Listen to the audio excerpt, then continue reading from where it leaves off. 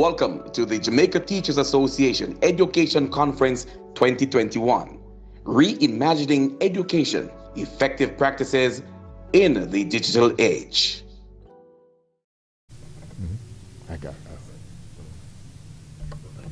Good morning, ladies and gentlemen. Let me first of all apologize for the late start due to some technical glitches. Let me hope also the wait is worth it, and we're going to try very hard to make up, not necessarily for time, but in terms of quality. So I invite Pastor Winston Nathan, President of the Jamaica Association of Guidance Counselors in Education, to lead us in our devotional exercise this morning. Over to you, Brother Nathan.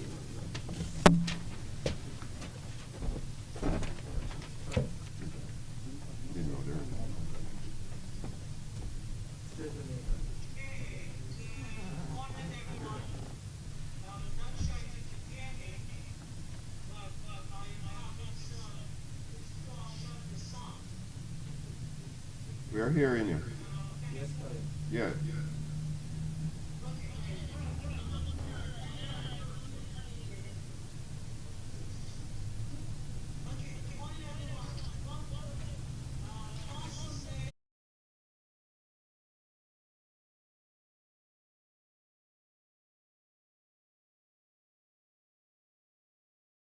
Move along quickly. Let's look to the Lord in our word of prayer.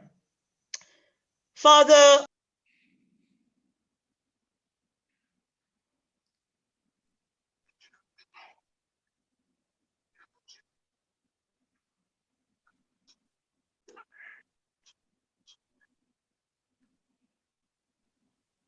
Rev's voice is muted.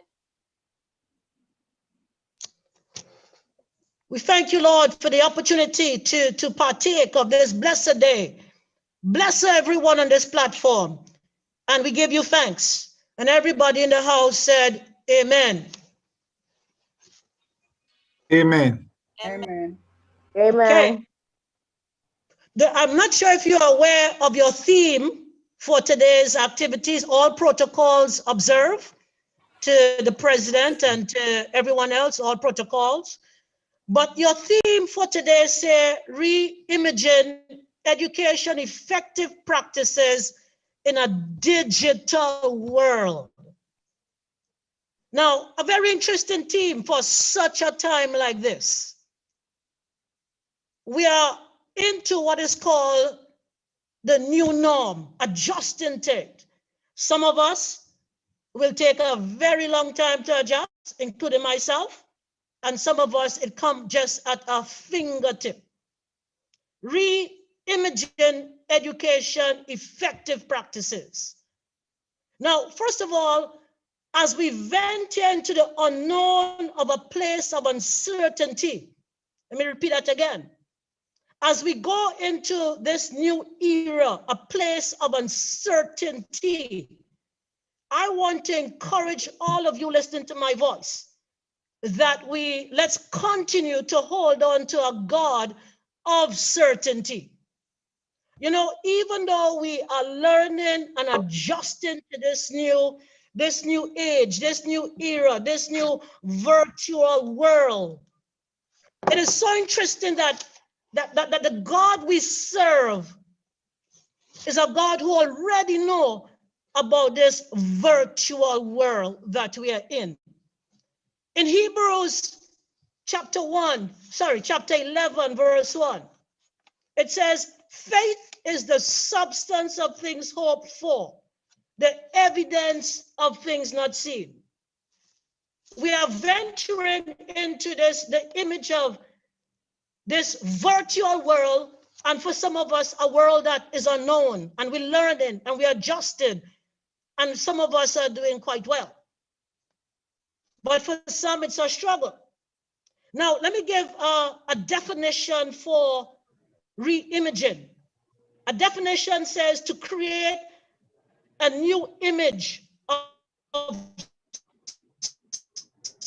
someone or something, to inform mental picture, to create a new image And while we enter into this world, this new image world towards our education system, hold on to the God who already knows about this world. In fact, to be honest with you, God is already experienced in the virtual world.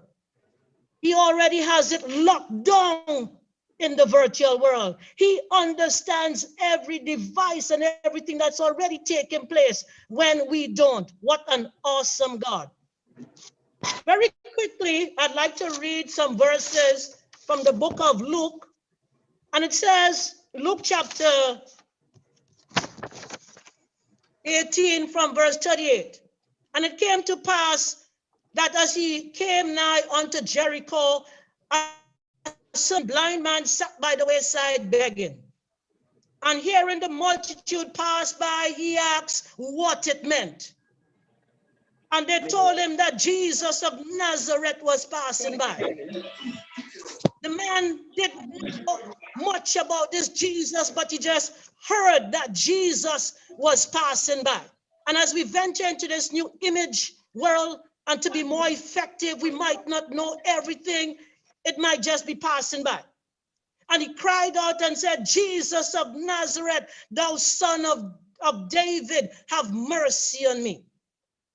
In the midst of the blind man's world, he looked to the God who brought a solution. In the midst of the blind man's own dilemma, in the midst of his frustration, in the midst of his stress, in the midst of what he was going through, he looked to the God who had the answer. He looked to the God who had the solution. He looked to the God that could bring a source of comfort to the situation.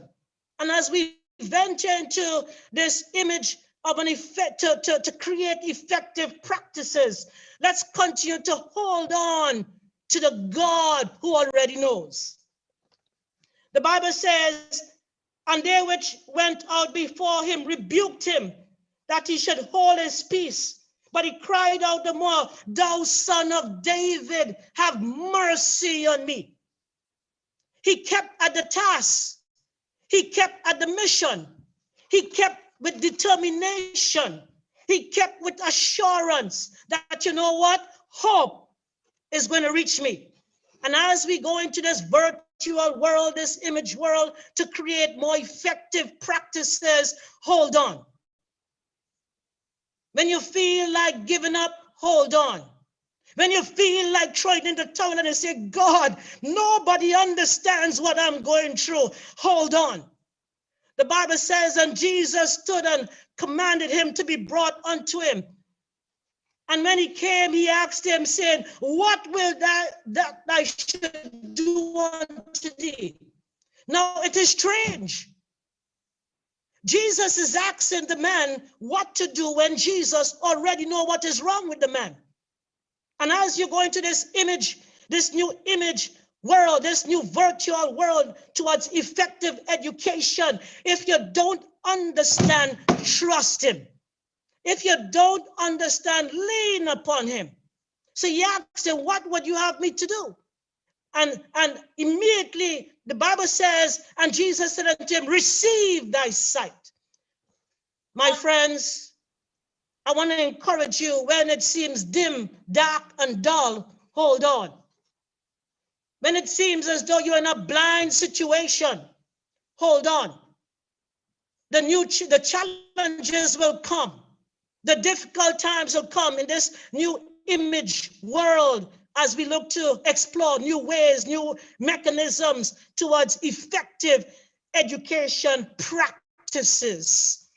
I want to say this, it's not about just learning, it's about the learner.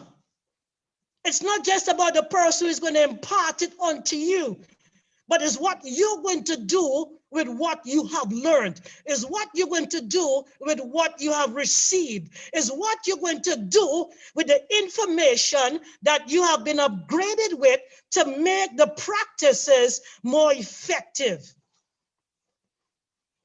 The blind man could have said, look, I've been blind all my life. You know what?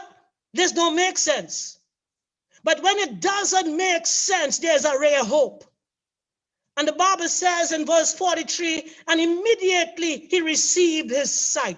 Somebody got to say amen. And followed him. Now, he didn't just receive a breakthrough. Now, I want you to pay close attention to this as I close in a while. He didn't just receive victory. He didn't just receive a breakthrough, but the Bible says he followed him. So when your breakthrough comes, still hold on. When the answer comes, still hold on. When the victory comes, still hold on. When the blessing comes, hold on. When the prayer is answered, still hold on. And he followed him, glorifying God and the people, and they saw it and gave God the praise. In all that you do, I want every teacher and everybody listening to my voice, at the end of our tenure, at the end of our education system, we still have to give an account to God. And whatever you do, learn to put God first in everything. I close with a story. Venturing into the unknown, but knowing the God who already knows. Venturing into the world of uncertainty, but holding on to the God of certainty. The story is told of a little boy. And he was standing up by the roadside.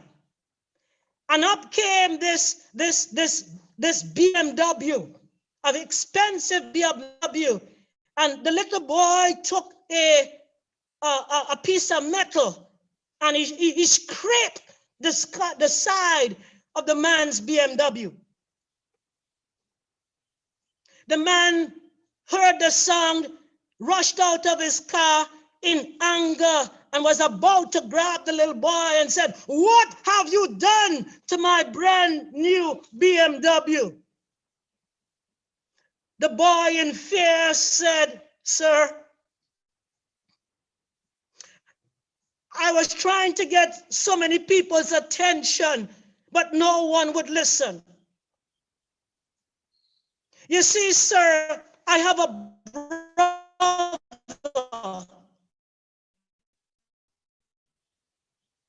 and he's right across his and I cannot lift him up to put him back in his wheelchair." With tears in the owner's eyes, he leaped across to where his brother was. He lifted up the brother and placed him back in the wheelchair. The story is told that he decided he's not going to repaint where the scrape is, but every time he looks at the scrape, he remembers that there are times when we have to venture out, reach out, lend a helping hand, help somebody to reach there, help somebody to get through. Venturing into the unknown, venturing into the uncertainty, but hold on to the God of certainty. God bless you all. God bless JTA, and God bless Jamaica. Father, we give you thanks. I thank you for every teacher, every principal, every person listening here, oh God. Lord, you know exactly what they're facing. You know exactly what they're going through. Lord, some of it is so personal. It's overwhelming. But I thank you, oh God, that when no one else knows, you know. I thank you that you're that teacher's friend. I thank you that you're that mother's comforter. I thank you that you're that principal's chairman. I thank you that you're that father's big brother. And Lord, in the moment of uncertainty, we thank you that you're the God of certainty. We thank you, God, as we go into this imaging new venture of the education for effectiveness, that, Lord, we'll be reminded that we must give you our best. Lord, it's more than just a paycheck. It's more than just a salary, but it's investing in lives for the future. Bless this body, and we give you thanks. In Jesus' name we pray. And everybody said, amen. God bless you. I appreciate you. Stay safe. Know that you're loved. And remember, when you're uncertain, hold on to the God of certainty. Bless you.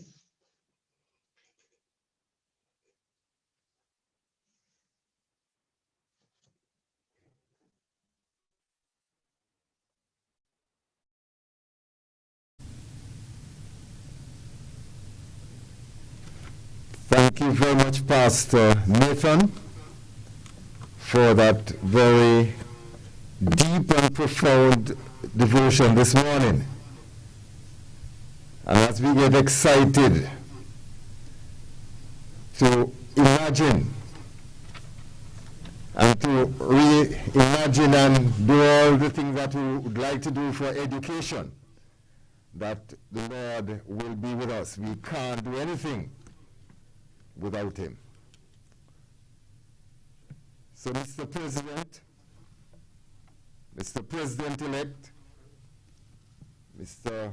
Immediate Past President, Honorable Favor Williams, Minister of Education, Youth and Information, Mr. Ricardo Allen, our keynote speaker, Mr. Steve Distant, Chief Sales, Jamaica National Bank, Dr. Garth Anderson, Dean of Teachers Colleges of Jamaica, and President of the Caribbean Union of Teachers, Pastor Winston Nathan, President, Jamaica Association of Guidance Counselors in Education, Dr. Grace McLean, Permanent Secretary, Acting Ministry of Education, Youth and Information, Dr. Kassan Chu, Chief Education Officer, Acting Ministry of Education, Youth and Information, Dr. Sharman Gooden-Monteith, Chairman of the Planning Committee and Deputy Secretary General, JTA, Dr. Margaret Chin, Chairman, Programs Committee and Assistant Secretary General, JTA, other members of staff of the Ministry of Education, Dr. Winsome Gordon, Executive Director, Jamaica Teaching Council, members of staff of the Jamaica Teachers Association, participants, moderators and presenters, exhibitors, our technical team and members of the media houses, and friends, of course, of the Jamaica Teachers Association, good morning and welcome to you all. I'm excited and happy to extend this warm and cordial welcome to all of you. Very expectant that our first virtual education conference in this our 57th year as a Jamaica Teachers Association, that we're looking forward to the next 2 days and believe that something good and wonderful is going to happen. We're using this platform, brothers and sisters, colleagues, friends all, to impact and transform the education sector, especially as it relates to the digital age. Nigel Willis posits that when faced with a steam-rolling technology, you either become a part of the technology or part of the road. The COVID-19 pandemic has changed our world and the way we are accustomed to do business. In fact, it has changed it forever. The realities of our time has forced us to face the digital age, to face it head on. Our ability to effectively pivot is in direct proportion to how we embrace the challenges surmount the new demands. We are reminded that teachers need to integrate technology seamlessly into the curriculum instead of viewing it as an add-on or an afterthought or even as just an activity. Simply put, teaching in the internet age means that we must teach tomorrow's skills today. Again, I bid you welcome and trust that your experience, the experience garnered from this conference, will keep you motivated and committed as we reimagine education, effective practice in the digital age. I will invite Dr. Sharman Goodin-Monteith, Chairman of the Planning Committee, to give a general conference overview. Over to you, Dr. Monteith.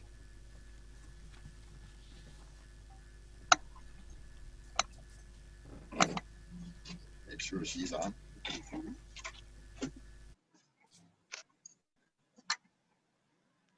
Chairman, Mr. Byron Farquharson, are you hearing me? Colleagues? Yes. Okay, Chairman, Mr. Byron Farquharson, other distinguished ladies and gentlemen on the platform and in cyberspace, good morning. Welcome to the JTA's Virtual Education Conference 2021. It is indeed an honor and a pleasure to be participating in this historic event, the inaugural staging of our Virtual Education Conference 2021. I am delighted to be a part of this event in the capacity as chairman of the planning committee. Yes, the JTA has pivoted since the onslaught of COVID-19, hence our virtual conference today. We expressed heartfelt gratitude to our sponsors, the Jamaica National Bank and the Teachers Colleges of Jamaica, TCJ. The JTA was on the right trajectory when our theme from the last annual conference, promoting digital transformation and positive values and attitudes, imperatives for redesigning 21st century education. We had no idea that the pandemic would have been upon us. For this virtual education conference, the theme, Reimagining Education, Effective Practices in the Digital Age, is timely. We continue to applaud our educators and administrators for the challenge, for how they have responded to the challenging times and the new norms, especially their eagerness to participate in ongoing professional development. Sorry. The National Planning Committee and all the subcommittees examined the issues and trends in relation to the current paradigm and decided on the focus for this conference. So here we are, focusing on upskilling and emphasizing self-care. This two-day conference will respond to the educators' felt needs, their anticipated needs, and their perceived needs. We expect that our keynote speaker, Mr. Ricardo D. Allen, will share some of the innovations that he has been practicing and some solutions to the challenges that the teachers continue to experience. Over the next 2 days, colleagues, you will engage in a riveting program which will improve your self-efficacy as practitioners. At the end of this conference, we are expecting that you will embrace new strategies and ideas and practice better self-care.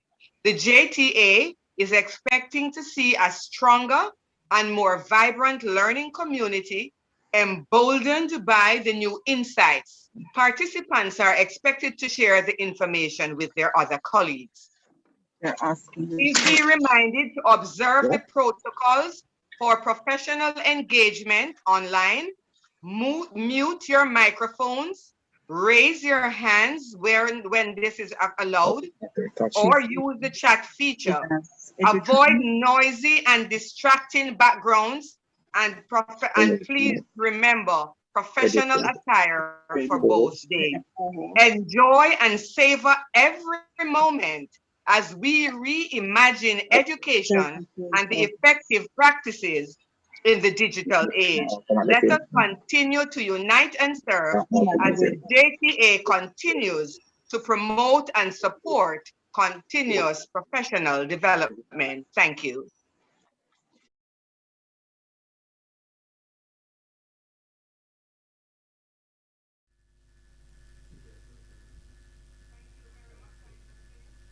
Thank you, Dr. Monteith, for that comprehensive overview. And like you, we look forward to 2 rewarding days. We are at the point in our program, colleagues, where we have greetings. And we are putting a word before brief greetings.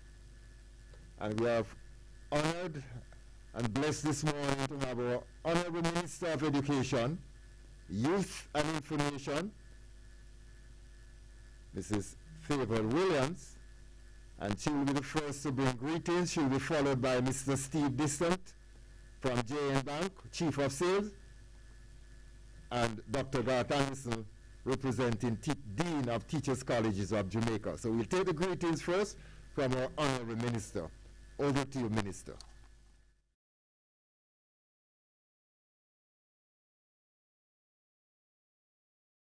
Delighted to share with the leadership and members of the Jamaica Teachers Association in this symposium as you explore the challenges and the opportunities available to the education sector in an era of expanding use of digital technology. Let me recognize Mr. Byron Parkinson, Chairman and Secretary General of the JTA, Mr. Jasper Gabriel, President, Mr. Winston Smith, President-elect, Mr. Owen Speed, immediate past President, Mr. Ricardo D. Allen, the keynote speaker, Mr. Steve Distant from JN Bank, Mr. Garth Anderson, Dean, Teachers College of Jamaica, and President of the Caribbean Union of Teachers, Reverend Winston Nathan, President, Jamaica Association of Guidance Counselors in Education. Thank you for those words this morning. When the prayer is answered, still hold on. Dr. Grace McLean, Permanent Secretary, acting here at the Ministry of Education, Youth and Information, Dr. Kassan Troop, our Chief Education Officer, acting, Dr. Charmaine Gooden Monteith, Chairman of the Planning Committee and Deputy Secretary General of the JTA, Dr. Margaret Chin, Chairman, Chairman, Programs Committee and Assistant Secretary General also of the JTA, members of staff of the JTA, participants, moderators and presenters, exhibitors, media houses, technical team streaming the conference. Everyone, good morning. Your theme, Reimagining Education, Effective Practices in the Digital Age, could not have been a better one. The education sector has been turned on its head. Once upon a time, technology was only used peripherally in education. Now it is the main tool for delivering the teaching and learning experience during this pandemic. Does the technology work perfectly? No.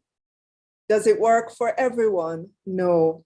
However, without technology, teachers would not have been able to have classes with almost 280,000 students in 980 of our schools when we looked at the data on March 31st.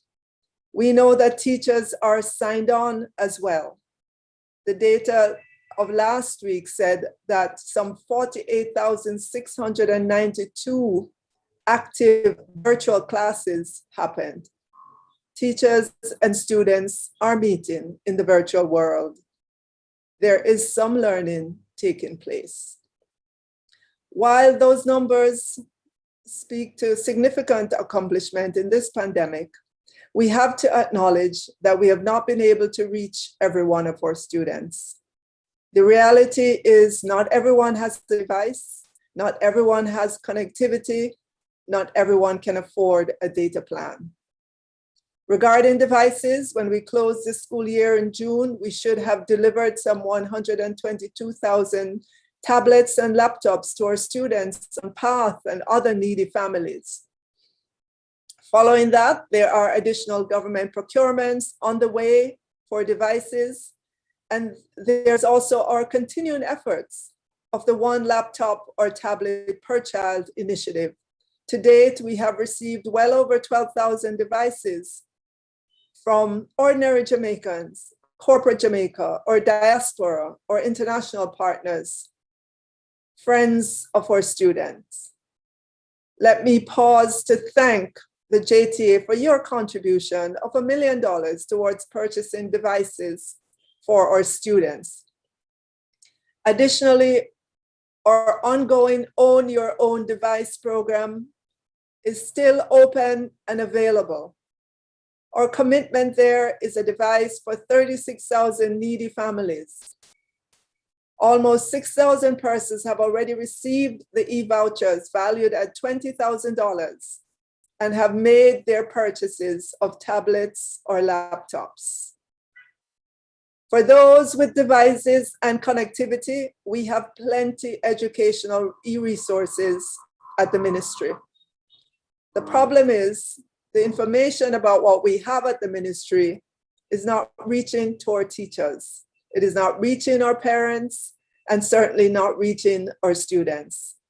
In the coming months, we will do a whole lot better at our communication about our e-resources, meaning our websites, or apps, or repositories of information, or e-textbooks.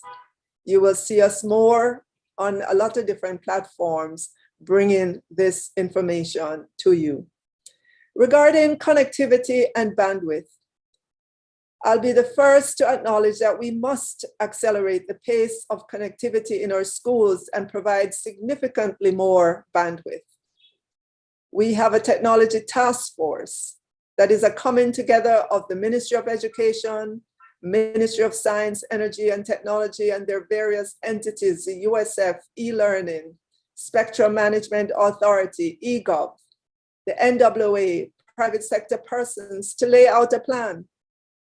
And I'm happy to say this plan is well advanced. We have already decided on a minimum bandwidth a school should have based on its attendance. We completed a mapping of all the schools to see how close they are located to the government's fiber infrastructure. And if they're within a certain distance, we have been transitioning them onto that infrastructure. We're well down the road with this. Our next step would be those schools that are far away from the fiber infrastructure, but within the incumbent provider's service area, whether they be a mobile provider, cable provider, whether they have microwave towers or the technology. Those schools will be utilizing those services. And if there are schools not located to any of this, no fiber infrastructure, no mobile signal, no cable providers, no anything, then we will outfit those schools with satellite technology. We have begun to do that. 101 of our schools have internet connectivity, paid for by the Ministry of Education, Youth and Information. And we will continue until all our schools are connected. And we're going to go a step further in terms of how we manage the connectivity of the schools and the bandwidth. We want to get to a place where the Ministry of Education, Youth and Information pays rather than having the schools have their own individual contract with the providers. We're refining all of this and will update you in due time. Not only will schools have connectivity, but our goal is to ensure that you have adequate bandwidth. So what will the digital age bring us in education? The ability to bring more digital content into classrooms, the real possibility of having synchronous learning in our classes so that blended learning will be permanent.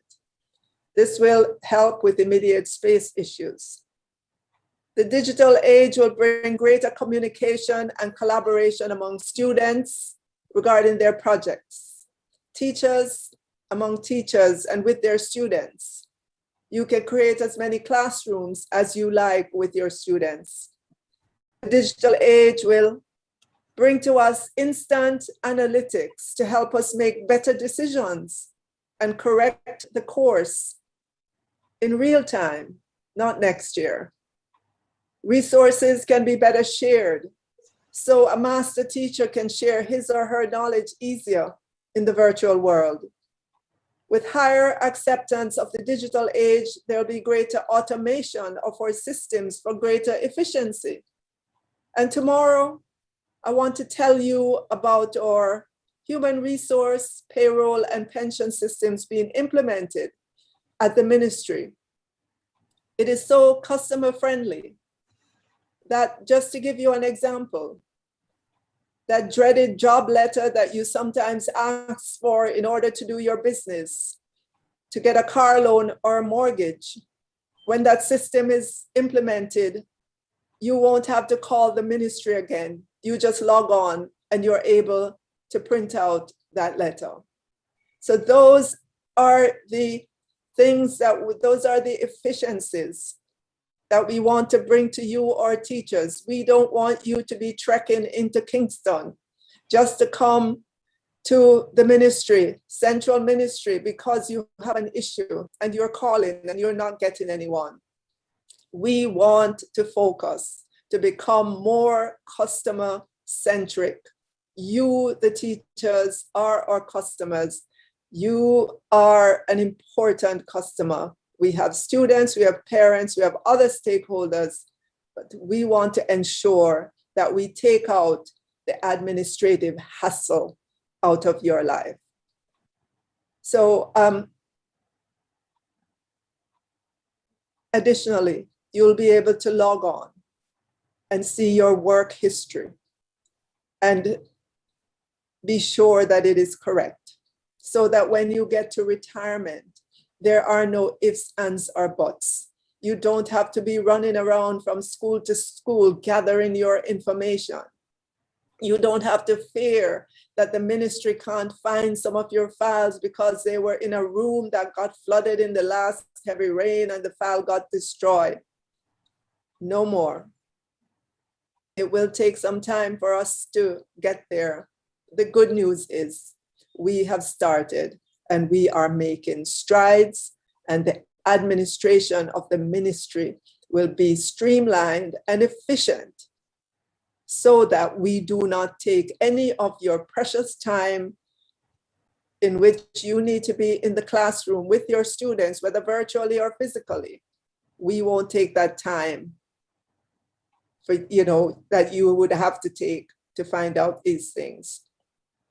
And I have just touched the tip of what the digital age can bring to our classrooms and how it can take the hassle out of interacting with the central ministry here at Heroes Circle. So let me say, as John Dewey, the American educational reformer, said, if we teach today as we taught yesterday, we will rob our children of tomorrow. In Jamaica, we are forced to reimagine education, not just because of the COVID pandemic that has caused us to be at home. We have to reimagine education because of other reasons other than the pandemic, because education is not working for the majority of the Jamaican children. And I'd like to share some data with you tomorrow at 1. Some ideas for how we can once and for all make those changes in our education sector so that it benefits all of our children. I want to share with you what we're doing at the ministry to make your life easier as well, to navigate the education system. But most of all, I want to hear your honest to goodness ideas. You are on the ground. You are face to face with the issues. How can we clear the path for you so that you can be more effective in the classroom? And I really want to hear those ideas. I give you my commitment that we can change this education sector for the better so that it works for all of our children, and we can make this change within our lifetime. May you have a productive conference, and I really look forward to presenting to you again tomorrow at 1. Thank you so much. Have a great day.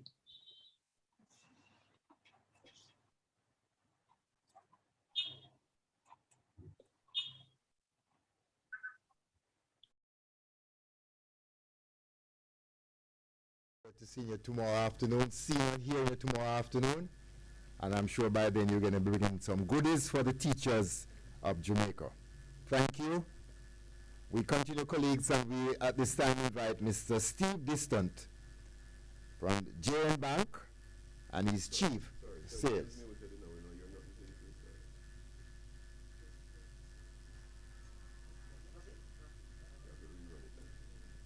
I'm told you weren't hearing me, so I'm just saying thanks to our honorable minister for those welcoming words and information.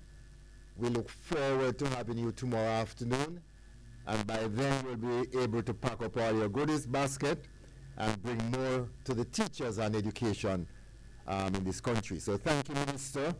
And we'll move on in the interest of time to our next speaker, Steve Distant, Mr. Steve Distant from JN Bank and his chief sales. Over to you, Mr. Distant.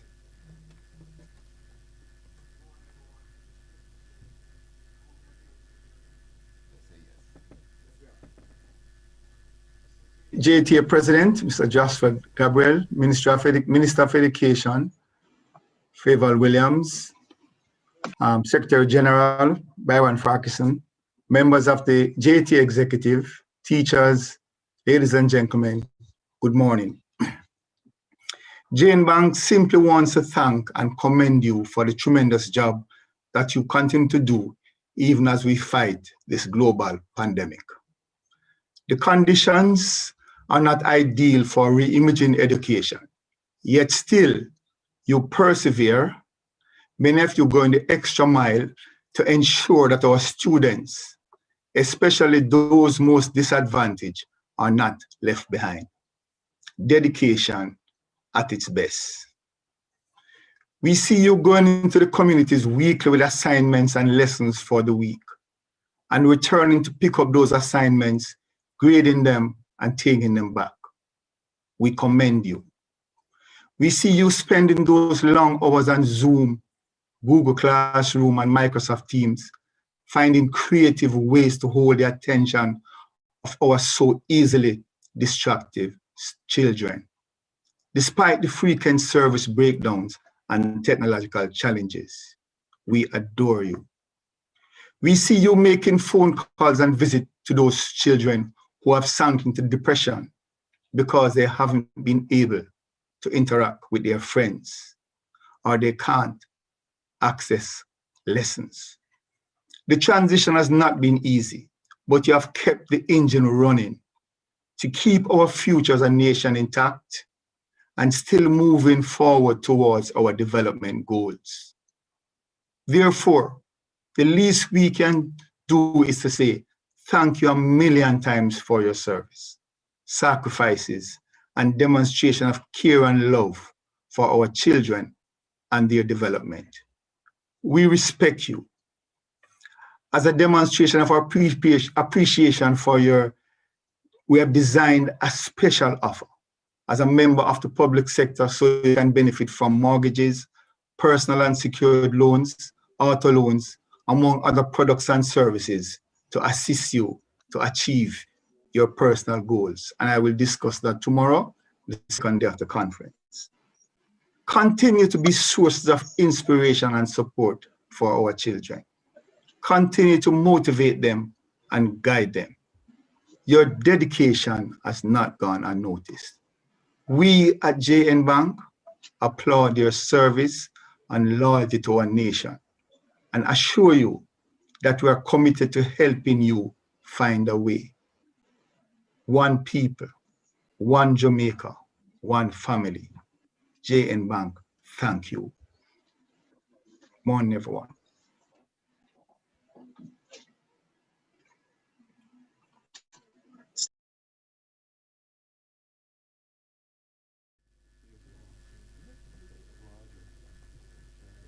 Thank you, Mr. Distant. And we are happy that JN Bank is on board for the teachers, for education, and together we partner for the betterment of both the teachers as practitioners and the system by extension. And we are moving on to the third greetings from our co-sponsor, and that's from Teachers Colleges of Jamaica. And the representative for that entity today is past president of the Jamaica Teachers Association, current president of the Caribbean Union of Teachers, and dean of Teachers Colleges of Jamaica, Dr. Garth Anderson.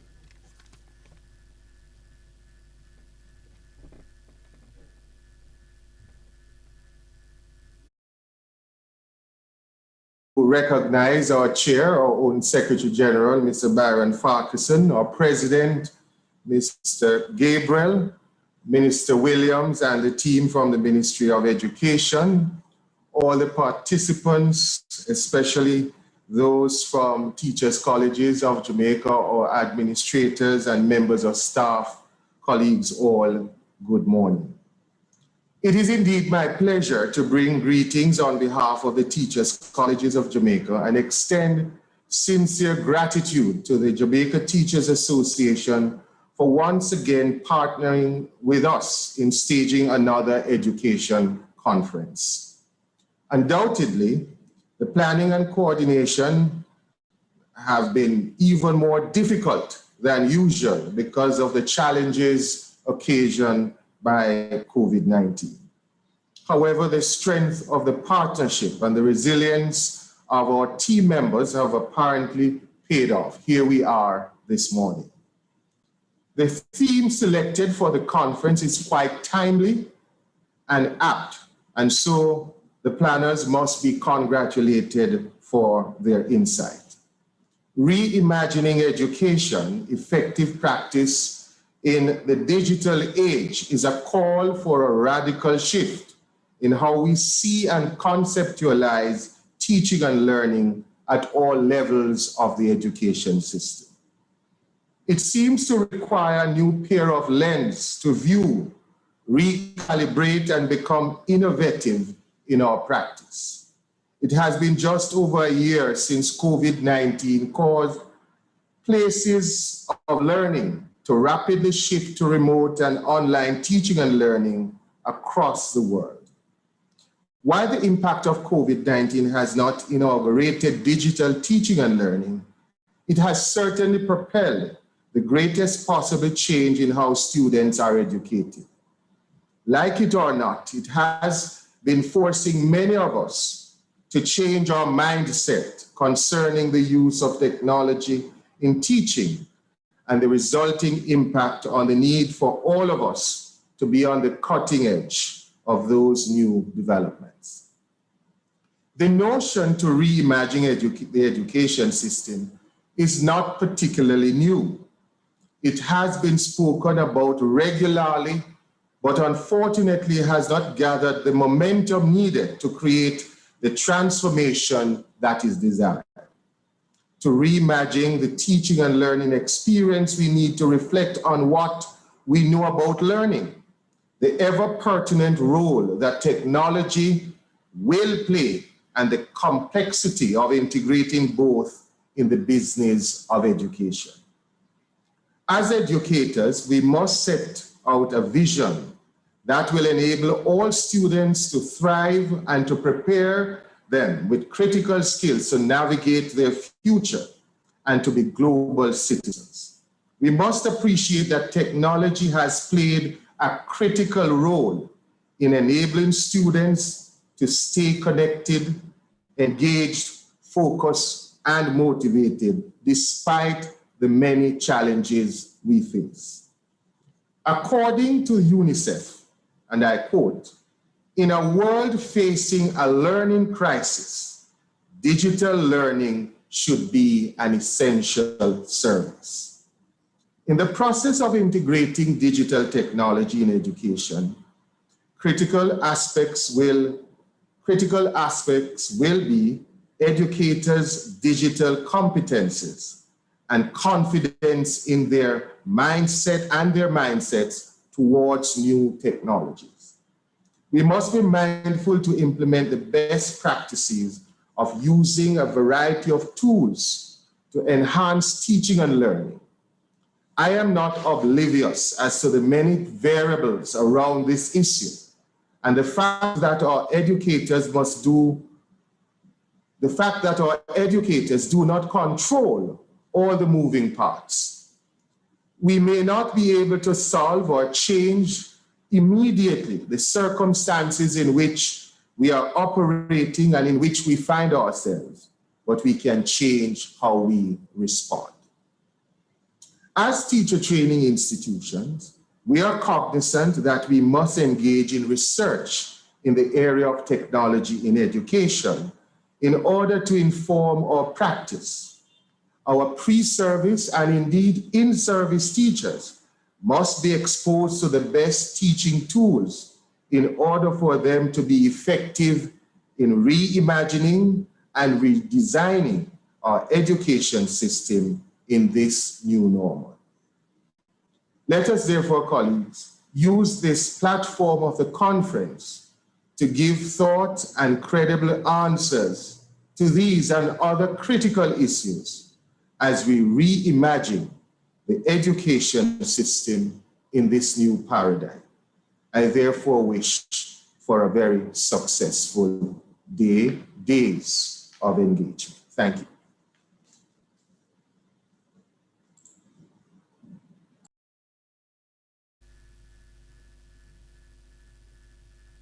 Thank you, Dr. Anderson. Thank you, Teachers Colleges of Jamaica, for partnering with the Jamaica Teachers Association and Jane Bank to make this possible. And we look forward as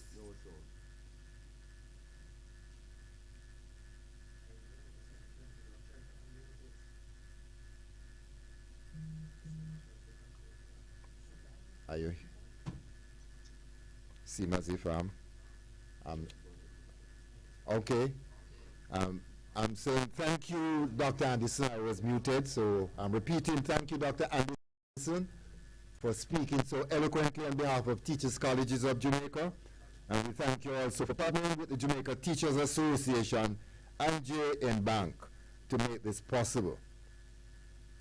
We'll be taking an item, and it will be coming from Teachers Colleges of Jamaica. And this will be followed by remarks from our president, Mr. Jasford Gabriel. So it's over to the item from Teachers Colleges of Jamaica.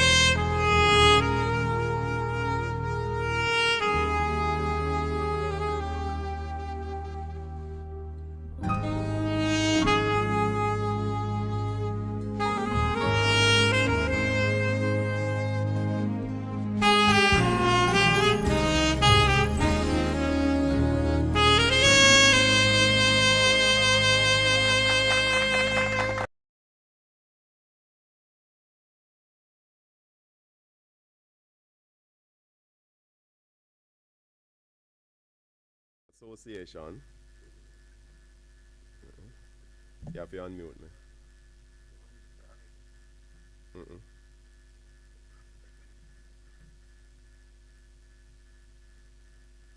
Oh, it's not right. Good. Our chairman and Secretary General of the Jamaica Teachers Association, Mr. Byron Farquharson. The Honorable Favour Williams, Minister of Education, Youth and Information. Mr. Winston Smith, President-elect of the Jamaica Teachers Association. Mr. Owen Speed, immediate past President of the Jamaica Teachers Association. Mr. Ricardo Allen, our keynote speaker. Mr. Steve Distant from Jamaica National Bank. Dr. Garth Anderson, Dean of the Teachers Colleges of Jamaica and President of the Caribbean Union of Teachers. Reverend Winston Nathan, President, Jamaica Association of Guidance Counselors in Education. Dr. Grace McLean, Permanent Secretary Acting in the Ministry of Education, Youth and Information.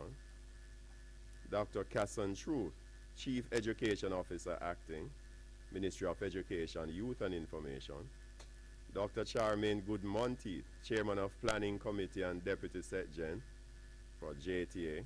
Dr. Margaret Chin, Chairman Programs Committee and Assistant Secretary General.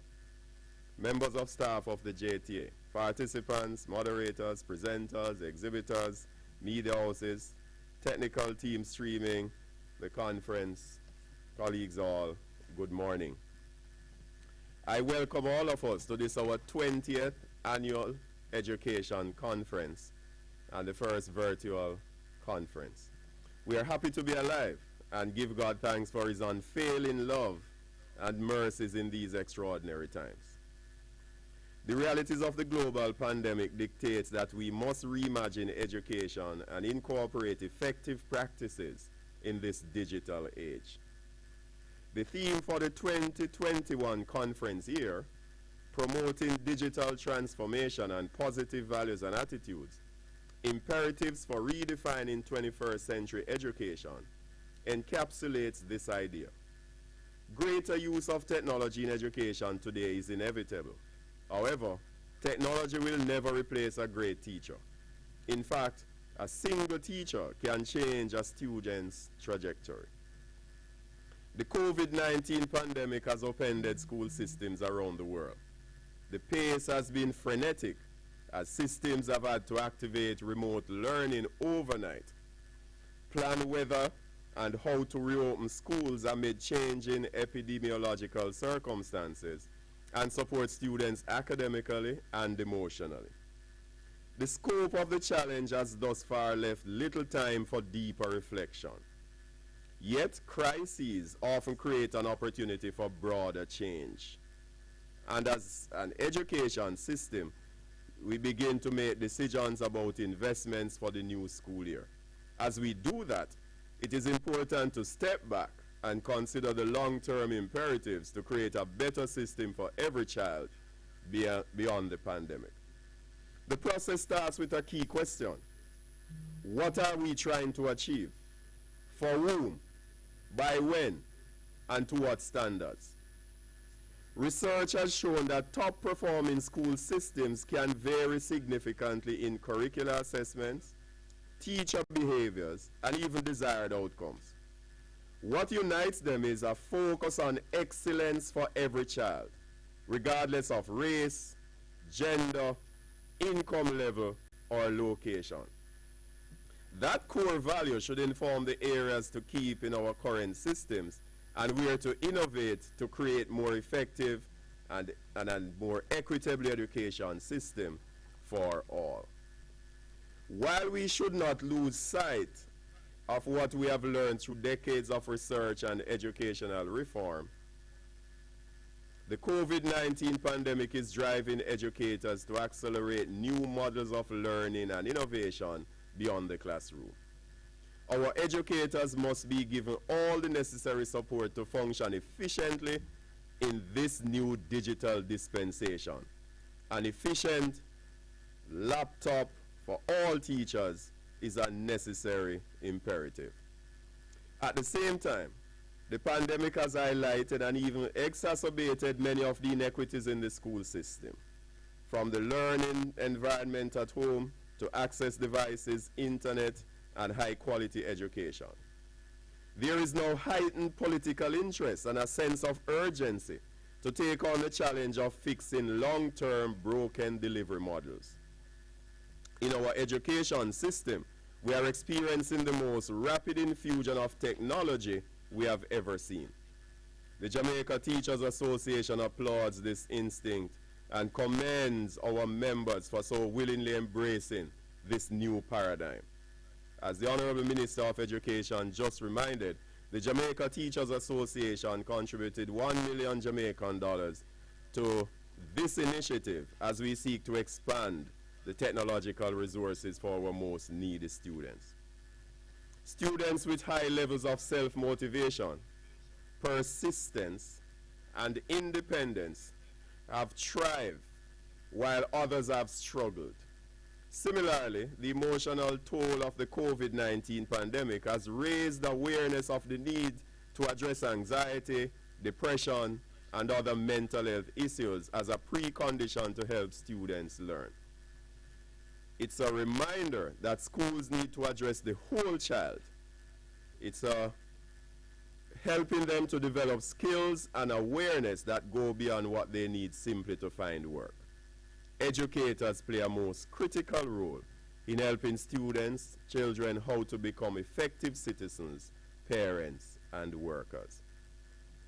In treating colleagues with the massive learning deficit across our education system, the Jamaica Teachers Association suggests not extension of the school term, the summer term, when students and teachers have been on the online platforms for over a year and are suffering mental and physical challenges from the long screen hours, and also where we are experiencing a dip in attendance as we approach the end of the school year. What we are suggesting instead is a diagnostic testing model followed by a group-based mastery approach. This can be easily done at the start of the new school year when we expect to have most of our students, if not all, in attendance. The fact is, the technology has made the model even more compelling. That's a group-based mastery approach model, enabling personalization at a level that is impossible to achieve in the traditional high school classrooms. Smart adaptive technology programs can integrate instruction, practice, and feedback to allow students to work at their own pace, only moving on when they have grasped the material. So this model allows for assessment, grouping, and then treating with the inefficiencies as we go forward. Indeed, amidst the challenges lie nuggets of tremendous opportunities. We can do this. I wish for all of us an enlightening and engaging conference. In the words of Conrad Hall, we are always students, never masters. We have to keep moving forward. I'm reminded of the words of St. Francis of Assisi as I reflect on the work of thousands of our teachers since the global pandemic. And I quote, he says, "Start by doing what's necessary, then do what's possible, and suddenly you are doing the impossible." So many of our teachers have been doing the impossible. Against this background, the JTA is at this time preparing to recognize teachers from all levels across the education system with cash prizes and other prizes for your hard work and creativity using the online teaching tools as we launch our ICT competition. Today is the deadline for registration. Please make sure that you register, get in your entry, and we'll simply look at what you have been doing, the tools you have been using, and we'll have an independent team to assess your creativity on the online platform. Enter and give yourself a chance. Please watch this short video as we whet your appetite re our ICT competition. God bless you, colleagues, as we continue to unite and serve. Hello, I am Julian Evans, the Information and Communications Technology and Special Educator at the Jesse Cole Primary School.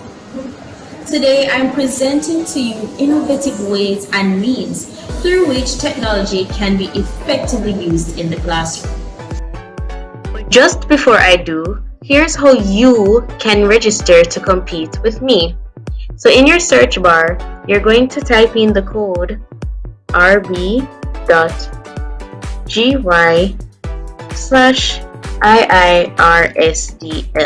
and it should take you directly to the Google Form page. Now what we're going to do is we're going to register. So you're going to put in your email address, your first name, your gender, what is the name of the school you currently teach, the level, and the region, and you're going to click next. The form will then ask you to share your most effective online tools. Here you're going to put in 10 of your most effective online tools. And of course, at the end, you're going to decide whether or not you're selecting an entry as an individual or a group. And if you are submitting an entry as a group, you're going to write the names and email addresses of all of your group members. And once you're done, you click submit and you're in. The next step would then be to, as required, demonstrate how you incorporate these online tools into your lessons. So what you can do is create a portfolio or submit a video with evidence of the technology integration in your classroom as well as its benefits. So here is just a way I decided to display my top 10 effective. So register. The opportunity is here for you to showcase all the new and improved ways you use technology in the classroom.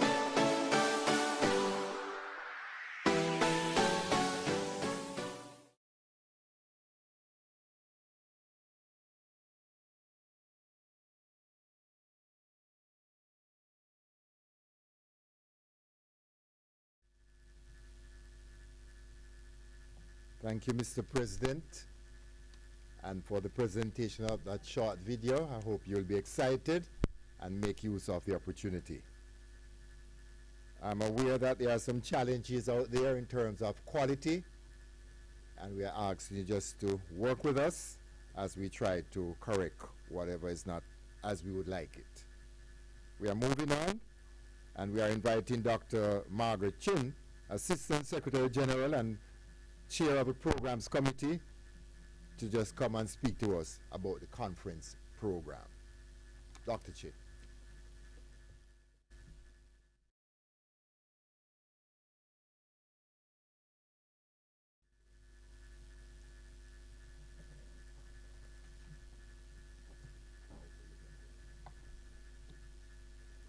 Our Chairman and Secretary General, Mr. Byron Parkinson, our President, Mr. Jasper Gabriel, Honorable Favour Williams, Member of Parliament and Minister of Education, Youth and Information, Mr. Winston Smith, President-elect, Mr. Owen Speed, immediate past President, Mr. Ricardo D. Allen, our keynote speaker, Mr. Steve Distant, Chief Sales from JN Bank, Dr. Garth Anderson, Dean, Teachers Colleges of Jamaica and President of the Caribbean Union of Teachers, Reverend Winston Nathan, President, Jamaica Association of Guidance Counselors in Education, Secretary, Ministry of Education, Youth and Information, Dr. Kassan Troop, Chief Education Officer, Acting Ministry of Education, Youth and Information, Dr. Sharmin Goodman-Teague, Chairman of the Planning Committee and Deputy Secretary General of the JTA, members of staff of the JTA, participants, moderators, presenters, exhibitors, media houses, technical team and streaming of the conference, good morning to you all. It gives me great pleasure to give you an overview of the program that has been designed for you over the next 2 days. The program is designed to address the latest trends and common challenges in the field of education and technology integration. Every presentation will feature unique insights into the most pressing topics be it the role of technology in education, the latest methodologies, as well as issues related to teacher self-care. It is my hope that this will help us to reimagine education by implementing effective practices in the digital age. The aim of this conference is to continue to work towards improving the standard of educators and practitioners by introducing them to the latest trends, developments, and challenges in the education field while addressing the theme, Reimagining Education, Effective Practices in the Digital Age. I must point out some of the things that will be achieved over the next 2 days, and starting today we're going to be looking at topics such as identity.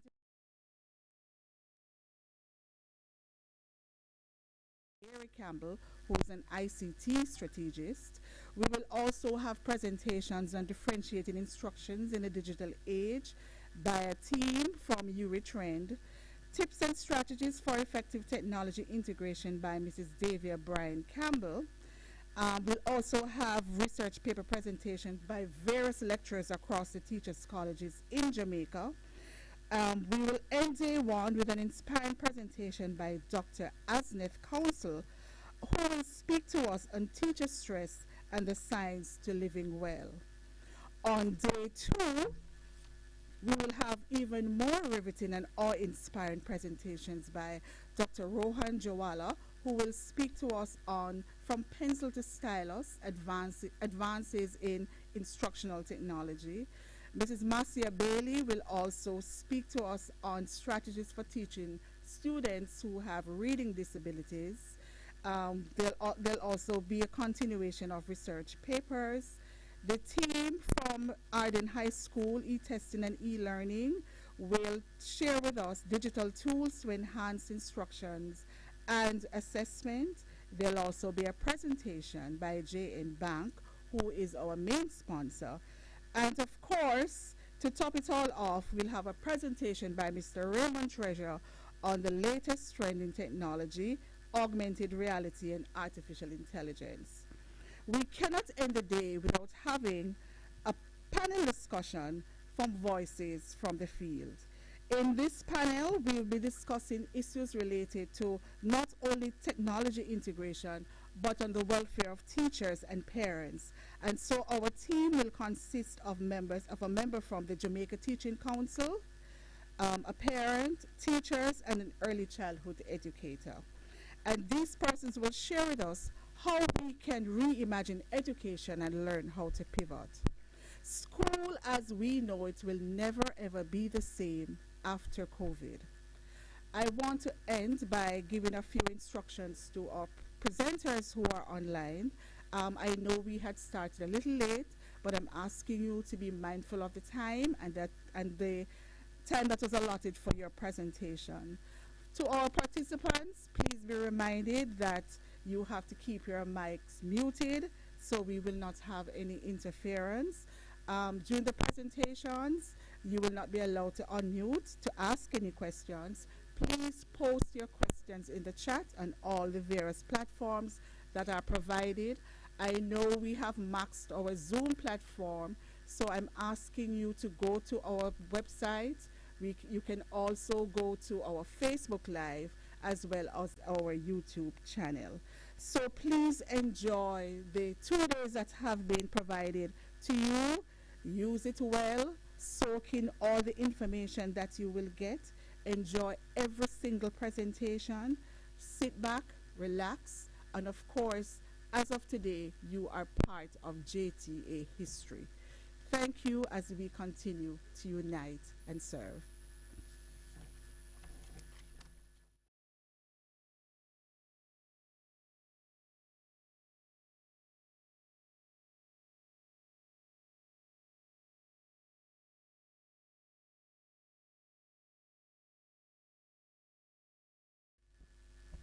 Thank you, Dr. Chin.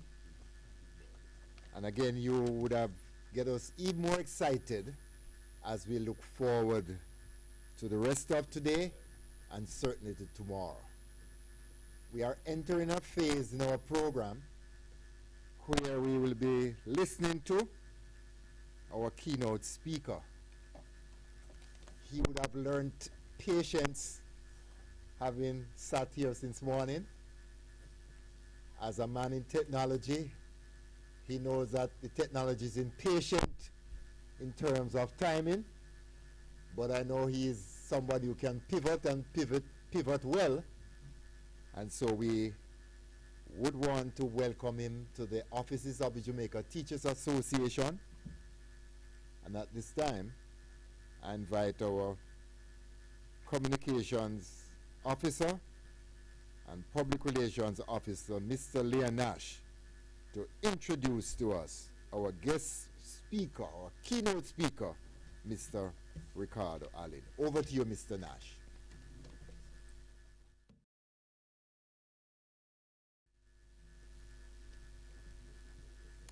Good morning to colleagues on Zoom, on Facebook Live, on YouTube, and on our website at jta.org.jm. I greet you well. Thank you very much, Secretary General, and all of our presidents, President Gabriel and President-elect Smith, and our guest speaker that I'm going to be talking to you about at this time. This gentleman is the founder and CEO of One-on-One Educational Services, the Caribbean's largest online education technology company that allows regional institutions, companies, and governments to deliver personalized and cutting-edge learning solutions online and on demand. Over the years, he has fused the innate passion for mathematics and his love for technology and people to build a solution which enables thousands across the region to take their favorite courses online at their own convenience. Maybe I need to have a talk with him myself. The company, which started out as an innovative business that is dedicated to providing personalized one-on-one teachers in the classroom, in an innovative and pioneering move, in March 2015, he launched its award-winning one-on-one registered online learning platform, which is a subscription-based service that allows students to prepare for any exam in 30 hours. I was just looking to see whether or not I was seeing the figure right. In 30 hours or less, on demand, at their own convenience. Ladies and gentlemen, this requires a round of applause wherever you are. While at the helm of One-on-One, this gentleman and his team has managed to lead the company through various rounds of financing, partnerships, and acquisitions, raising over 200 million Jamaican dollars in private equity funding, and has managed to secure key regional support. This gentleman is a 2010 Rhodes Scholarship nominee and was awarded the 2013 U.S. Fulbright Scholarship before gracefully declining the opportunity so that he could pursue his business interests. This person that you're about to see and hear from graduated from the University of the West Indies in 2011, where he completed a Bachelor of Science degree in Actuarial Science. He's also a member of the Society of Actuaries, having completed a number of the designated actuarial examinations. Ladies and gentlemen, this gentleman is a proud father. Yes, a proud father of 2 daughters, and prides himself on being a super big brother and compassionate husband. It is with this in mind, and with all that have been said already, let us put our hands together and make welcome our keynote speaker for this session, Mr. Ricardo Allen. Ladies and gentlemen, Mr. Ricardo Allen.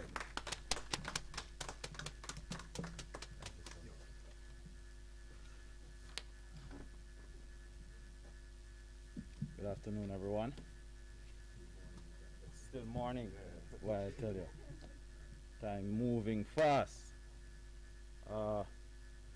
Just allow me to set. My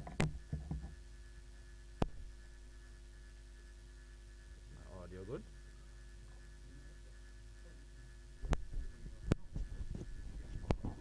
So using this mic. Okay. So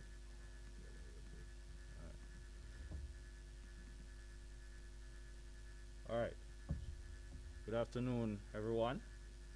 Standing on established protocols based on, in the interest of time, you know, I will go into the presentation, but while I use that, I call it get out of jail free card. Instead of going through the protocol list, I do want to recognize our president, incoming president, the Minister of Education, who is also the MP for my constituency. I grew up in Augustown, so, you know, I'm a part of the work she's doing there, and I'm very proud of the work that she's doing there. But welcome all. Welcome to all teachers, principals, administrators that we have in attendance today. Today is a very exciting day, and I myself, obviously, being a youngster, just celebrated my 30th birthday just the other day. You know, having benefited from teachers, right? All the teachers that I've been exposed to throughout my life, and hopefully some of them are actually on this conference. But all the teachers who have kind of molded me into the man that I am today, I want to say thank you before I start, and thank you for the work that you have done. Now, today I'll be kind of presenting on some of the technologies that we've been using and just some of the work that we've been using. One-on-one, having been established 7 years ago, actually 8 years. While we launched in 2015, we were registered since 2013, and we were doing work in our living room and that sort of thing. But I just kind of want to give you a timeline as to how we started, how we got here, the investment that was required, and why we're in such a position now to be able to assist so many governments, schools, educational institutions in navigating this new norm, as we call it, this COVID. Now, we're going to be having some fun in doing this, right? If you look at my screen now, our presentation is fully interactive, and I want you to go to www.menti.com as you're seeing on that screen, and I want you to enter the code 23331432, so you'll be able to fully interact with the presentation to be a part of it, right? And this is important, right? Because when we have large meetings and large conferences, we want to keep our audience engaged. So, you know, we're putting the lessons to bear right now as we get into it. So while you log on to menti.com and you connect, I just want to play a quick 1-minute video for you just to say thank you while persons are connecting. It's playing from its machine.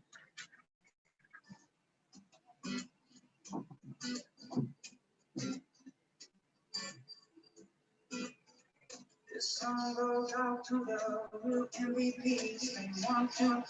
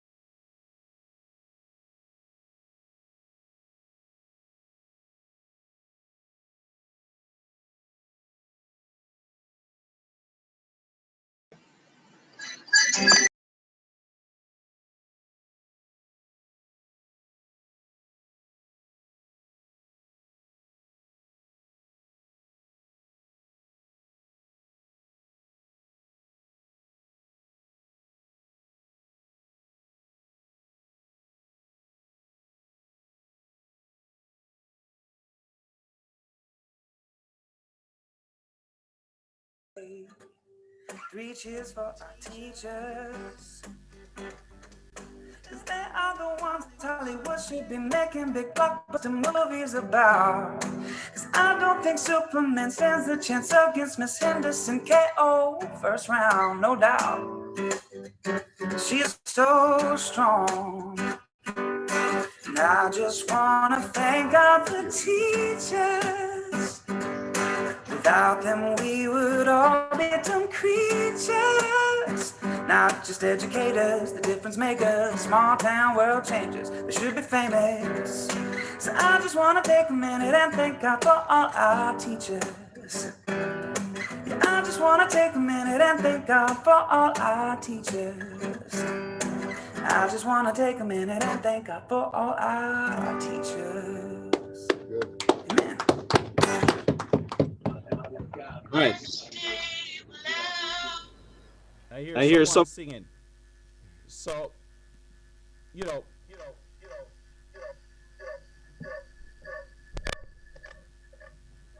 Right. So, I hear some. Okay.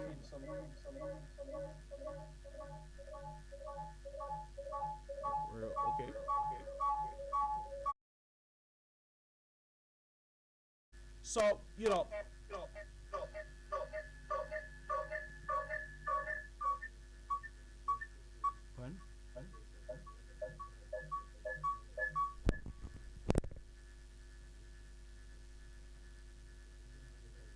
All right. So we're good now?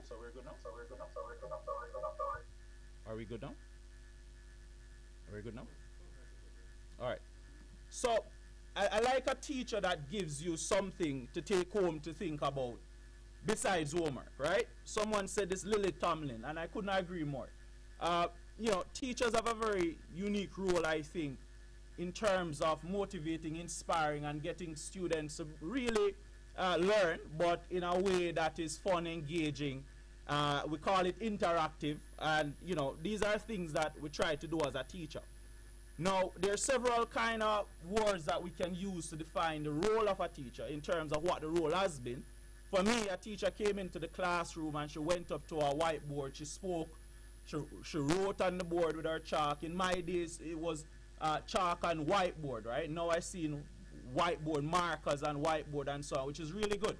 Now I want you as teachers to just kind of write and just to tell us, what do you think the role of a teacher is? I see a lot of people saying innovation champion, come on, participate, go to menti.com. I'm seeing uplifting, facilitators, I'm seeing all of these wonderful things. Mentor, I think we get the point, right? Teachers are superheroes, right? And these are you know, many things that they play in the classroom. Some teachers play the role of parents away from home. Some play the role of financiers away from home. But in general, teachers are indeed superheroes, playing a multiplicity of roles to students, to parents, and just everyone who is involved in the education process.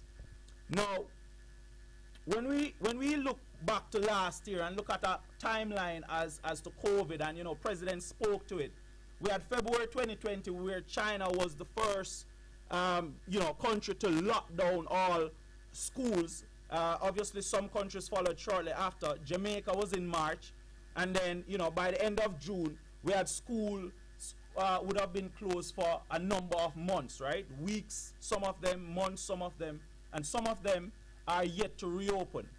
Now, since last year, right, coming into this year, you know, many ministries, governments, and so on, they have reacted really by providing the tools and support. You know, minister spoke about it, you know, tools in terms of instructional packages. At one point, I saw a bus going around to communities assisting, you know, students, you know, radio, television, just about everything that we could have done to react in a very short term, right?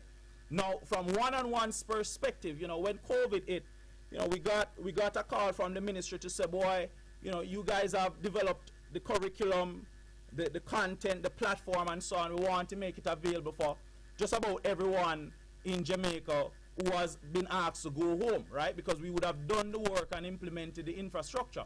But even for us, we had challenges.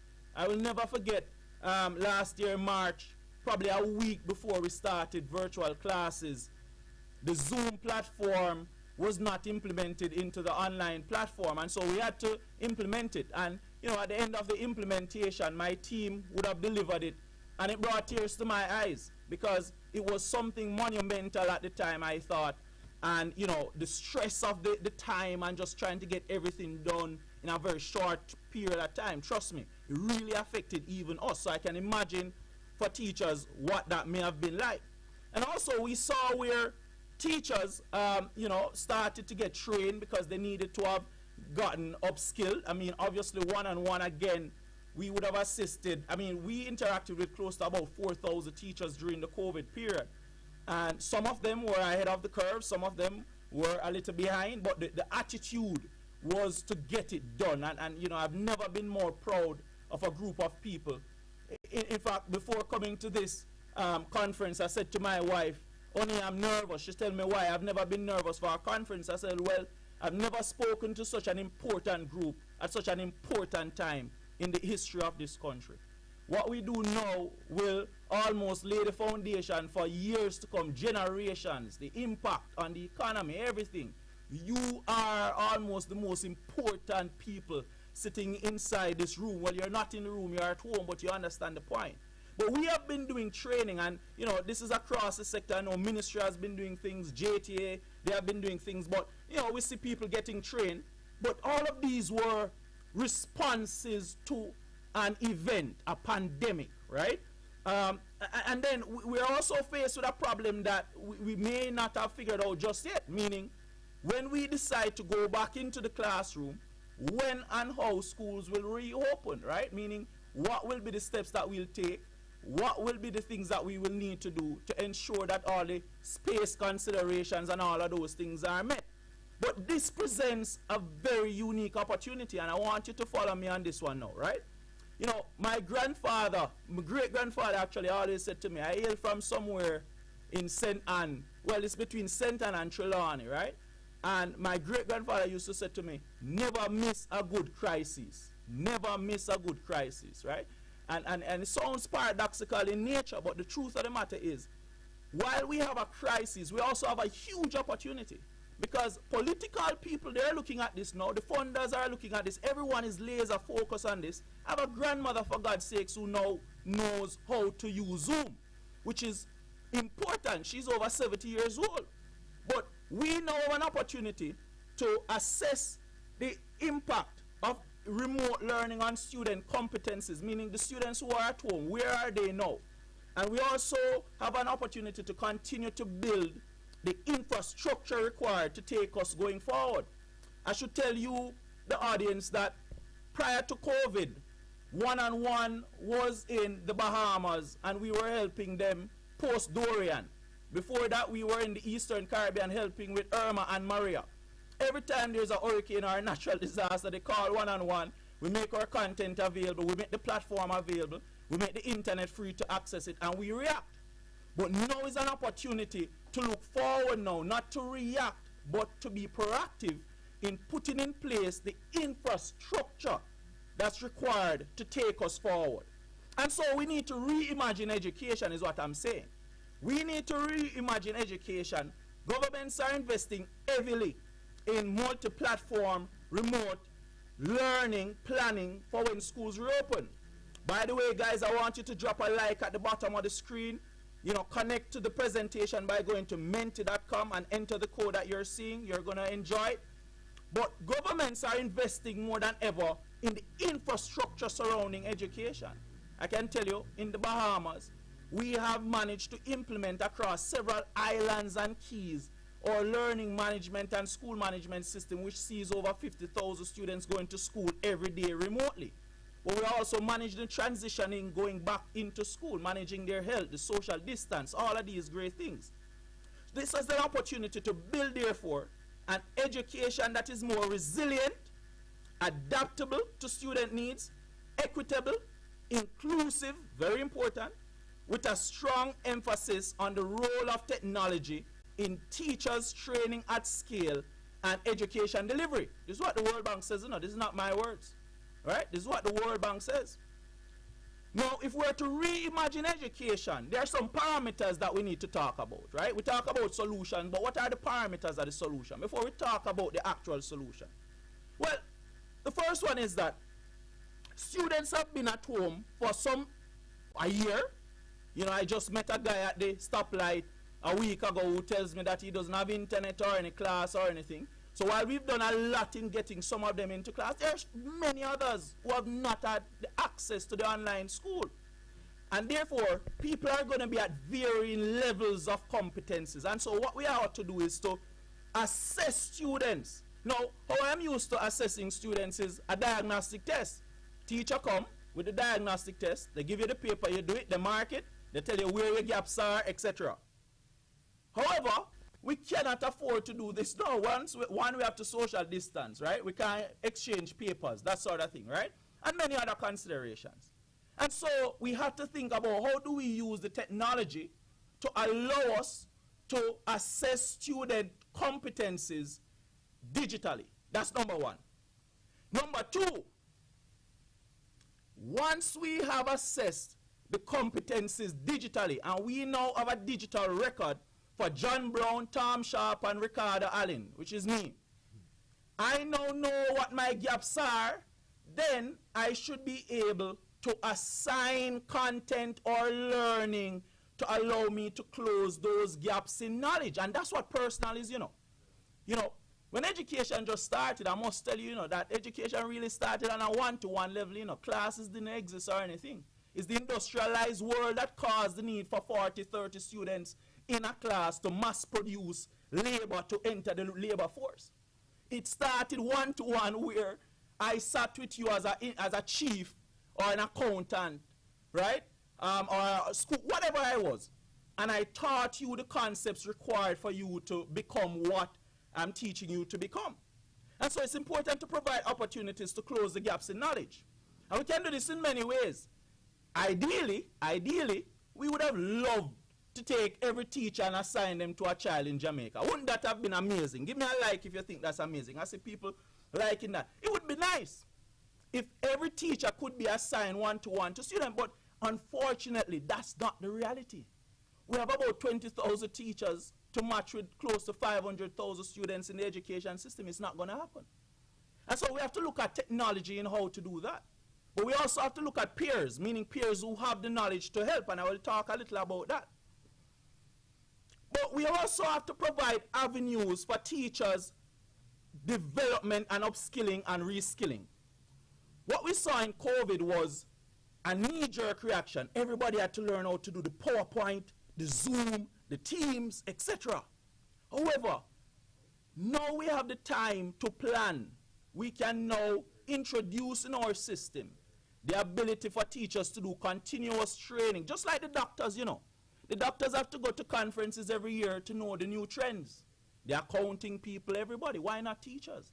Why shouldn't we every year learn all the new tips and tricks in learning technology? And we'll talk a little about that. And then finally, all of these things we speak about is all good and well. But where I come from in Reimagining, Trelawney, up in a hill called Calabar, I never have internet or any. In fact, I only got light in 2006. So I don't know about internet or any of those things. However, many students are having the same reality as Ricardo, as a boy coming from country to town. Many students have that same reality. I must tell you quickly that when I came to Kingston, I was in my school in Rio Bueno. I was placed in grade 4. I skipped grade 3 because I was so bright. Bright, you know, bright spark. Come town, I went to Georgia the primary. And when I went to Georgia, I did an aptitude test, failed the test. They put me back in 3 grade, 4 streams down. Now, it didn't say that I was a dull child. All it said was basically the curriculum at the time was varied. And while I may have excelled in Rio Bueno, I didn't excel in this new curriculum, and I had to take time to adapt, which I did. Went on, came first, went into first brightest 4 grade 5 and 6, graduate to Jamaica College. That's the education system working. But how do we get everything to be synchronized? We have to reduce that technology divide. And so let's look at the solution. What's the solution? These are the parameters, but what's the solution? Go to menti.com. I want you to be able to contribute and vote. I want you to tell me now, the minister is on the line. Well, if you were the Minister of Education and you had 100 points, I want you to rank these ideas that you're seeing on the screen as parameters in terms of which one you'd focus on first, right? So we have 4 of them. I want you to rank them. Just go on to menti.com, enter this code, and I want you to rank them. So one, we have the assess the student competencies in real time. How is important is that for you? Provide opportunities to close the gaps in knowledge. Provide avenues for teacher development, upskilling, and reskilling. Reduce technology divide. I want you to rank them for me and tell me exactly where you see these. Now for me, we have to start, in my opinion, and I just tell you while people are voting on this. Last year in COVID, we had a problem again where the ministry asked us to provide virtual school for close to, all students really. And the lady who was responsible for managing this program, she said to me, Ricardo, we're focusing on the child in this new thing that we're trying to do. But you know what would be a better approach? If we ensure that every teacher is prepared for their class, you don't have to worry about the children. Because a teacher knows how to teach. And put a teacher in front of students, man, they light fire that you've never seen before. And so teachers know how to teach. Introduction of technology, therefore, is that variable that we're trying to manage. Now, if we're able to manage that variable properly by almost negating the impact of the technology, then what we have are brilliant teachers in front of students eager to learn. And that has to be the solution. So, the parameters for this solution, guys, I'm going to be introducing you, and for those who in the room that are familiar, Vygotsky's theory of cognitive development. And all it says, in essence, guys, is that, it emphasizes that the society and culture a child lives in plays a major role in the development of the child's cognition, meaning how they acquire knowledge or skills. And this is important, and you'll see why as I go along. And Vygotsky, came up with this concept called zone of proximal development. In essence, what it says is that you focus on the child. Essentially, what's the minimum effort I need to take to get that child to acquire a certain skill? Okay? So you don't do more than what is required. You neither do less than what is required. And I'll give you a perfect example of the zone of proximal development. My daughter, I just bought her a bicycle, and it comes with a training wheel. She's 3 years old. And I noticed that when she was riding it, she was pedaling and the wheel is moving, but it's not contacting the ground because the training wheel was situated at a point where it caused the wheel in the middle to be a little higher than the ground level. And so when I saw that, I simply adjusted one of them to be lower than the other so that she could rock and learn how to balance. I could have held her and caused her to do it, but I did that so that I can focus on her learning how to balance. That's the zone of proximal development. And the zone of proximal development leads into something called scaffolding. You remember when you're building your house, you put up the scaffold around the house to support the house, and then you remove it as necessary. That's what scaffolding is, So I give her enough to support her, but I remove it, gradually so that she learns independence in learning and so on. And even myself, when I was studying for those actual exams, in 2014, I remember, frankly speaking, people ask me all the time, Ricardo, how you do so well on your actual exams? I said, boy, I work as little questions as possible. They said, what you mean? I said, well, if I learn a topic and I try the first 10 questions and I go through it like a breeze, I'm not doing anymore. But if I am going through questions and I am having difficulties with it, I look for the most difficult question, I try to do it. I try to do another one until I am comfortable. But I don't sit down and do more than what is required. That doesn't make sense. That's not efficient. And so the zone of proximal development is exactly what you're seeing here, where the teacher role is to support the student learner and to facilitate as opposed to give them everything. We call it spoon feeding. We don't want to do that, right? And when you talk about the zone and the scaffolding as you're seeing here, the MKO, right? What are these? It was mentioned here, is the knowledge other, the more knowledgeable other, right? Meaning the teacher is the more knowledgeable other, the parent could be, the student maybe, but whoever they are, they can support the students and by giving them a scaffold to assist them in learning. So the MKO can adjust the level of assistance based on how the child is currently performing the task. So how all of this kind of comes into reimagining education. Let's take a quick look at it. But before we do, I have a question on the screen for those who are participating, right? So I have quite a number of persons who are here, and the winner of this will be getting a prize. So we have a couple of persons, and I'm going to start the question here. It says here, by the way, the faster you answer, the more points you get. So we're going to look at an example. A kindergarten student is learning how to add two numbers together. They can successfully add the numbers together that are less than 10, but not bigger. I want you to tell me, guys, how could we scaffold a learning solution for this student, right?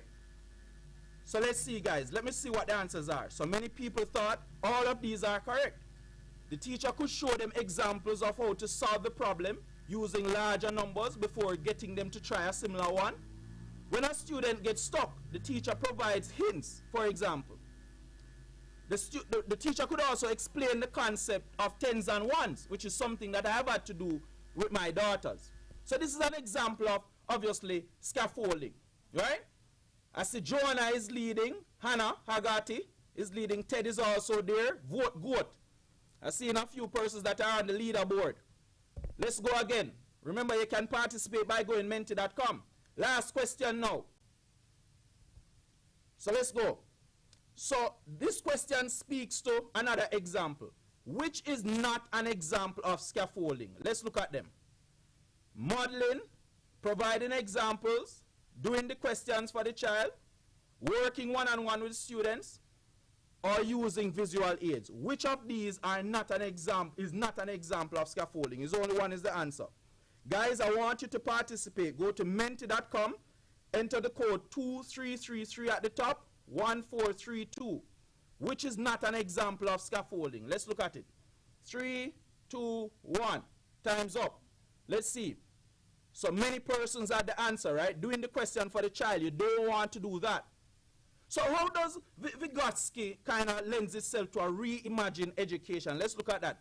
Joanna, I see you've been taken over by Anna, by the way. Good job, Anna. Well, Joanna is still in the lead, actually. Very good. Very good, Crystal. I see you've made it to the board. So the zone of proximal development stages, right, guys, starts with a few things, right? One, there are tasks that the learner can't do with assistance, right? If you understand what I'm saying, there are some tasks that the learner can't do even with assistance. There are tasks that the learner can do with assistance, and there are tasks that the learner can do without assistance. What you want to do is to allow the child to focus on tasks that they can do without assistance. That's the first point. So what can they do without assistance? That's independent learning, right? So we're going to give them the self-paced content, allow them to do it, allow them to do the homework, that sort of thing. And the next thing we want to do is to focus on tasks that they want assistance and need assistance for, right? So I've asked the audience to rank these, and I see many people who are ranking them. And the third thing is that the stuff that they cannot do even with assistance are probably things that are out of their skills level. And that's okay. So all in all, if you look at this graph, as the daily has come up on the chart, as the daily I say, Hannah, let's see who is leading now. Who is leading? Who is the winner? As the daily has won 1798 points. Very good, daily. We'll get in touch, right? But I see, this is what you're looking at here, guys. This is a zone of proximal development. What I can learn on my own is at the middle. What I can learn with help is the zone of proximal development. That is where the technology has to come in. That's where the knowledgeable others have to come in. That's the teacher, the peer, whosoever has the knowledge. That's the technology too. In fact, when Vygotsky came up with this in 1978, I don't imagine that things would have been available online to assist students with the technology. But now we have it. Now in 2021 we have it. And so what have we done and how have we done it, right? Well, one-on-one, we pride ourselves on being kind of like the personal company. We believe strongly in personal education. just looking back at how I learned and how I acquired knowledge in math and so on, that's the exact model that we've used to kind of model one-on-one. And what we do is that we've managed to come up with skills gap test that, by the way, is sponsored by the ministry. The ministry has made this free for students for the next couple of months, where skills gap tests will be made available for students to take. And once you take a skills gap test, it gives you what's called a personalized learning path online. And it not only gives you a personal learning path, but it gives you all the lessons that you need to watch to fix any gaps in knowledge that you have. That's the self-paced approach. But what if the video still isn't helping me? I may need to connect with a teacher or a peer. That's something that we're working on as well. But all in all, it's essential to diagnose the problem, provide the content to acquire the skill, and guide the students in reaching to their goal. Now, how does this work? Now, what you're seeing there is the first step. Once we have released these skills gap tests in May, we'll allow the students to take their gap tests online. Every student will see a different gap test, so they won't be able to cheat. But once they have done the test, it does what's called a self-assessment, right? And it points out all the gaps in skills that they have. Then it focuses on a learning path. Think of a learning path as Google, right? So I'm in Ligani, I want to get to R43, show me the guide. That's what it does. And then now, we have the MOE and the CXC approved content now, the self-paced content, to aid the users in going forward and acquiring that knowledge. The parents and the students can look at the analytics to see where they're going wrong, and we're going to also be getting the teachers to get access to these reports as well. But all in all, you have a skill learner at the end. But guys, that may not be enough. Now, I heard the President spoke about us focusing on, I see someone writing on the screen, if we could just disable that for me, coordinator, someone is writing on the screen. But President spoke about artificial intelligence as being one of the topics that will be covered tomorrow. Now, AI is a very big deal, right? Now, I could have come here, guys, and I could have focused on, let's say, talking about AI, virtual, this, virtual, that. But a solution has to take into account where we are now and where we need to go. Again, the minimal approach. And so, what you're seeing here, guys, is that what we've developed also, in addition to the self-paced content that allows the students to learn at their own pace, what you're looking at here is actually artificial intelligence at its finest. This that you're looking at here, guys, is actually a bot. Her name is Una. And I'm going to be demonstrating how Una works in real time for you. I'm going to be sharing my screen so that you can really get a sense as to how the Una bot works. And let me just kind of share with you now. But it's quite interesting what we're doing here, right, guys? We're allowing a bot to learn students' tendencies, all their weaknesses, and so on. And based on that, they give them the adaptive knowledge. As you're looking at here, something like factorizing a problem and so on, Una helps with that. And this is big because we cannot find a teacher to meet a student each time. We cannot get one-on-one help for every solitary student in Jamaica. Well, here's what we can do. We can create the technology that allows for a child to have self-help at their own demand whenever they want it. I don't know about you, but I have 2 daughters and they don't know anything about scheduling. They don't want to know that the Peppa Pig is coming on at 7 p.m. only. They want Peppa Pig whenever they want Peppa Pig. And so our learning going forward has to be on demand, available at real time. And so what it does is to change the teacher's role now to being more facilitators and not so much persons who are in the classroom giving all the information. And it also builds what we call independence, which is quite powerful for any teacher. Now, the host is going to allow me to share, but just to give you guys a quick synopsis of this, right? I'm on Telegram now, and this is the app. It's going to be available in WhatsApp as well, where you can add the contact. It's all free, but I want you to check this out. I'm going to say, "Hi, Una," right? She's going to respond back. "Greetings, how can I assist you?" Well, you know, I want you to solve for me, Una, x plus 1 equal to 6, right? I want you to solve that for me, Una. And Una is going to come back, right? She's doing the work. And Una is going to come back. She's given me the graph. She's also solved the thing for me. That's Una. That's artificial intelligence, guys. But, you know, probably Ricardo programmatically put this in before him come to the presentation. Not true? So, let's see if we can get a little fancy with Una. I'm going to go into learning mode because artificial intelligence means that I can teach it anything. When I enter learning mode, it says, enter the training information. And what I'm going to enter, somebody give me something. President, give me something. Give me a bit of information. JTA was established when? 1964. Was established in 1964. I just gave it the information. It says JTA was established in 1964. So I'm going to ask, when was JTA established? Let's see if it has acquired that knowledge yet. Right? Let's see if it has acquired that knowledge yet. Right? Look at that. Look at that. 1964. That's the power of artificial intelligence. This is what we're working on at one-on-one, to teach the bot how to learn every curriculum that you can think of, from as little as the child may be to as old as they are. And it learns it artificially just by interacting with the child, and I can know where the child is in their curriculum, etc. And because I know this child and their weaknesses, I can adjust the learning just by having a conversation with this learner, as you're seeing here, right? And teach the bot how to teach me. So this is quite powerful, guys, and I'm quite impressed with this, to be quite honest. I don't know if you are.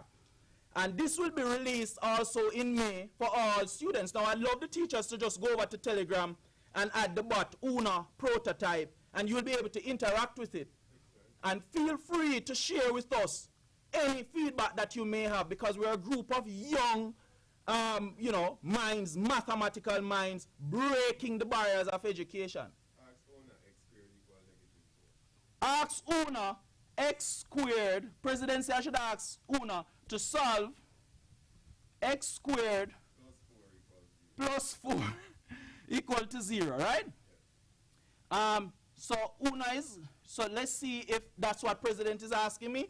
I wanted to make sure. And Una now is doing the calculation. Now you may be asking what Una is doing, but Una comes with 0. Right? Now, Una has the knowledge, guys, and the knowledge is based on just some basic maths that I have taught Una. And as a result, Una can now teach about the concept. Now, this means that we can, I see people are using Una in the group. Very good, guys. Teachers, you can go on Telegram and add Una and start interacting and give the feedback. But this is quite powerful, right? So we have the self-paced learning, and then we have Una, the bot, this personal study mate. And we're not charging for this. We want to make this free because we believe in the power of knowledge, right? Now, one of the things about Una that we're working on now is how does it give you steps as opposed to just give you the answer, right? So what are the steps that you need to take, where you went wrong, and so on. And that requires a little bit more development. You know, and I invite the ministry and the universities to partner with us as we kind of build out Una. We've kind of funded it so far, but Una, we love Una and what she's doing. No. So I want you to interact with Una by downloading the bot and installing it. Now, my last point, don't want to keep you too long. You know, guys, when we think about education, it's quite easy for us to go to all the big names and the Googles and the Microsoft to ask them to come and solve our problems for us in our little island named Jamaica. The truth is, they have a big problem trying to solve themselves in the United States. But we have the capacity, the same teachers who has worked tirelessly to create people like myself and even my competitors in the space. We have been developed to create these solutions for our little island that we love, Jamaica. We have the talent right here because of you teachers, because of you. Because of you, we could have created this, because all I've used to do this, you know, is a little bit of math, mix it up with a little bit of intuition and computer science. And this is what we have.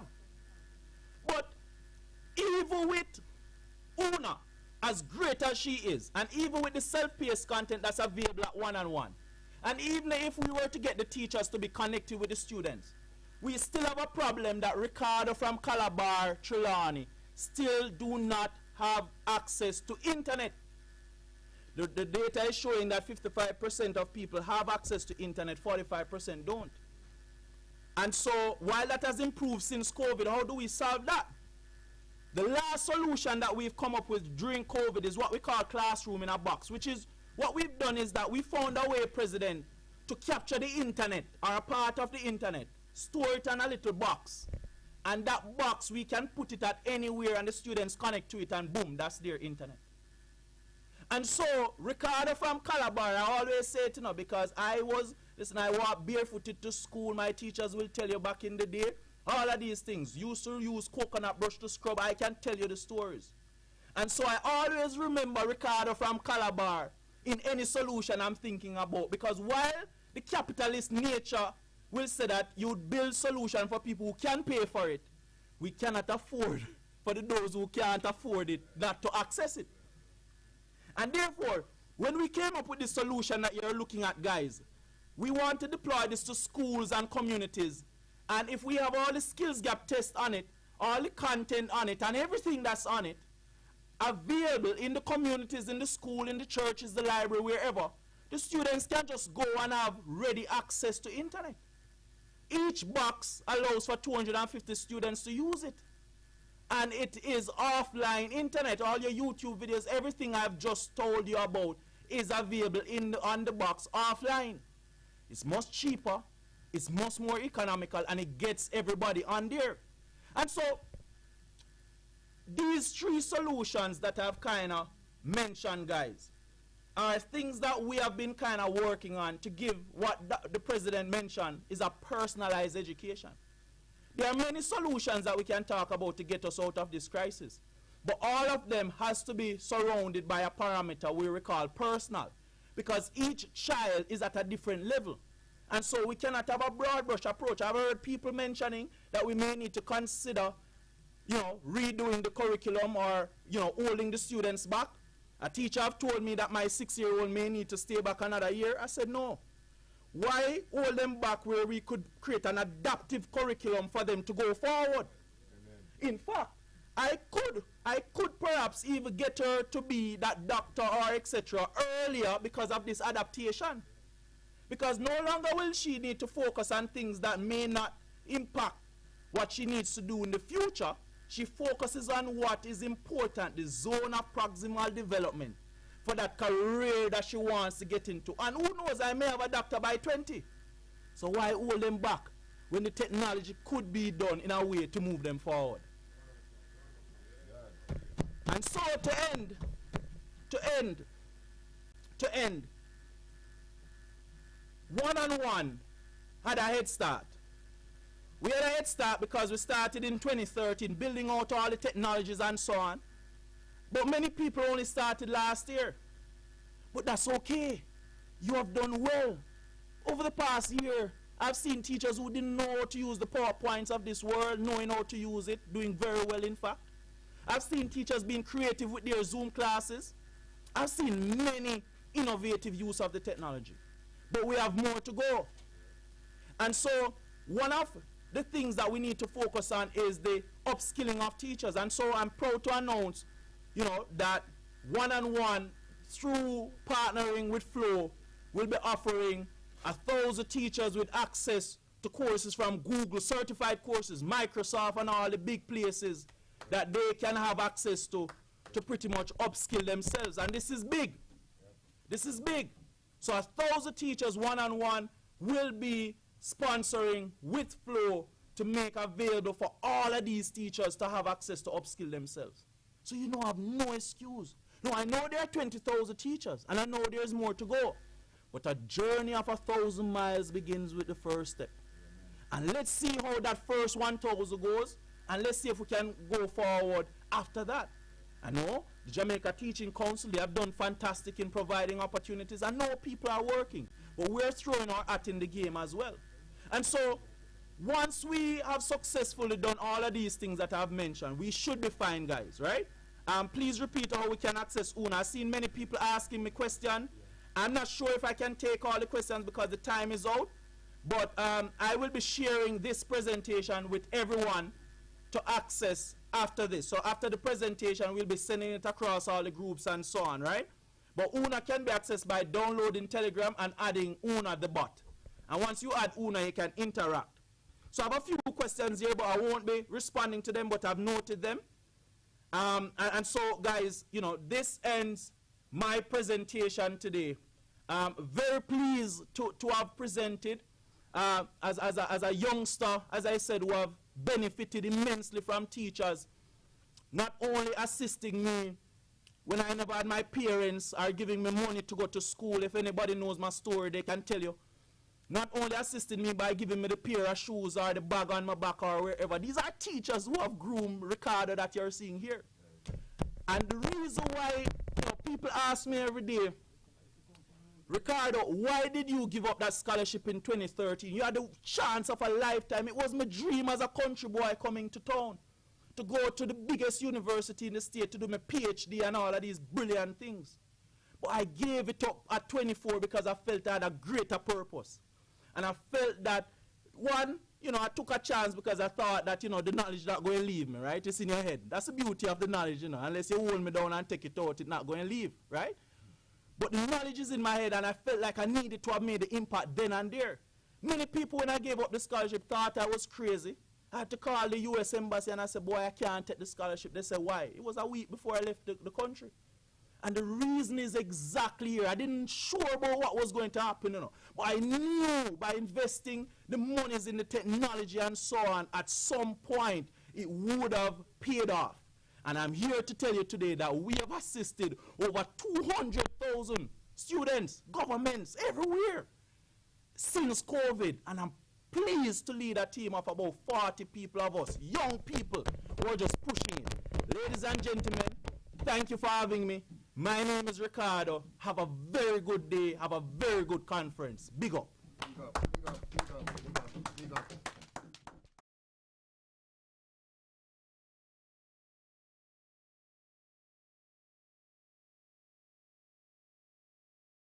Let's hear it for Ricardo.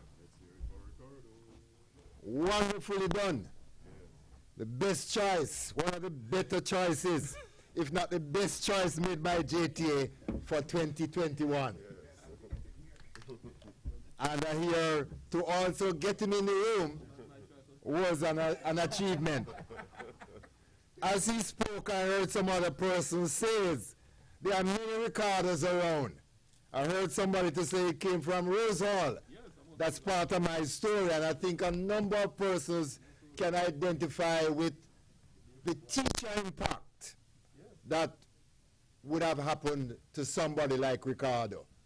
They might not have achieved as much as, they might even have achieved more than he has. But a teacher, colleagues, makes a difference. Thank you, my brother. I would say it's one of the wow moments. Yes. You have done extremely well. And the good thing about you is that you are appreciative and very conscious of from whence you came. Bless you, and I'm going to use a popular word, prosperity shall follow you all the days of your life because you are willing and you're willing to share. And we are happy for the voice that you have put in the education sector.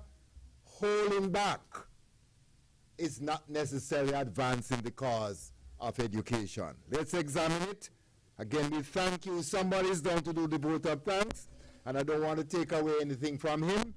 And so I invite our colleagues from Teachers Colleges of Jamaica to do the next item, after which our President-elect, Mr. Winston Smith, will come to do the vote of thanks.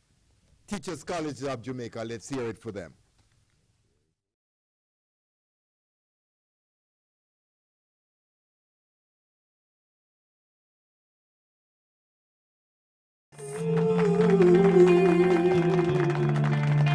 I heard there was a secret chord David played and pleased the Lord. You don't really care for music, do ya? And it goes like this: the fourth, the fifth, the minor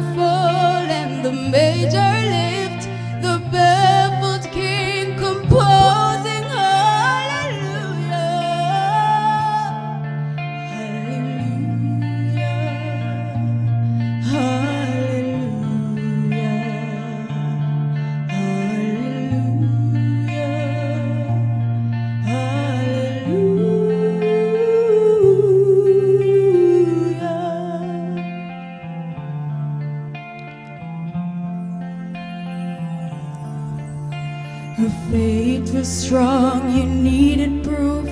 You saw her bathing on the roof, her beauty in the moonlight overthrew you. And she tied him to a kitchen chair. She broke your throne and she cut your hair. And from your lips she drew the hallelujah, hallelujah, hallelujah,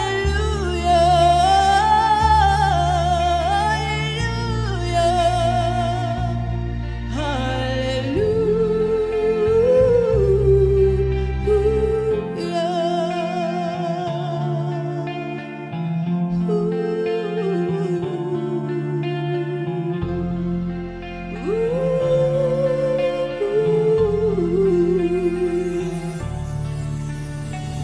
I know there is a God above, 'cause all I've ever learned from love was how to shoot somebody who overthrew you. It's not a cry you hear at night. It's not someone who has seen the light. It's a barefoot and it's a cold hallelujah, hallelujah, hallelujah,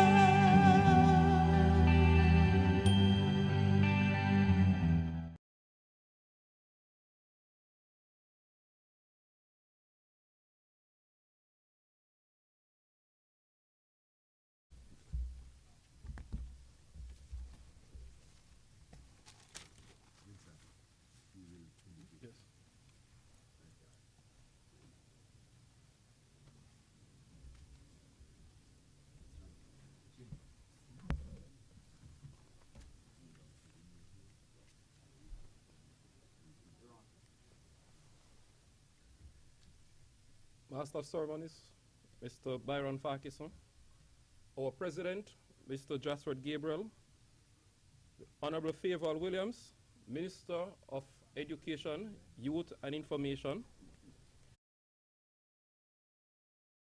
our immediate past President, our keynote speaker, Mr. Ricardo Allen, Mr. Distant, Chief Sales from the Jamaica National Bank, Dr. Garth Anderson, Dean of the Teachers College of Jamaica and President of the Caribbean Union of Teachers, Reverend Winston Nathan, President of the Jamaica Association of Guidance Counselors in Education, Dr. Grace McLean and all the other officers and members of staff of the Ministry of Education, colleagues from the Jamaica Teachers Association, Dr. Charmaine Goodmonty, Dr. Chin, members of staff of the JTA, participants, moderators, presenters, exhibitors, media houses, technical team streaming the conference, colleagues, and everyone everywhere. Good afternoon.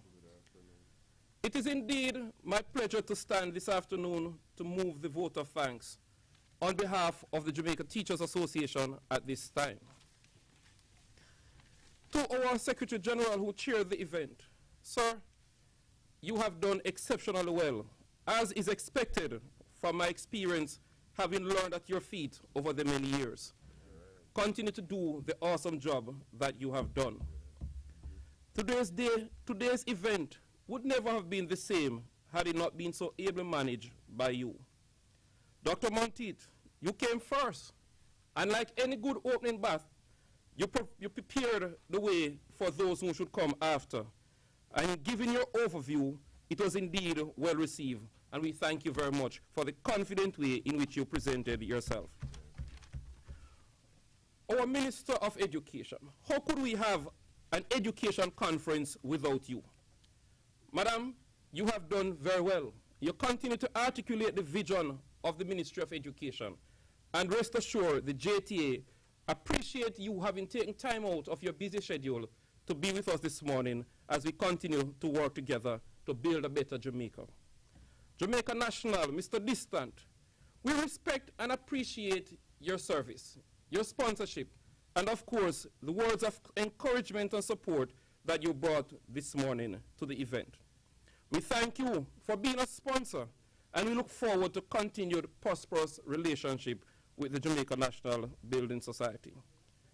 Dr. Garth Anderson, not only are you a past president and trustee, but as leader of the Teachers Colleges of Jamaica, and indeed president of CUT, Caribbean Union of Teachers, your presentation was done with clarity and a fixity of purpose. And being an integral partner, we look forward to your collaboration in the future. Sir, we thank you for spending time with us at this conference, and we look forward to your continued support. Mr. Hanson, I think Dean Fraser needs to watch out, because your presentation was breathtaking, and it was awesome. It brought a serene feeling, as we did not want you to stop playing, but alas, time would not allow. Another time, I suppose, we'll hear more from you. Mr. President, as your president-elect, I've always enjoyed being in your company and listening you speak. The way in which you deliver is always admirable, and I appreciate you for being the awesome president that you are. Your presentation was very thoughtful, was very methodical, and delivered with awesome ease and confidence, as we all have come to accept and expect from our president. Continue to be the awesome president that you are. The JTA is in good hands.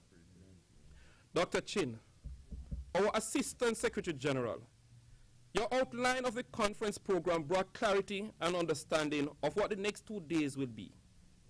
And I'm sure, having heard from you, the teachers will flock in to join tomorrow, whether it may be Zoom, Facebook, or YouTube. Teachers, I'm expecting to meet you right here, because we have heeded the call of Dr. Chin to make sure that we listen attentively. But I'm happy that she reminded us to keep our mics mute so that we didn't have any interference. Thank you, Dr. Chin. Mr. Nash, being the consummate PR you are, it was no surprise that you deliver the introduction of our keynote speaker so ably well, with a suave voice that is fixed and is accustomed to the airwaves. You presented our keynote speaker in such a manner that we all sat with bated breath waiting to hear from him. And as I leave from that, Mr. Nash, I move to our keynote speaker, Mr. Allen. Wow. 30 years old. And I repeat, 30. If you should be like the Minister of Finance and add tax to that, you still will not reach the age of our president. But nevertheless, your youthful exuberance came to the fore. So you have a heart of gratitude and appreciation, something that belies the goodness of any individual whom we expect to progress. And indeed, you are progressing and you're prospering and you are making good of today's society. Sir, you laud your teachers. Not many have done that. Many have reached where they are and would never say a good word about teachers who would have caused them to be where they are. And we appreciate you wholeheartedly. Mr. Allen, indeed we will make use of the access to students' competence. We provide opportunities as you encourage us to do. We provide avenues for teacher development. That is why we have the conference here today. And of course, we need to reduce the technological divide. Sir, you're indeed correct. Access and infrastructure is desperately needed for if we are going to improve our education sector. At one point when I hear you talking, I thought we were classmates because your experience is so similar to mine growing up in Rosal in St. Elizabeth, walking barefoot. But we had teachers who believed in us. And sir, you are doing the education sector a world of good. We thank you for having taken time out to be here this morning. However, I could not close by making a punchline and putting something for my own school, Golden Spring. You speak of 1,000 spaces, I think you should reduce it by 23, because I'd want to secure 23 of that 1,000 spaces for the teachers at Golden Spring and the students and parents therein.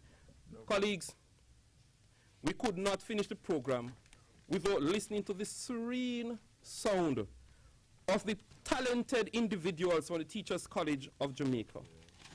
You have caused us to leave this evening's event with a calm mood and a serene spirit, because you have blessed us so ably and so well. We thank you very much. To all our sponsors and our colleagues, we thank you, because had it not been for you, this conference would not have been what it is. We ask that you help us to make the days tomorrow a success, just as how today has been. Let us continue to unite and serve. Long live the JTA. Thank you, everyone, everywhere. God bless you.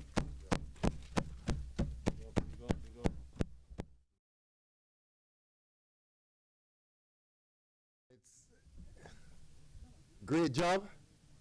As I listen to Mr. Smith, I am conscious that there are 5 contending candidates for the President-elect 2021-22, and Mr. Smith would have gone through that training ground well prepared, but it sounds like if you're not ready, you better back out, because Winston did extremely well. Let's put our hands together for our President-elect.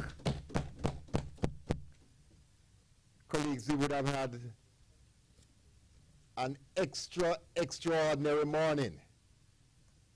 And that statement is a bit loaded, because we would have started later than budgeted because of some challenges we had. We'd have gone on longer than scheduled because we had some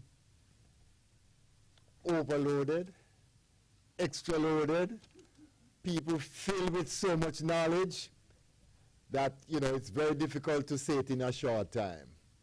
And to be very, very truthful, it sounds as if our guest speaker could have gone on for much longer, and he wouldn't have bored us one bit. So I don't believe you have lost anything. In fact, I think you have gained.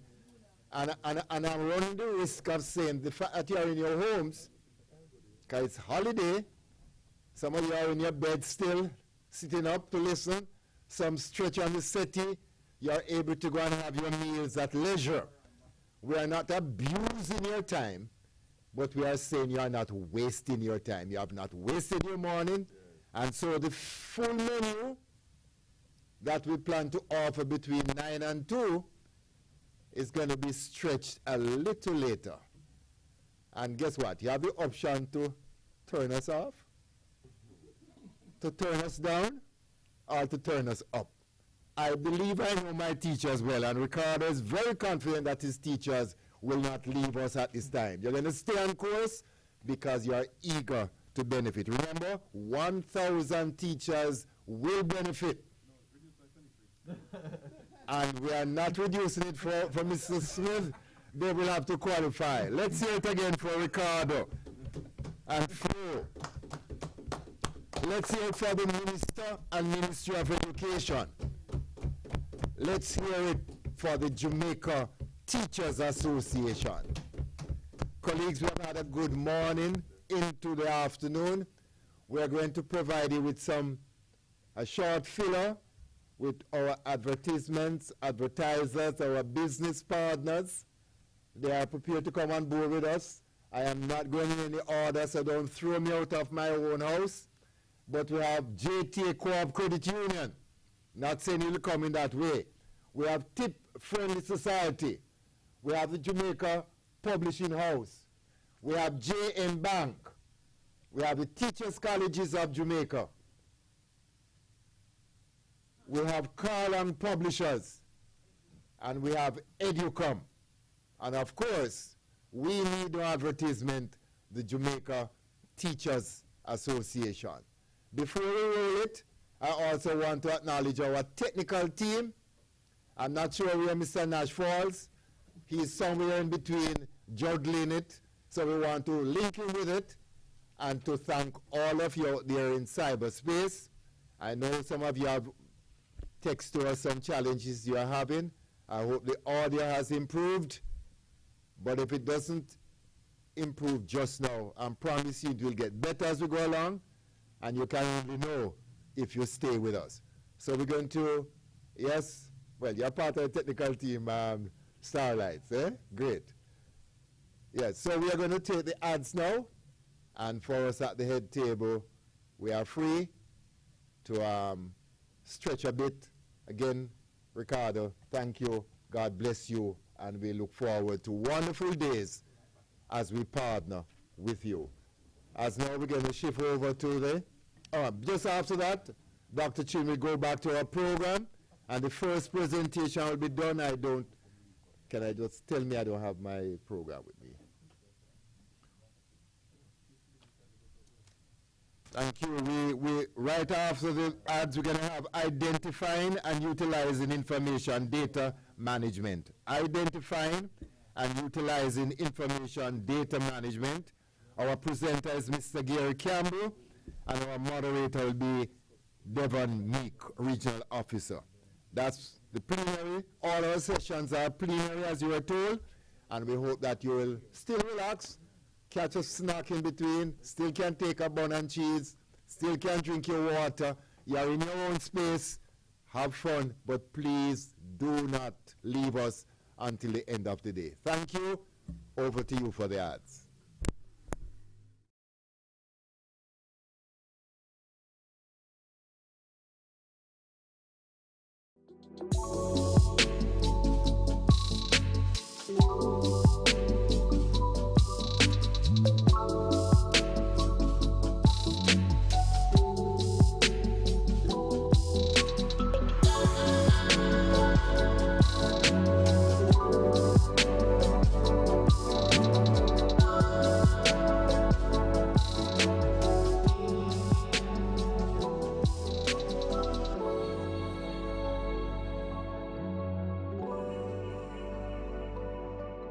Welcome to the Jamaica Teachers Association Education Conference 2021, Reimagining Education, Effective Practices in the Digital Age.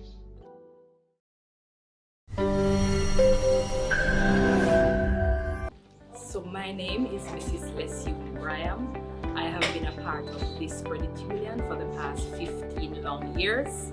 Talk about a credit union that's reliable, dependable, their professionalism subsedes all others. You know, so many times I have come here having businesses to do and having deadlines to meet, and they have never ever yet turned me away. I've got loans. I currently have golden harvest, so I am saving for the future. And you know, it doesn't matter, you run in and you will always be served, and they will never ever turn you away. And that's why JTA Credit Union, a FEMI Credit Union,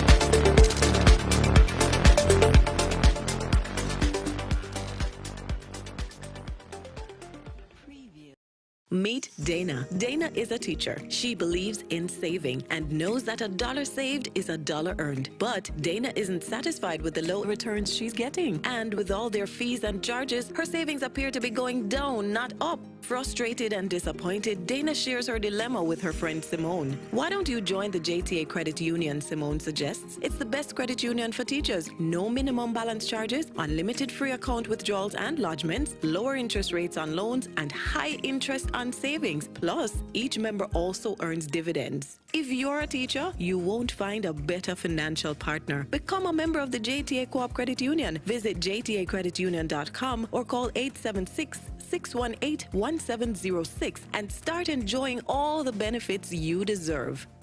One size does not always fit all. Choose the right ICT training for you. We offer individual coaching, small group session, 5 to 10 persons, and organization professional development. Prices start as low as $500 Jamaican dollars or $5 per person per hour. Contact us at 876-536-0022. Email eduhub.technology@gmail.com. Visit our Facebook page at eduhub.technology. Eduhub, educate, innovate, create.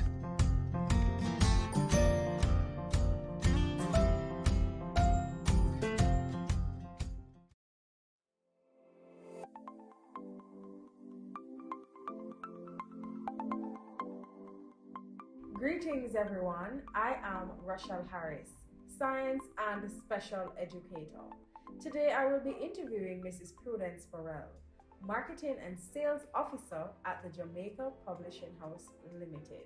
Good to have you, Mrs. Burrell. Thank you, Ms. Harris, for having me. Okay, great.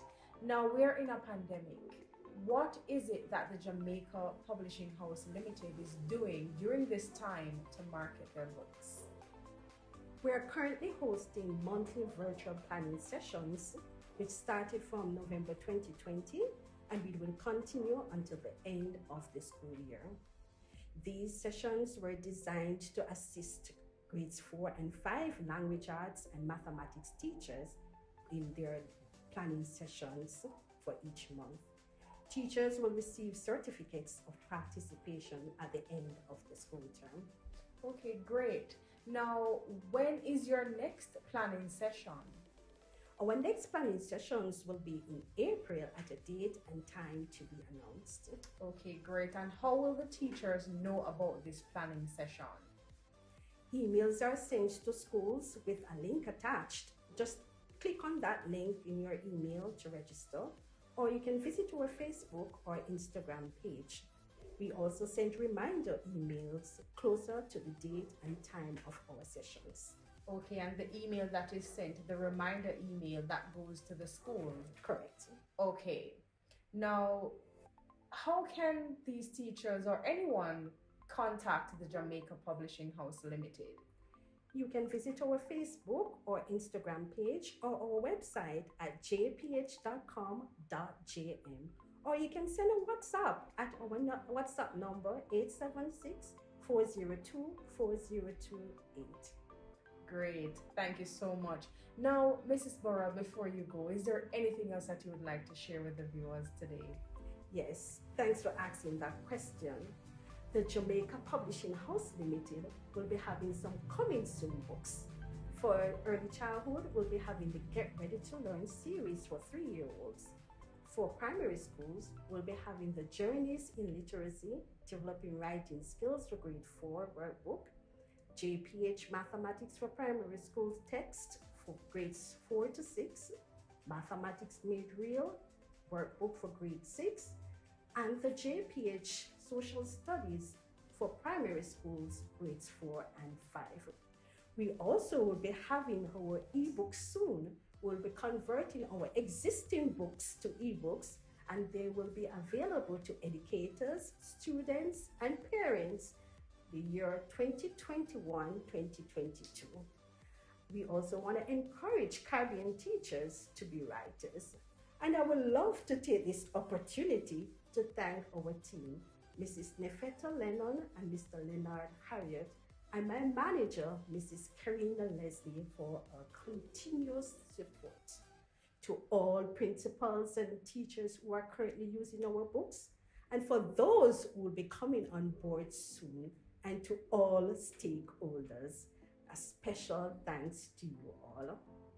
Wonderful. Such a great opportunity to share this information. Teachers, educators, principals, students, parents, they have a plethora of options. You have so many books available, and we really thank you for this information today.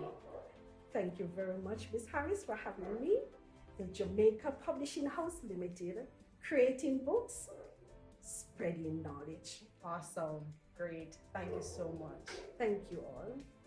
All right, so what's the slogan is so interesting. It's what? Creating books and spreading knowledge. Yes. Very good. You hear that, guys? Creating books, spreading knowledge. Awesome. Great job at Jamaica Publishing House. Thank you very much.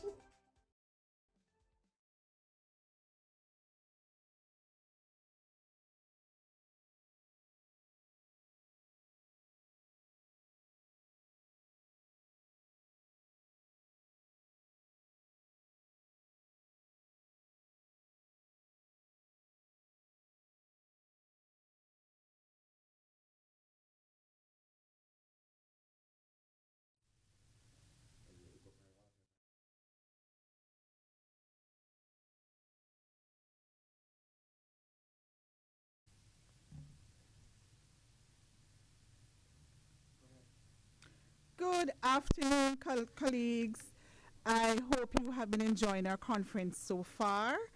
You have been refreshed.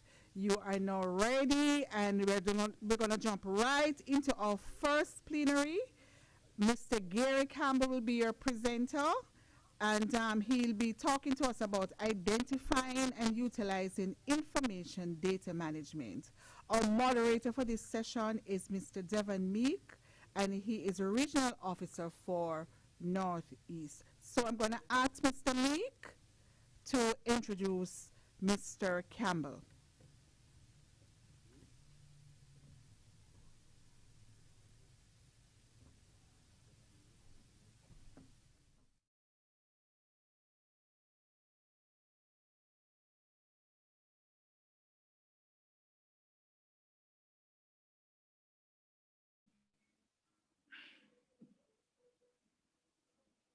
Thank you, Dr. Chin. Madam Chair, ladies and gentlemen, colleagues all, good afternoon. There is absolutely no doubt that more and more data is being widely perceived as an asset when it comes to making informed decisions. An asset that can be used to optimize business operations, an asset to organizational efficiency. However, you will acknowledge that a lack of proper data management can lead to problems with data quality and subsequently inaccurate findings. With us this afternoon is Mr. Gary Campbell, Director of Technology in the Ministry of Science, Energy, and Technology. And of course, you're aware that that ministry has portfolio responsibility for information and communication technology. He works with the ICT division, where national ICT policies and strategies are the main areas of focus. This gentleman has conducted extensive work in the area of ICT strategy and project management in both the public and the private sector, having worked with companies such as Cable and Wireless, now Flow, LOJ, now Sagicor, and the Planning Institute of Jamaica, where he was instrumental in developing a number of management information system projects. His skill and versatility have also taken him to the classroom. He's an adjunct faculty member of the University of the West Indies and the University of Technology, where he lectures various courses at the undergraduate and graduate levels. He has a passion for what he does and would in fact have gained a wealth of knowledge and experience through his engagement with diverse companies and institutions. Mr. Gary Campbell, it is our profound pleasure to have you with us this afternoon to share for the next 45 minutes on the topic, identifying and utilizing data management. Ladies and gentlemen, shall we welcome him, please?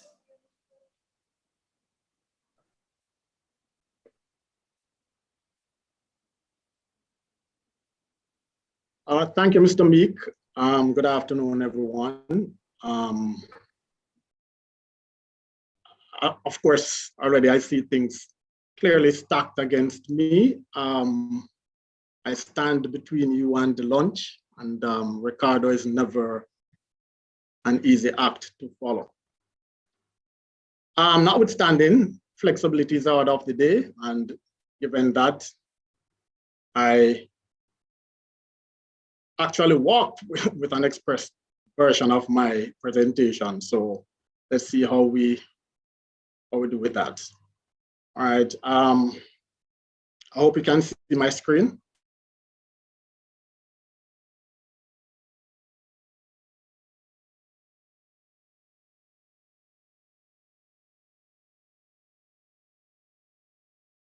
All right, great. So today I just want to have a little discussion about how one can identify and utilize information and data management. It's a topic which, I mean, clearly is not as exciting as anything that you would have seen before, but one which is quite relevant and one which we have to pay the requisite attention to if we're going to get things happening. So UNA only works because of what Ricardo was able to do with the data, and he could tell you that. And UNA is as good as the data is. So clearly, behind all of that AI that he demonstrated, he would have spent quite some time looking at managing the data and the information behind that app. This quote. And this is a quote which was first stated by Edward Deming, who was a professor at the renowned University of New York University and Connecticut University. He said, "In God we trust, all others must bring data." Mr. Campbell, could you just open your presentation to full screen so that the rest of us can benefit? Thank you. Thank you. Thank you. Thought I did. Just get that going. Am I now in full screen, Mr. Nash? Getting there, haven't done it. You probably need to unshare and then share again and start over. Absolutely, I probably shared the wrong screen. Yeah. All right, let me do that.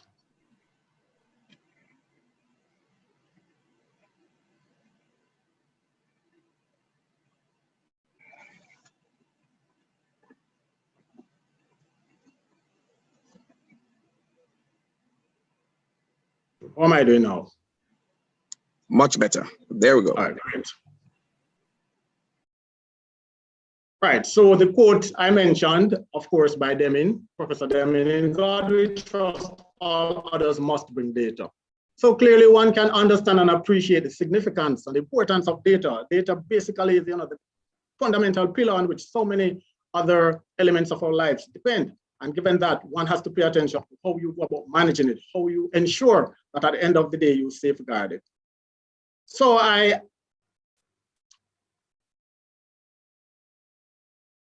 share with you this simple graph which tries to outline really the difference between data, information, knowledge. And if you want to be philosophical, you can actually get into the realm of wisdom. So data, of course, we know what that is. And you want to take the raw facts, you want to add meaning to it. So what you do, you convert into information. Also, how you go about doing that depends on so many other things. So when you think about, again, to liken it to what you just saw a while ago with Ricardo, in order to get the UNA effect, he had to determine what are the decision rules I'm going to use to take whatever numbers I have and make them give the kinds of results that will give you an accurate output at the end of the day. Now, Interestingly, most of us tend to stop at the information stage, but one can go beyond that and look at the knowledge that you can get from all of this. So, you know, one could talk about a knowledge base and how you can form patterns, trends, and so on with the data. Now, we're not going to talk too much about the wisdom aspect of it, but you can, as I said, you know, go into the realms of, you know, philosophy and say, you know, how I can know real principles based on this. So as I said, you know, the data plus meaning will give you the information. The information plus your decision rules will give you the knowledge, and the knowledge is key. And the good thing about all of this is that enterprises can then take this and use it to help people, help, you know, their organizations and so on to make better decisions, because at the end of the day, that's what it's all about. The whole essence of the data, safeguarding it, securing it and so on, is to ensure that at the end of the day, you can maximize the benefits of it by using it to help you to make sound decisions.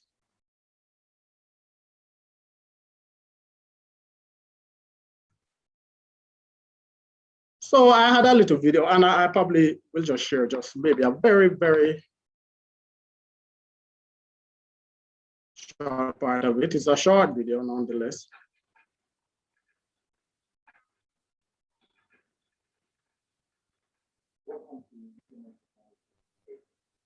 We live in a constant state. We are bombarded by terabytes and gigabytes of data and systems. How does one make meaningful information out? How can one use that information to gain knowledge and take action? Data comes from various places, from databases, database documents, mobile applications, and various websites and social media. Collectively, this is known as the big data. As an organization, we need to use this collective data and to create meaningful information and gain knowledge out of it. Highly structured and high-quality structured data is vital. It is the foundation from which is used and fit-for-purpose information in the form of reports and dashboards can be founded. The information has to be used to make action and decisions based on actual facts that's coming out of the information and data. Along with the tools, governance and assurance and policy is vital to ensure the information management is applied across the enterprise in a consistent fashion. All right, great. I think that gives you a sense of where we're going with this whole business. So essentially, when you look at your data, you need to know what to store. Not just what to store, but how to store it and where to store it.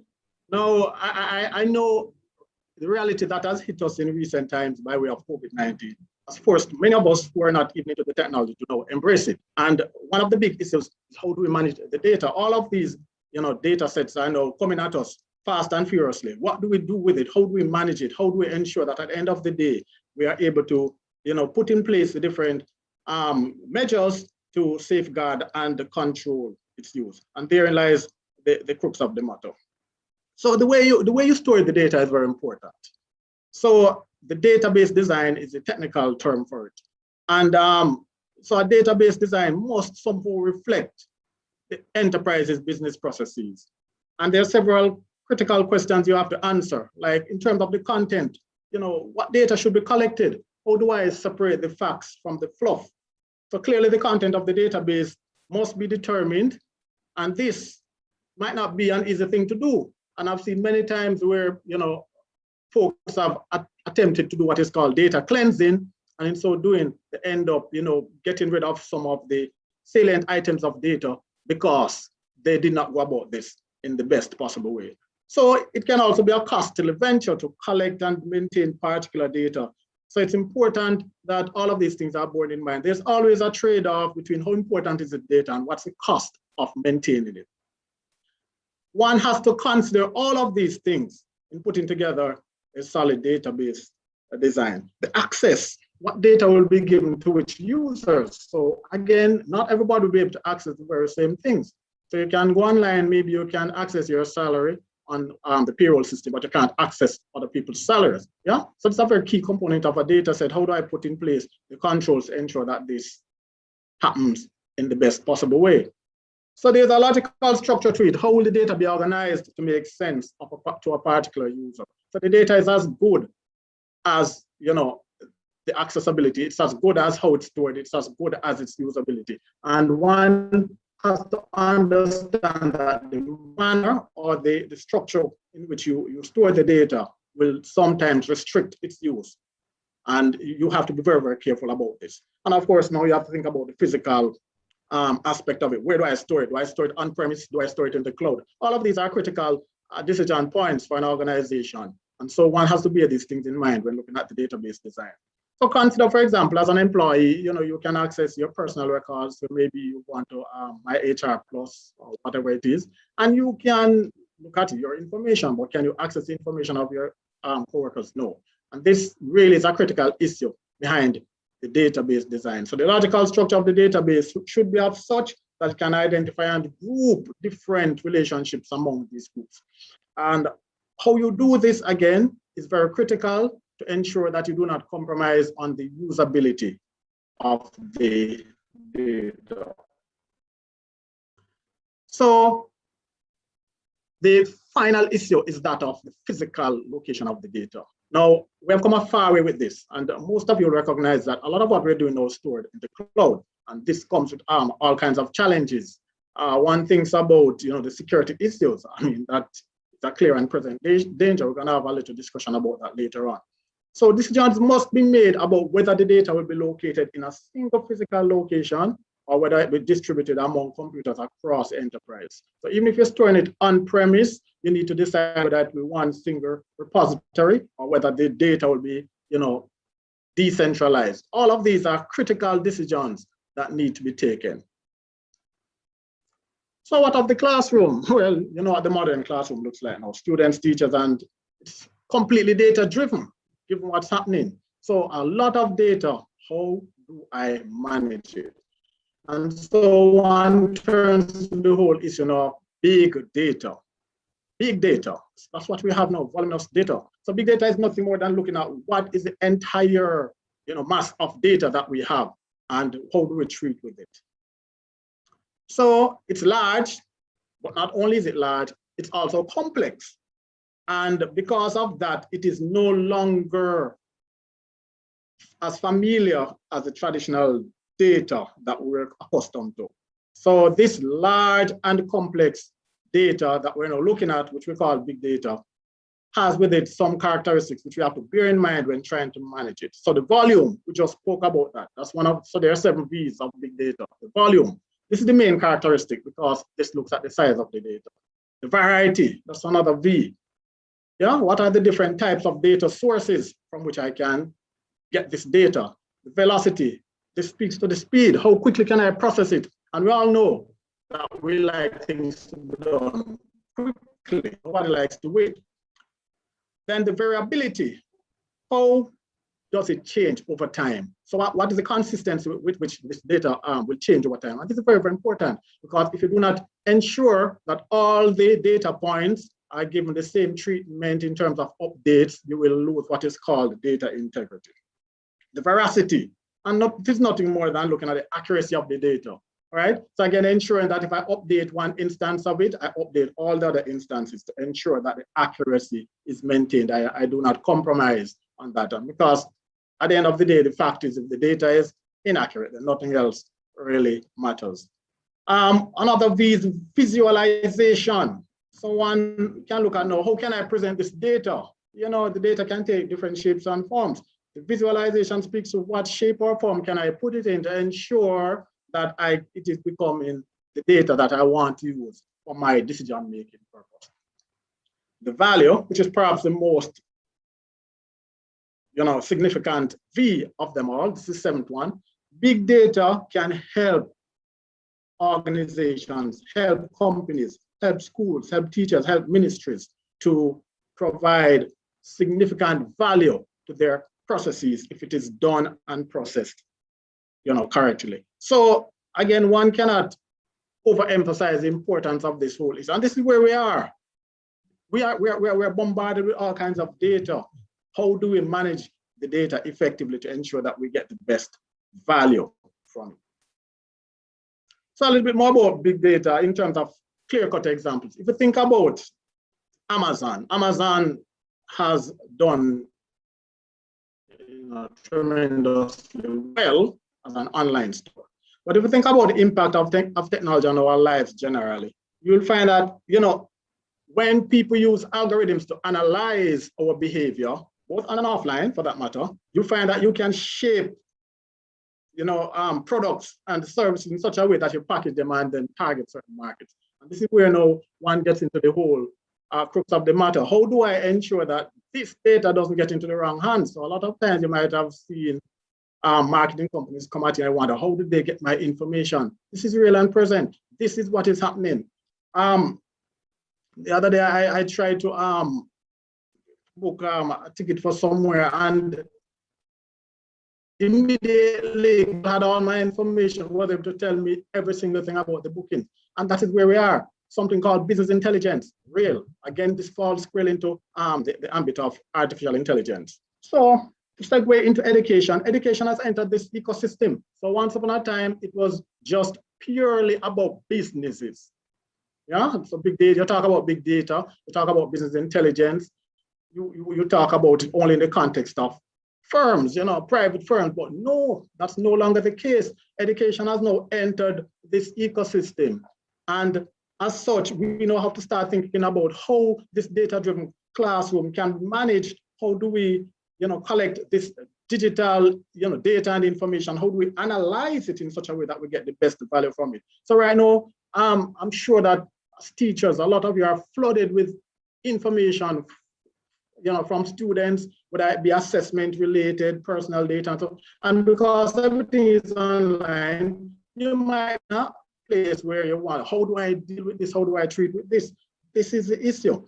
We are now becoming a digital society. We're actually getting there, whether by design or by force or by virtue of COVID-19. That is the reality. And so we know how to seek to determine how we can best manage this data.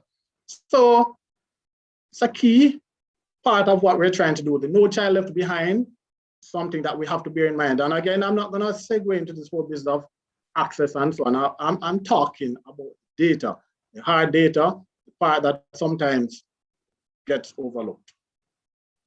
So you have no doubt you heard the cry many times that data is the new gold. And it's a profound statement. What is the reality?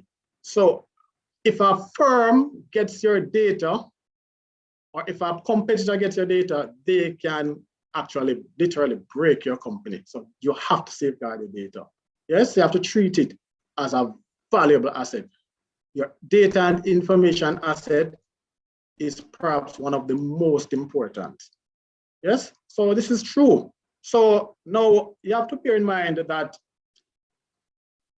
it is in the big insights rather than in the big data itself that the real work lies. So I could have volumes of data, but I do not get the value from it because I do not have the wherewithal to analyze it and get the insight. And so you have to ensure that you mine the data. And that is a term which is actually, actually a real term. Data mining, you have to mine the data to ensure that you can get the requisite value from it. So once you do that, it will then lend itself to your gaining competitive advantage and to drive profit. Again, you might look at this and say, well, hey, this is about business, but I will tell you that as educators, there's a role for you in all of this. You have data at your disposal, and if you manage it and manage it well, you'll be amazed to see the kinds of trends that you could pick up with students, regradings, reassessment, and so on. So this is something that fits squarely into your arena. So it is clear that the days of paper textbooks have gone. I mean, it was already on its way before COVID, but COVID has really fast-tracked it. So big data is now reshaping the way that students do things. Curricula has to be so, tweaked to and designed to accommodate this. The tools that use are digital classroom tools, and these are what you have to become accustomed to. So a while ago, when our recorder was sharing the app, people were like, okay, so there it is, you just plug in some numbers to get the response. Does it mean now that learning will stop taking place? No, but if this is the reality, what you need to look at now is, how can I embrace it? No point in resisting it. This is the reality. So it is here, and this is how things work now. How can I embrace it and now find ways and means of, introducing it into my curriculum or my curricula, so that at the end of the day, I can still function as an educator and students will still learn. So it is clear that data is changing the way people think. And I think one member in the chat mentioned something about critical thinking, and I concur with that member. Data is changing the way we think. There's so much data around, and you can't now treat your thinking as you would have done traditionally, because the landscape has changed. The ecosystem is of such that you now have to look at what is my role as an educator in all of this? What is the learning space that I now exist in? Yes, so the technology is here, it's not going anywhere. So data, it is clear that data is disrupting everything. So what we need to know is how we can now reshape and be flexible enough to embrace it and to make the learning experience a better one. So on the individual classroom level, that big data can be a transformative tool for all aspects of education. Yeah? So educators can use it to craft personalized lesson plans, predict learning outcomes, and even help students find college and majors that fit their interests and skills. Even if you can help them, sometimes a student is unaware as to what he or she wants to do or to become. Here's a situation where you can analyze data based on outcomes, maybe from assessments and so on, and help me say, look, this is where your aptitude lies, and this is where you can now channel it or focus your energy because you seem to have a knack for this. That is huge. This is the kind of thinking that we now need from our educators. Now the sad part. So yes, it's all great that the data is there and can be useful in that regard. But then there's the issue of security. And this is one that we have to pay attention to keenly because it is not going anywhere. Cybercrime is a key one. How do we treat with the security issues? So if you look at what's happening since the pandemic, you'll find that cybersecurity has become increasingly a problem. So the side effects of the global pandemic would have been cybersecurity. That is a clear case where more and more data breaches are taking place, more and more hackings are taking place. So recent trends will actually demonstrate this. In fact, later on I'll share with you some clear cases of where there are some data security breaches. And as we become more reliant and more comfortable with the technology, these become more likely to happen. So we are now looking at utilizing the technology in the workplace, on our mobile phones, the Internet of Things devices. So the Internet of Things speak about when we'll get to a point where every single object or device in your life will be connected. So you'll be connected wherever you go. So it'll be one huge network of everybody. This is huge. Can you imagine a security breach in a situation like that? Of course, that is another discussion for another time. So on top of all of this, COVID-19 has really ramped up remote workforces making inroads for cyber attacks. So the more we move into these online systems, the more vulnerable we become. Now, recent security research has suggested that more companies are unprotected than we'd like to think. And that's the sad part. So firms were not taking these security risks seriously enough. All right. And by firms, I'm not speaking just to, private firms, but organizations in general. So to successfully fight against malicious intent, it is imperative that companies make themselves aware of these cyber security risks. And as such, put in place the measures or the best practices, or what I prefer to call better practices, as a part of their culture. You have to make that a part of their culture if you are going to be completely a part of this new dispensation. Look at these 2021 cybersecurity trends to watch. So there are many trials and triumphs. So Ricardo just spoke to one of the triumphs. So what one-on-one is doing is great, right? Opportunities were born out of COVID-21. Yeah, great. But then there are some trials, we see all kinds of security breaches, yes? And that's the downside. So there's the good and the bad. So we have to, what we do is exploit the good, but the bad we want to try and restrict. So COVID-19 has really forced companies to look and at how they do their business. So if you're really online, the minute you go online, you become vulnerable, you become exposed. So remote workers will continue. So this is going to continue, right? So we're already in 2021, this is happening. Remote workers continue to be targeted by cyber criminals. As a side effect, remote workers will also find that they're more than before utilizing the cloud. And as you continue to do this, the cloud breaches will increase because the hackers are going to come after you. So there is a gap. The sad part is there's a gap in the cybersecurity skills set. So what you find is that not enough practitioners, not enough persons are skilled in the area of cybersecurity as they want. And so organizations continue to grapple with that issue and seek to determine how to narrow that gap. And the reality is you always have to be trying to play catch up because these guys are really smart and you have to always be trying to play catch up. All right, so there are some breaches which I want to share with you, and these really happened. Yeah, and this is the stark reality, educators. The human risk factor. All of these cyber crimes take place by people.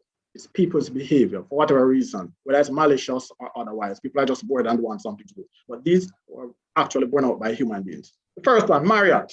Everybody knows Marriott. There was a credential-based breach where in March of last year, an unexpected amount of guest information were exposed. And this was done via the route of the hackers getting through 2 employees' credentials. So by whatever means, they're able to guess the password or so on for 2 employees, and so they're able to get into the database. This unexpected amount turned out at the end of the day to be 5.2 million guests. Now, this is insignificant, 5.2 million guests had their data exposed. Now, this news was particularly unfortunate for Marriott, since it was only 2 years before that they suffered from something similar when they acquired another hotel called Starwood. So this is huge. Now, what this can also do, it can also cause persons' confidence in the entity to be, questioned or shattered. How did it happen? Well, the hacker obtained the credential of the 2 employees and then used them to siphon data for about a month before they were discovered. And all it means that they were able to just pull the data. So they did this for an entire month before being discovered. So they had a whole month to play with the data. Now, what is not known is how the hackers obtained the employee credentials. So that is unknown. But the reality is the hacking took place. What data was exposed? As I said before, it was 5.2 million guests. So personal data like contact information, personal details like the gender, birthday, linked account information to their airline loyalty programs and so on. All of that was out there by virtue of what happened here. Another lesson for the business out of this is that Marriott could have gotten wiser to the hackers' presence sooner if they had been monitoring their systems a little closer. So maybe they were not monitoring closely enough.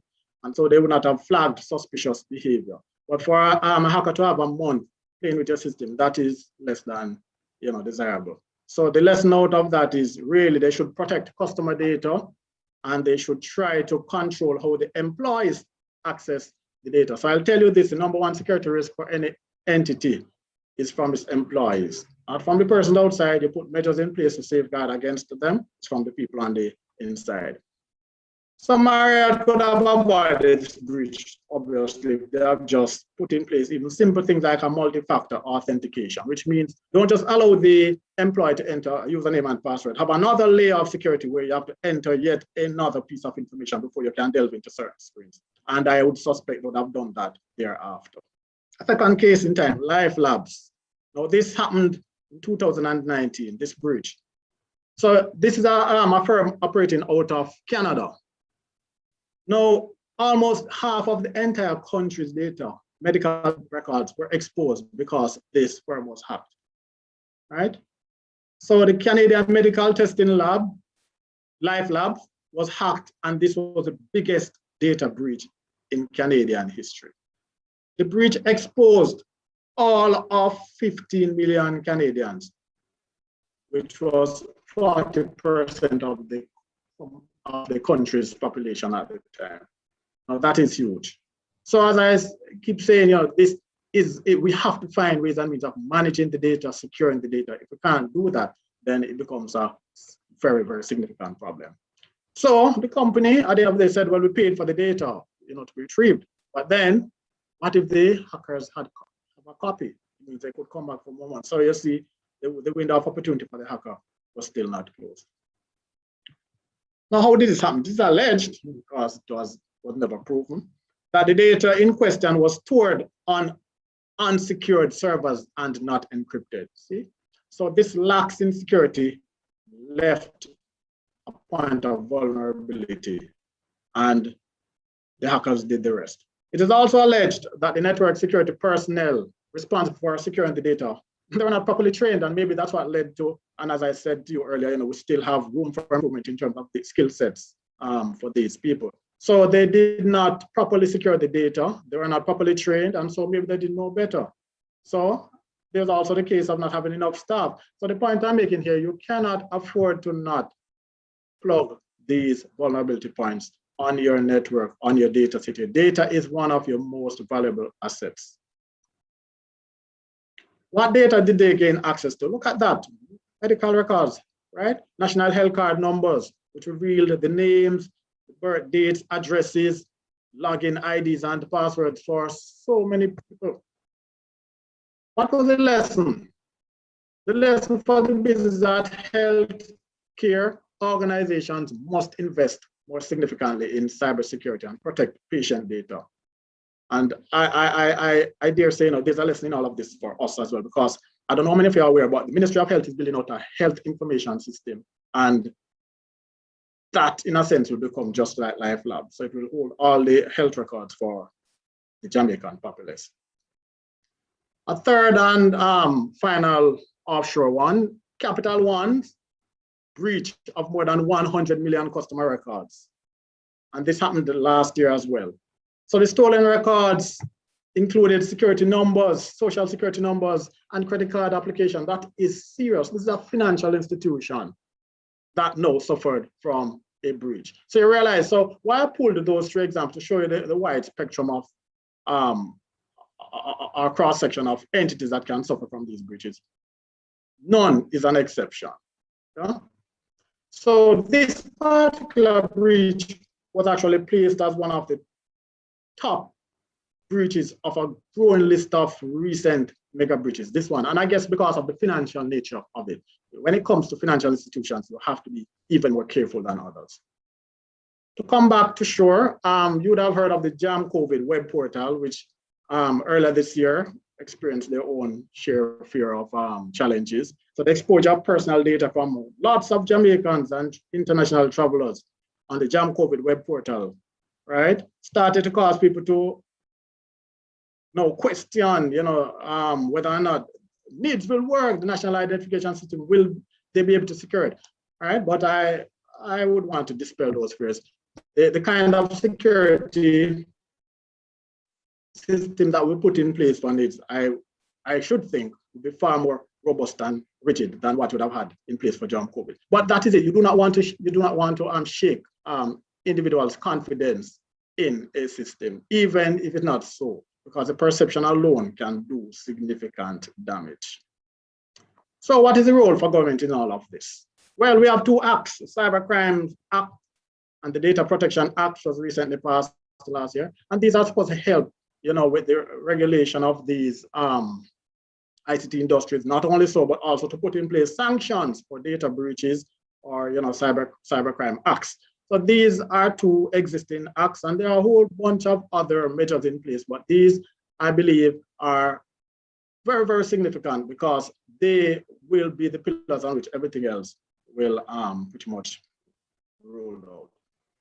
So the cybercrimes are quickly, the objective of it is simply to, strengthen legislation that will ensure that, these cybercrimes, will be reduced, or if they do happen, then they can criminalize the individual. They can be criminalized, the acts can be criminalized. So again, it looks at how you can investigate and prosecute these criminal activities. So cybercrimes are actually more significant because they take place online. The physical presence or the physical location of the individual is not even known at times. So is the nature of this kind of criminality. The Data Protection Act, looks at the principles for treating with your personal data and providing transparency in terms of how public and private sector alike can strengthen the protection of personal data. Personal data now speaks about your data, my data, individuals' data. Yeah.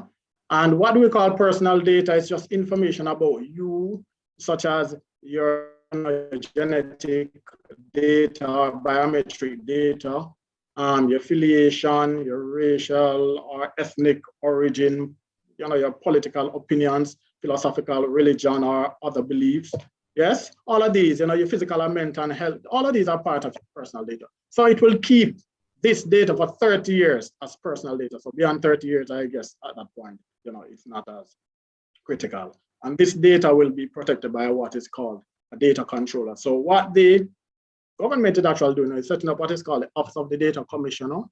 And that office will be in charge of ensuring that the Data Protection Act is enforced. So their role will be able to carry out, the elements or the tenets of that act. Now, I couldn't end without speaking about open data. I don't know how many of you are aware of it, but open data is something that has taken on quite a bit of traction in recent times. In fact, just to tell you what it is, it's simply data that can be freely used, reused, and redistributed by anyone. Yes? And it's not really new, but it has gotten a whole lot more attention in recent times. There are 3 Caribbean countries that have taken on to it and have launched an open data portal, Jamaica included. So there's Jamaica, St. Lucia, and the Dominican Republic. In fact, Jamaica is the first English-speaking country to have done that. So they launched a portal, and they have now put together a policy which will govern the use of that portal. And on that portal, you have data, raw data. Now, we're not talking about, information. And that's why I went to pains to make the distinction between them. So raw data, which you can use to put into different shapes and forms by analyzing it and getting different views of it. And it is hoped that this can be useful in helping entrepreneurs to become better at what they do. So I'll just a little bit of background to it. So the portal has been around from June 2016, and the policy is now before cabinet. So there's still room for improvement. As I said, it's a fairly new phenomenon, new in the sense that it is now taking on national traction as against before. The portal, this is the URL for it in case anyone is interested in having a look. It seeks to make data more available in open format. By open format, we mean that the data should not be tied to any specific platform. So it should not be tied to a Microsoft or any other platform. It should be of such that you can open it in any platform. So the policy, of course, will be there to govern the use of the portal. The policy will provide a fair and equitable framework, so to speak, to look at how the data can be accessed and how it can be used. So with all of that said, there are challenges. We see the clear challenges. So these are some of the decisions we have to think about. Do I store my data on-premise or do I outsource? And if I outsource, are there any guarantees that the data will not be hacked? Is it safer than on-premise? Security, how do we treat with the security issues? The currency of the data, how do we maintain the currency? And this is one of the challenges that the Open Data Portal currently has, keeping the data current. The quality issues will always be there. So this is again something that we'll talk about for the entire day, quality. The quality issues, we will have to try to guarantee at least a certain degree of quality because the data is as good as the quality that it has. The integrity of it, and by integrity we mean, is the data really saying what it's supposed to say? Yeah, redundancy, you do not want to have multiple instances of the data and therefore waste storage. These are some of the challenges, I call them, that would face us. So again, I couldn't end without speaking a little bit about the whole business of the cloud, and I'm sure you're all in the cloud in some shape or form. And let's face it, some persons are anti-cloud, but this is where the technology has taken us. So there's a public cloud which I've been using. If you have a Gmail account, you're in the public cloud, yeah. So it's suitable for applying to general systems, not particular systems that serve anyone. They're just out there. So it's like a service which is offered by different cloud providers, Amazon, Microsoft, Google, and so on. Yeah. But then you can have a private cloud, which is for particular systems within your entity, which you still can access via a cloud provider, but you do not share space with any other entity. You'll find also that some organizations will have a what is called a hybrid cloud, which is a combination of the two. So there's a part public and a part private, given your needs. So all of these, again, are part and parcel of the outsourcing decision. So in so saying, whatever it is you're doing, your data must be given the requisite treatment. It must be given strong treatment. Strong implementation will guarantee better outcomes. And I know I went a bit quickly, again, in the interest of time, but the reality here is that the data has to be managed. To manage the data effectively, you have to put in place the requisite security and safeguard measures. And I thank you and ask if there are any questions I might answer.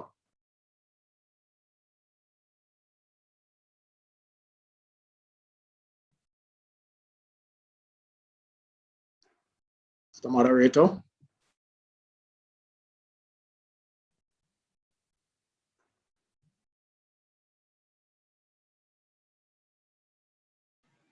You're at the point of questions now, Mr. Campbell? That's correct, Mr. Nash. Mr. Meek, you're the moderator.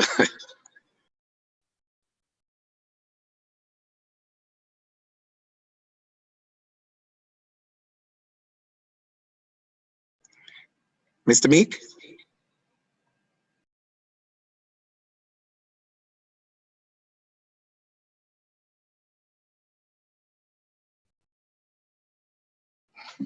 All right, in the absence of Mr. Meek,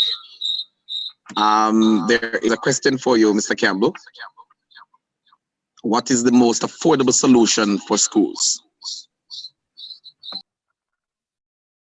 All right, no, and that's a reasonable question. What's the most affordable solution for schools? Now, I would dare say I wouldn't want a school to look at this individually. I would want more or less to see where it's looked at from a ministry level, where the ministry finds one enterprise solution for all schools. And this, in a sense, will lead to lower cost and better economies of scale. So I think it's something for the ministry to look at from that level, and not to leave it to schools to find their own solutions to these things. It really requires a holistic approach from that level. All right, thank you very much for that. The next question is the final one we can take. How can you advise us how to protect our personal data? Okay, that's a very good one. So I had a little question here, but in the interest of time, I didn't bother to administrate. That would have been one of the questions. How many of you store your contacts, for example, on the device versus, in the cloud, right? So for your personal data, what you need to do, so there are different measures you can take, right? And the reality is, and this is my putting my neck on the line. I think your data is more secured in the cloud, because the measures that your cloud service provider will take safeguard data. You personally might not take them. So for example, I would suggest like your contact list and so on, store them in your Gmail or wherever. You do not store them on the device. If you lose the device, there goes all your data, right? You might be a little hesitant to store highly personal data in the cloud, but I can tell you, it is not as risky as having it on your device. So from a personal perspective, I think it is more or less a case also of, behavioral and how should I put it, attitudes towards the technology. So some very simple things, a lot of the devices you have now, they come with fingerprint features. Most people don't even use it. You need to use it. That's biometrics at play. Nobody can open your phone without your thumbprint, yes, or your index fingerprint. So use these features. The features are there. Use them on your devices at home, your computers. Use the create different accounts for different individuals. Don't have everybody using the same account, and then you can now create the same kind of environment that you have at the office, where every single user on the computer has to log on to get into his or her own, account. And these are some of the basic measures you can take. As I said, it's not like they're new, but it's just that they become more commonplace now because of the security threat that is at work in this kind of space.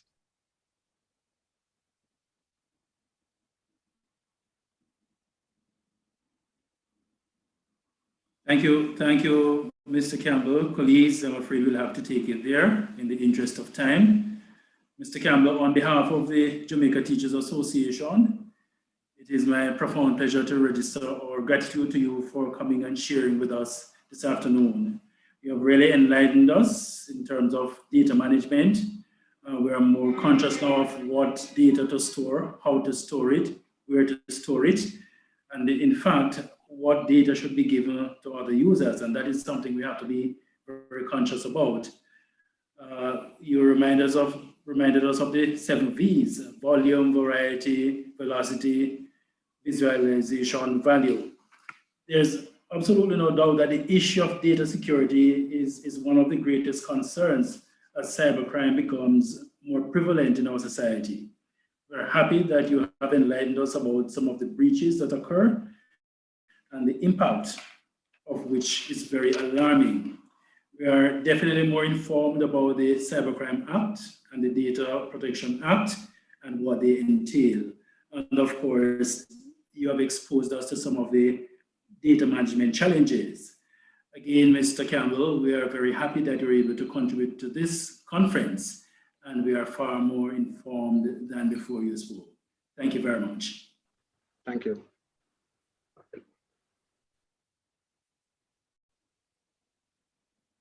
Over to you, Dr. Chin.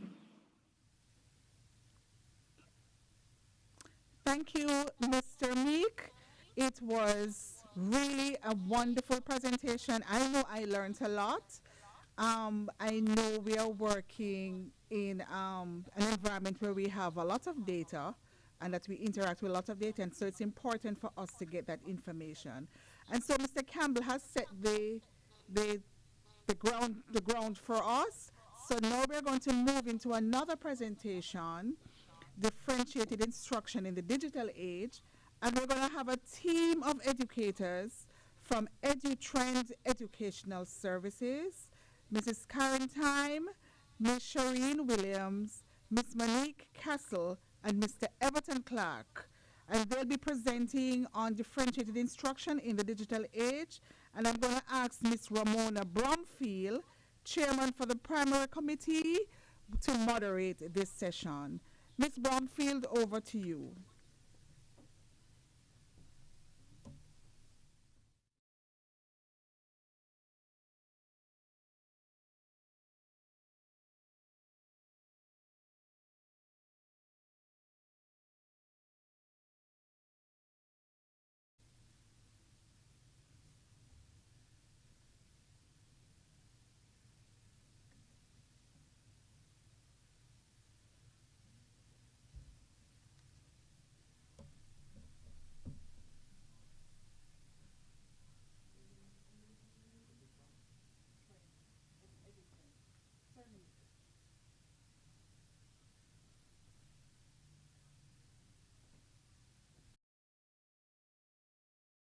stressing the importance of creative problem solving and ability to make connections across domains in order to drive innovation.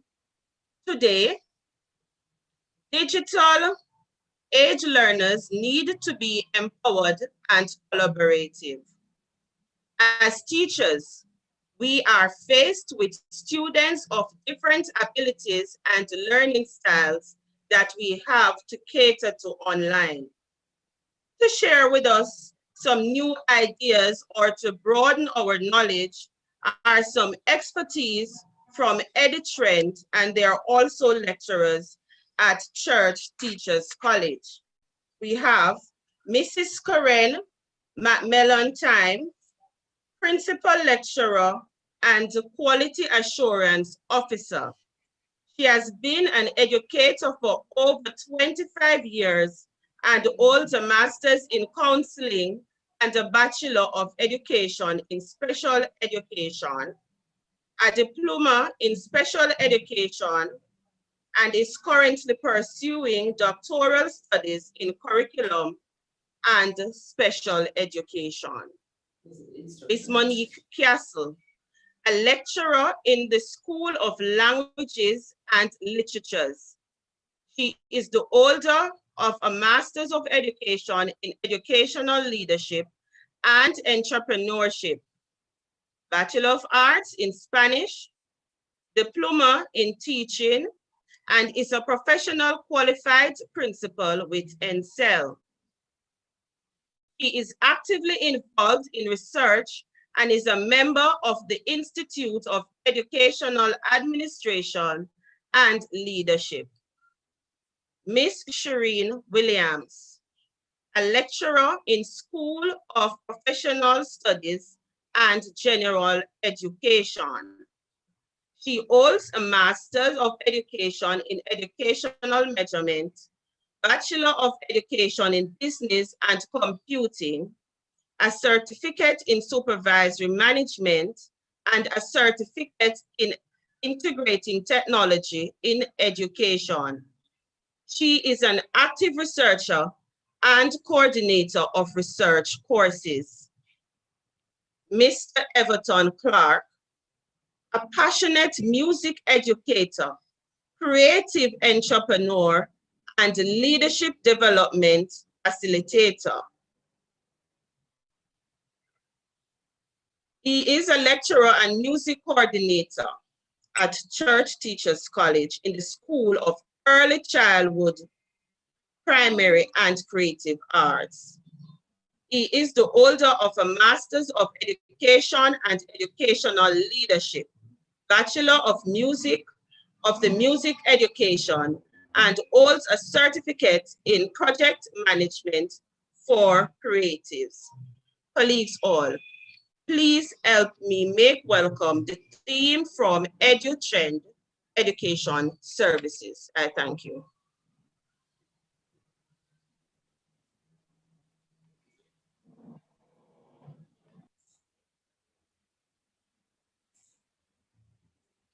Good afternoon, colleagues. It is my pleasure to be here presenting for you this afternoon on behalf of EduTrend Educational Services on differentiated instruction in the digital age. Two members from our team will be presenting this afternoon.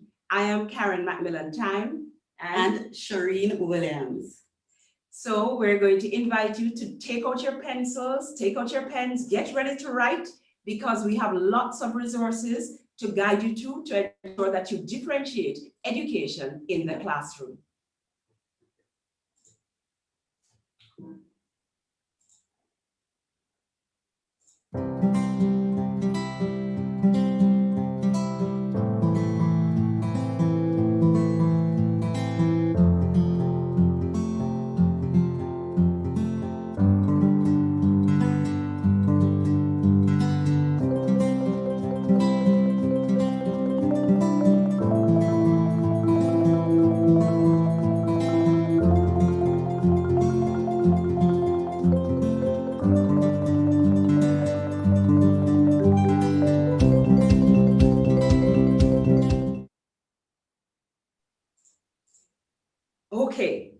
Now we're going to be looking at differentiation in the classroom, in this digital space that we're experiencing now. And you know, what we need to look at is, why do we differentiate? Why do we need to differentiate? We need to differentiate because we have students in our classroom that have all kinds of needs. And it is a responsibility of educators to make sure that we are equitable when it comes on to delivering to our students in the classroom. So we must consider the students' level of readiness. We must also consider the students' cognitive needs. We must also consider the students' interests and the students' ability levels. Now, what we're going to look at as well is how we can differentiate as teachers. And so we can differentiate by content. And when I speak of content, I'm actually considering what it is that you plan to teach the students. We can differentiate based on process, the how. How are we going to be teaching the students? What methodology, what techniques, what strategies will you be using? We also differentiate the product. The product is the output. How do you expect the students to present the material? Are we willing as educators to allow them to present it in whatever way they're most comfortable? And also we differentiate based on the environment. And the environment refers to the physical environment as well as the psychosocial environment. And in this virtual landscape now, what we're looking at more than ever is the psychosocial environment and the environment that we create for students by providing strategies and methodologies that best suit their needs. So what we're going to do in this workshop is we're going to take you through some strategies that we think would be great for differentiation. However, we need to look at the key elements of consideration when we're differentiating in the classroom. The first thing you need to know is the grade level or the grade levels of the students in your class. And when I say levels, I say that because I'm sure all of us as educators can agree that there is hardly a class that we'll come across where the students are all on the same level. You may have a class where students are on 3 different levels, 4 different levels. And as an educator, as an effective educator, we should try to meet the needs of the students at these levels. We need to consider the characteristics of the exceptionality that the student is displaying. And when I speak about exceptionality, I'm speaking about the child who learns in a different way. So what we're saying is, what are the characteristics? What is it that they need to learn? How do they best learn? And what are the suitable accommodations or modifications we can put in place to ensure that these students learn? What is the most effective means of differentiation for these students to learn? So let's jump right into it. But I'm going to play a game with you. I would like us to play a game. So I'm going to ask us to go back to the previous slide. Did you hear that sound? Did you hear that sound? Yes, you did. Now the game we're going to play is that I'm going to ask you, each time you hear this sound, you're going to write in the chat, I've heard the sound, okay? Or sound, just sound is fine. What we're going to do is we want to see who the winner is. The first person to write it gets a point. And I'm doing this because what I want you to understand is, in your class, even in your virtual class, we can have these little things happening in the background, especially for the students who get easily distracted. We want them to be able to stay on task and look out for things. So, are you using interactive activities in your virtual class? I want to share with you a simple activity that you can all do. This is actually creating virtual PowerPoints. So your virtual PowerPoint, and you can actually create a quiz on the PowerPoint. So simple, the quiz is on the PowerPoint, and the question is, how many parishes are there in Jamaica? Well, Miss, I think the answer is 13. 13, let's check it out. Let's see, is the answer 13? What did we get? Is it responding to me? No response, oops. It's supposed to say, oops, wrong answer. Let me see, check 14, let's try 14. Oh my goodness, excellent, yes, good job. 14 is the way to go. Listen, what I'm saying to you is that in the classroom, us as teachers, it's a simple link. If you go on any YouTube channel to show you how you can just link this easily. So here we have another one. How many colors are in the rainbow? 7, definitely, Miss. She's thinking 7. Let's check it out. Excellent. 7 colors in and the rainbow. Now, can you imagine if your students are enjoying this kind of activity in the class? And did anybody hear that? Who was the first person to put up their hand? Did you hear that sound? There you go. Now we're going to look at virtual applications of differentiation at the primary level. All right, so like I said, take out your pencils and pens, you need to write. We're going to give you lots of websites.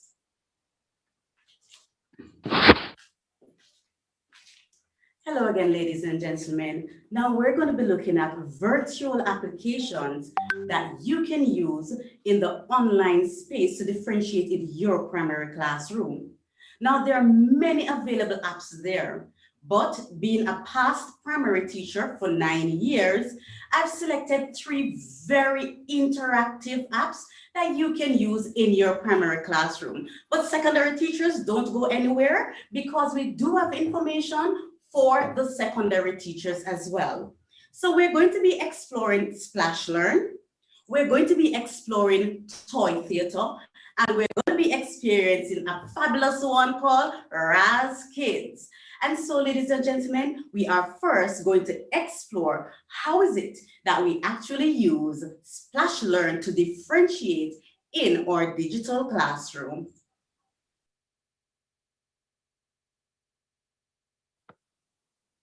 Welcome, ladies and gentlemen, to the fabulous app called Splash Learn. Now, Splash Learn is available so that you can use it in your classroom to differentiate your lessons. Now, with Splash Learn, you can differentiate in Splash Learn by the content, or you can differentiate based on the process, or you can use it to differentiate based on the product. Now, we are going to log in as a teacher because I want to show you how it works. But Splash Learn is also available for parents. And here you have Splash Learn being available for the students. But ladies and gentlemen, please ensure that you have your class code ready for your students when you register their class on Splash Learn. So let's just get right into it. Now, when we go into Splash Learn, for this particular presentation, I already registered this Williams Maths for Everyday Living class for grade 5, and there we have a class code being generated. Now, for every class that you have, a different class code will be generated. So for those who do subject teaching, Splash Learn has different areas that they cover, which includes kindergarten and grades 1 through to grade 5. Now for this Splash Learn, I registered the class, and in registering the class, looking at our class management, each student, when they log in with the class code, will see that they have been assigned an avatar. And each student has a password after they would have logged in with the class code. Now, Clayton All, that's his avatar, and that's his password. Devon Meeks, avatar, password. And the students have the option of even modifying their avatar if they want to. We have Doran Dixon, his avatar, his password. We have Jasford Gabriel, his avatar, his password. We have Margaret, we have Mark. And so these are the students in my class currently. Now, you might be asking, it looks slightly boring. Yes, I know, but it's only for the teacher's page. When the students log in, their page is so diverse and it differentiates where it caters to their interests. So they have this spectacular option of deciding whether they want their background to be nature. For the boys who like out of space, they can modify their background to be in outer space. But the questions that they're given to do will remain the same. Now, Splash Learn offers assessments in multiplication, division, fractions, measurement, algebra, and in my classroom space, I would have put up 2 assessments already, decimals and geometry. Now, when the students complete the work, you, the teacher, you are able to see the results immediately. So how do you differentiate this? You're in your classroom, you're teaching them on decimals. You send them over to Google Classroom. They go into Splash Learn. They do this assessment. You get back the information immediately to see how they did in the responses. And for those who have your PEP students, it's fantastic to use because you can pick up right away what the discrepancies are. So let's look at these students' results. If we look at it, we realize that these two students who would have already completed the assessment both have a problem with representing decimals, both have a problem with 2 by 2 digits, both have a problem with multiplication of decimals by multiples of 10, and both have a problem with dividing decimals by the whole. But look at this, both left out the multiplication completely, which means I think I need to reteach that because none of them even attempted it. So, ladies and gentlemen, we can use this now when they come back into the classroom space to decide, how do I continue with this lesson? Are you going to teach the other part of decimal and you have so many discrepancies right now? I believe not.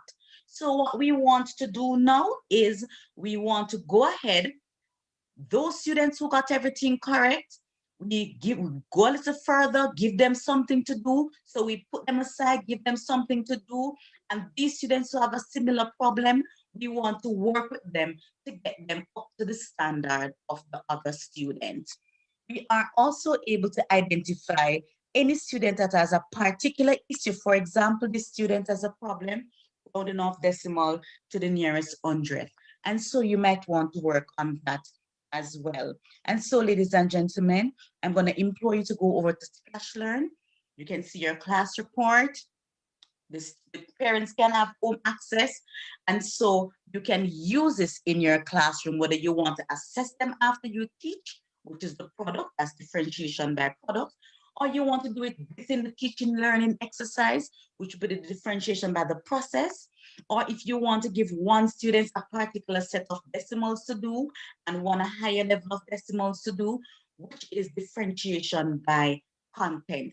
Splash Learn is available in the online space for you to use in differentiating in your classroom. Thank you. Okay, so that was Splash Learn.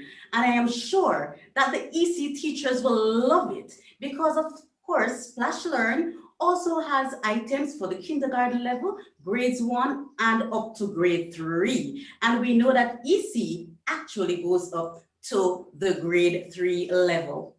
I'd like to congratulate, of course, Marsha on Zoom and Desmi on YouTube, who clicked sound first. So remember, in your classroom, when you're differentiating to keep those students who have a little attention problem, reinforce as you go along so that they know that you're actually paying attention.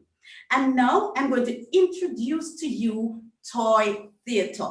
Now we can only give you a snippet of toy theater in this presentation, but I can guarantee in my 26 years of teaching, believe you me, you have got to use toy theater because it has so many virtual manipulatives that you can use for your classroom. So let us examine toy theater.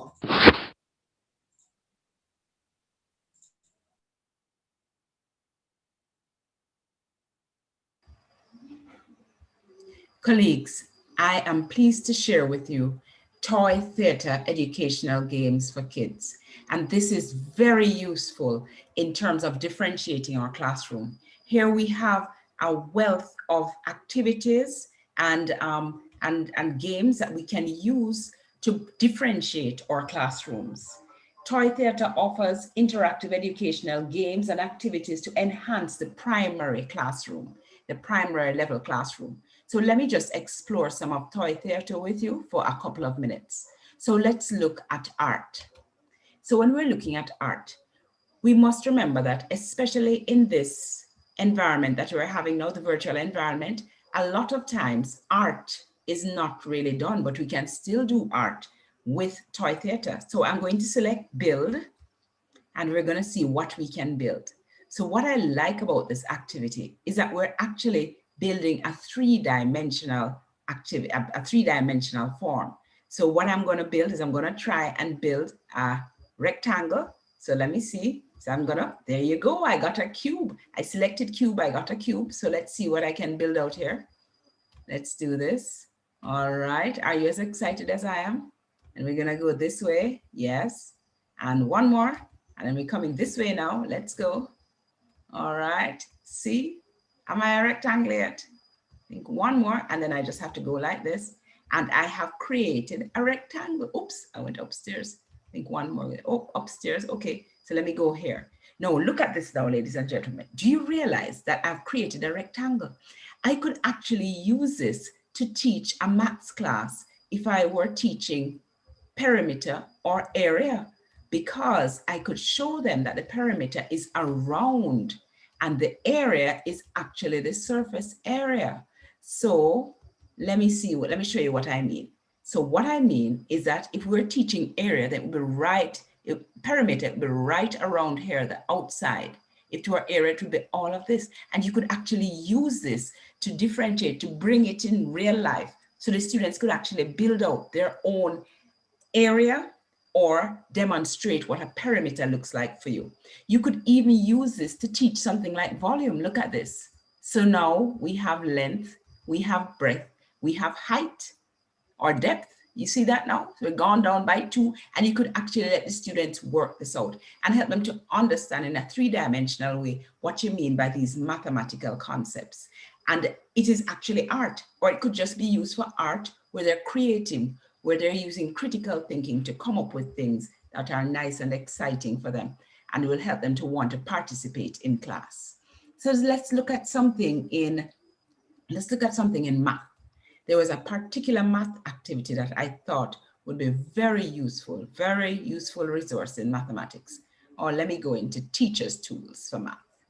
Teachers' tools. I want us to look at the fraction strips. A lot of times when we're teaching fractions, it's such an abstract concept. Look at this strip now. So let's put in 1. 1 goes right there. That's 1. And look, 1 plus 1 is equal to 2.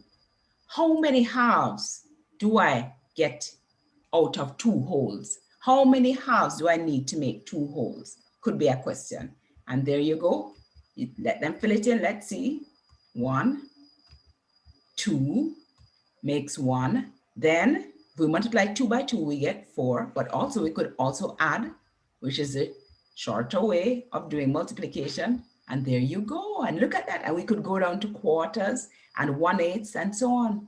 We can show them the relationship between the fraction strips and percentages. So you could use percentages. Look, 100% is the same as 1. All right. And we could have 2 1s, which would be 200%. And look, 50% is half. All right. And look at that. And then we could also show them the relationship between decimals now. All right. So this is 1 whole here. And this is 0.5, which is the same as a half or 50%. And so 2.5 will be equal to 1. Isn't this an excellent resource? Are you as excited as I am? All right, let's look at one other thing. Let's see what else we can look at. We looked at maths, let's look at puzzles. Let's see what we have in puzzles. All right, this is one of my favorite puzzles here. And it's still kind of mathsy because it's Sudoku. But if you teach the children how to play Sudoku, then what you're doing is you're developing their critical thinking skills. So we can start at the beginner's level. Nice and easy. Sudoku, it's a timed game, so the time is going on here. And you're saying, okay, we have to work out what numbers we need to fit into each of these squares. So let's look at this square here. So we have 1, there's no 2, but there's a 3. So where can 2 go? Can 2 go here? No, 2 can't go here because 2 is here already. Can 2 go here? I think 2 can go here in this line, because there's no 2 here. So let's try putting 2 here. So let's select this and let's put 2 in. Yes, that's correct. All right, so let's see. So we have 1, 2, 3. What about 4? Let's see where 4 goes. Can 4 go here? 4 looks like it can go here. Can 4 go here? Maybe not, because there's a 4 here, but let's try and put 4 here and see what the puzzle does for us. Put in the 4, it's saying no, it can't go there. So let me try where I was thinking of in the first place. Let's put 4 there. Let's see. Excellent, 4 goes there, all right? And so on and so forth. And so they can actually spend time doing a Sudoku puzzle, which is excellent for higher level thinking. It causes their critical thinking skills to be really engaged. Ladies and gentlemen, I am imploring you, get on to Toy Theatre and enhance your classes. Reach out to your classes, allow your students to differentiate using toys or activities and interactive activities. Differentiate the content, differentiate the process, differentiate the product using activities from Toy Theatre. An excellent resource. You cannot lose by using Toy Theatre.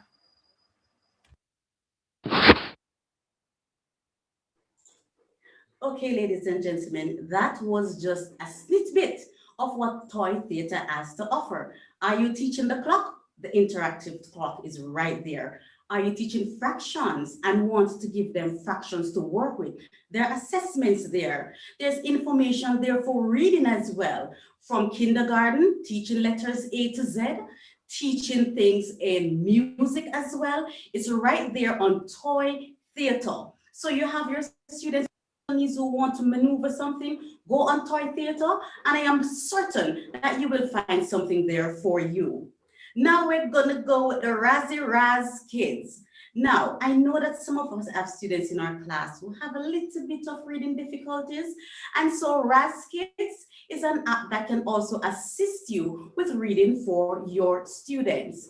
And so we are going to examine what it is that Raz Kids has to offer, because with Raz Kids, you are able to differentiate in your classroom. We are differentiating the content, you are differentiating based on students' interest, and there is science on Raz Kids as well. So let us examine what Raz Kids has to offer. So, ladies and gentlemen, we'll be exploring a wonderful app today called Raz Kids. Now, Raz Kids is an app that you would actually need to pay for, but don't get out of the way right now. We are showing you how to use those free interactive e-sample books. And if you love it, you can actually then apply for that free trial on Raz Kids. Now, as we look at Raz Kids, we realize it's a wonderful app that's been utilized all around the world. And if we look at the numbers so far, we have over 11 billion books being read on Raz Kids. Now, when it comes to Raz Kids, what you have is you have these various books that cater for the differentiation within your classroom context. So if the students like animals, there are books on animals. If they like machines, there's a book on the Fantastic Fine Machine. If they like sports, there are books on sports. So there are various books that you can use with your students. Now, how is it that this differentiates in the classroom apart from the differentiation with interest? When you have your students, they have various learning styles, they have various needs. Raz Kids will allow the students who are avid readers to have these books at their disposal that they can read. For students who might have a visual impairment, then Raz Kids also offer that option where they are able to listen to the books.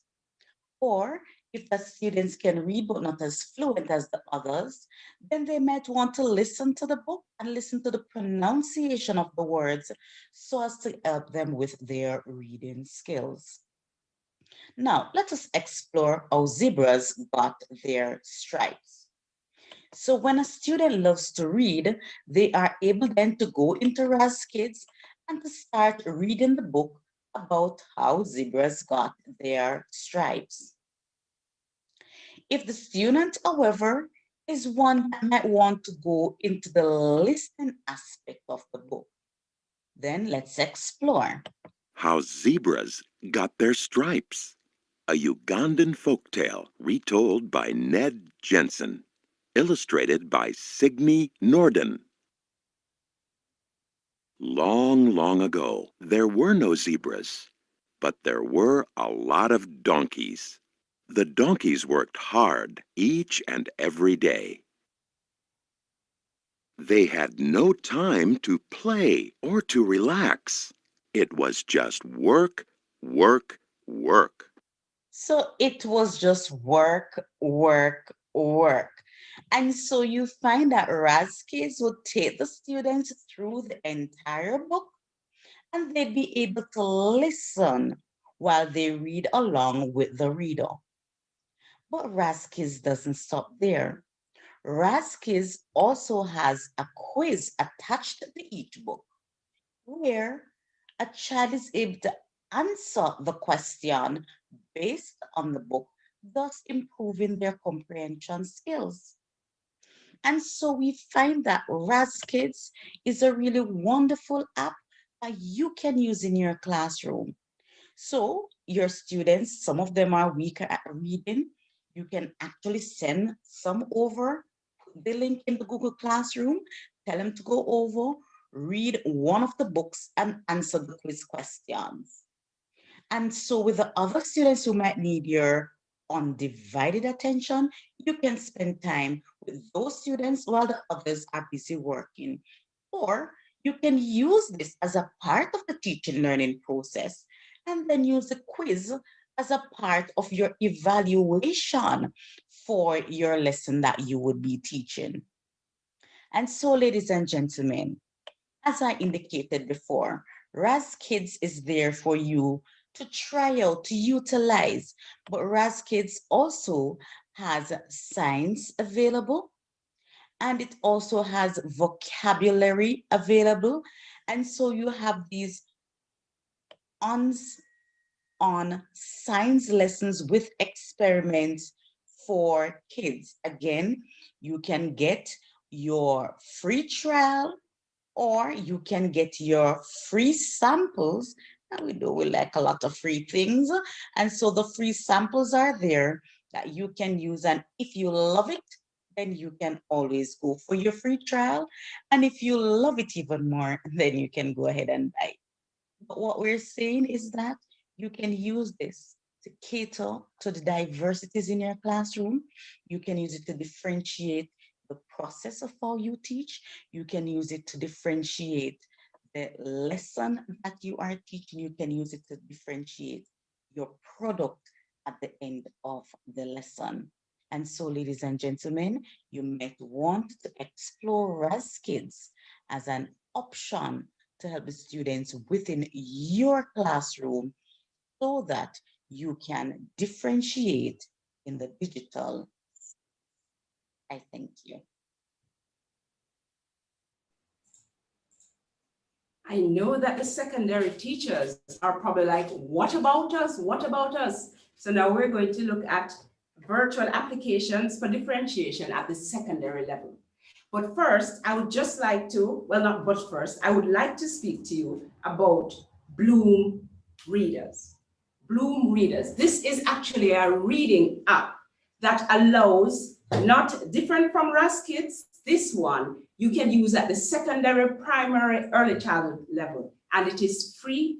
Did I say free? Free, yes. So Bloom Readers permits the child to actually go on and create a book online. They can put in pictures, they can write about the picture and, and write whatever they like, so they can create their own book. So what I'm thinking is that, for instance, a child who can't read can actually dictate to you as a teacher what they're seeing in a picture, and you can actually type it out for the child. Bloom Reader also allows for recording. So you could actually record the story for the child on the reader, and the child can go into their book and practice up their reading and learn their words, their vocabulary words as they go along. And why I say this is for primary, secondary, and EC is that you find that sometimes the reading books are geared towards the lower grades of students, but we have students at the secondary level who are not reading as well. And so we want them to write about things that they're interested in, that are their interest level, and Bloom Readers will allow you to actually take them through this. You could actually use the language experience approach to make sure that this is a structured experience with Bloom Readers. Excellent, you need to go on and check it out. But now we're going to be looking at Flippity. And Flippity, ladies and gentlemen, is a lovely resource. Again, secondary teachers, you can look at it. There are lots of things there. So just look at this video that we have on Flippity.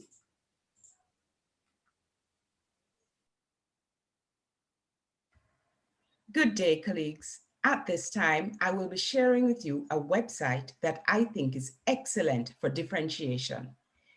On this website, you'll be able to differentiate the product, the process, the content, the environment, and you'll also be able to decide whether you want to differentiate based on learning styles, the students' ability levels, or the students' interests. So here you can actually change these resources to match the student's ability or the student's interests, or even the student's learning styles that will determine the resource you choose.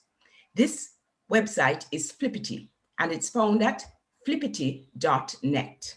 Here it is. Right here, we have 25 resources that you can browse through and choose from. So look at it and see what suits your specific area of content and maybe the specific topic you're using, and decide what would be best suited for your students, especially considering their needs. So we're going to be looking at, I'm going to demonstrate to you how to use this site to create a Flippity word search. All right, so here you could actually, if you notice, Flippity word search, you could actually create a template, but that takes a little long, and I'm going to show you the shortest possible way, because I know as teachers, we don't.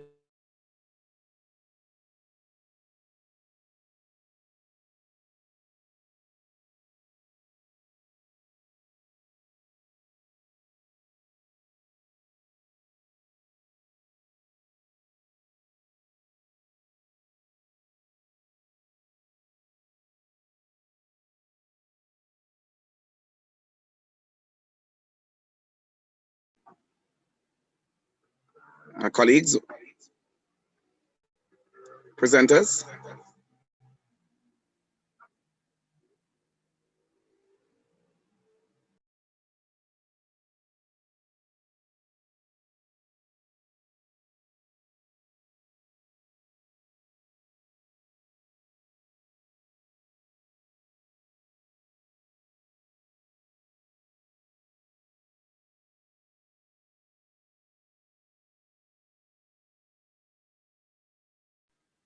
All right, colleagues, I'm not too sure what's gone wrong, but we've lost audio.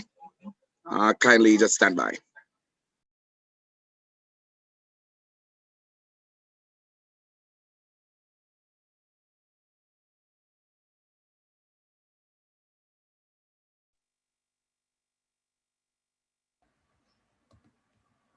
Okay, let's change the second that I think is excellent for different.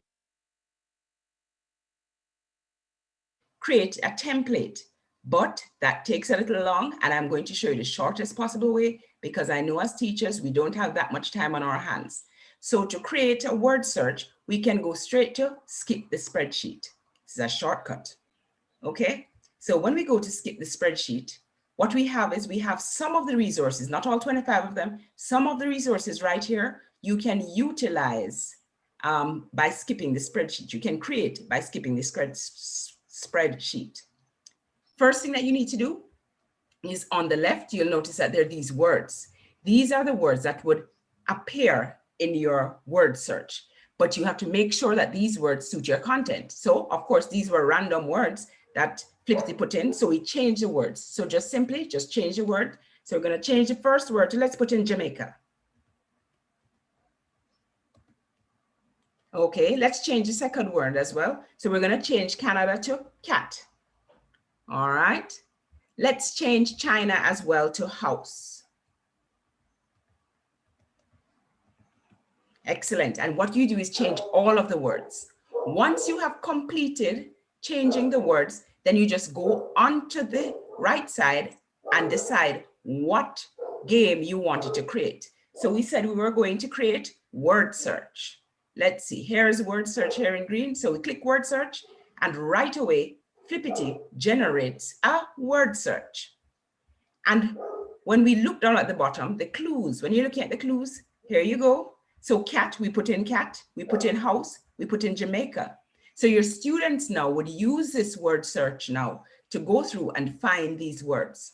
So you could use this in an activity. For instance, if you had vocabulary you needed to reinforce for the students.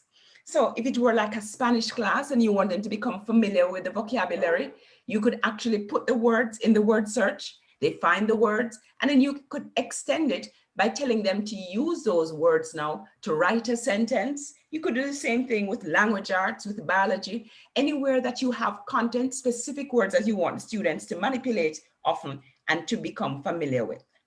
Now, what we're going to do is in the workshop, we have actually built out 2 other flippity sites, flippity activities. So I'm going to be showing you how to use the randomized wheel and the matching game as you meet us back in the workshop. All right, so just stand by, don't go anywhere. In the workshop, we will look at creating a randomized wheel and matching game.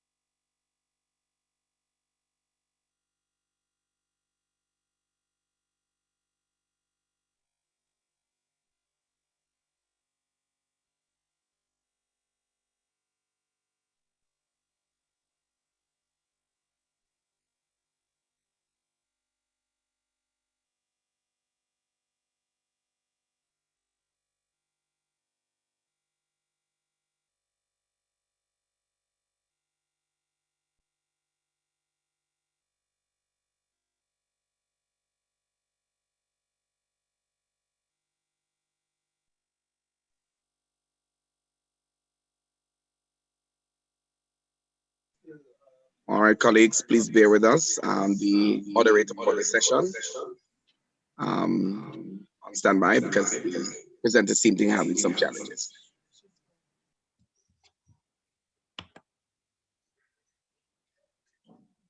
Yes, I think we're back. Are we back? Yes. Okay.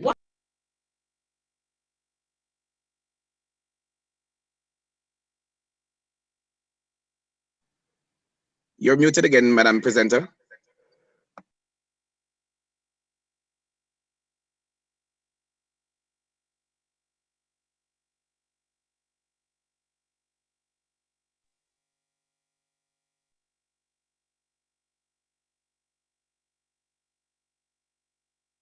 Other students you want to answer the questions.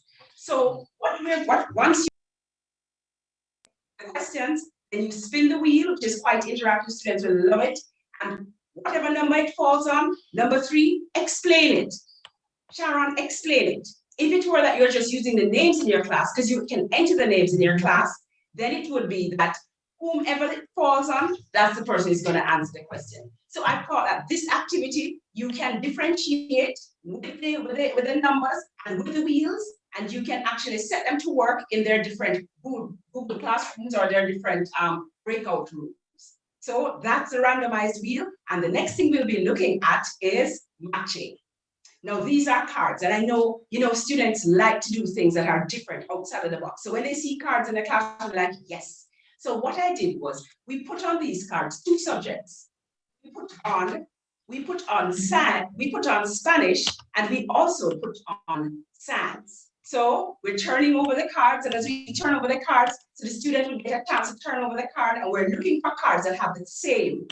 Whatever card has the same on it, then there you go. We have theory and theory. Excellent. So we have 2 theories there. So the question to the child could be, find what a theory is. This is science. So the child will say, oh, a theory is, I can't find it because I'm not science.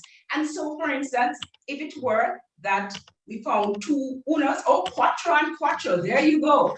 So the Spanish people could say, you have to pronounce this word properly. You have to say what the translation of this word is. And you could possibly even use the word in a sentence. So this is our matching game. So right through, what I did was I mixed 2 subjects, but I wouldn't expect you to mix 2 subjects. What I want you to do is to just keep it to your content area and ensure that the students enjoy themselves playing cards in your class, actually participating and making sure that the content is explored.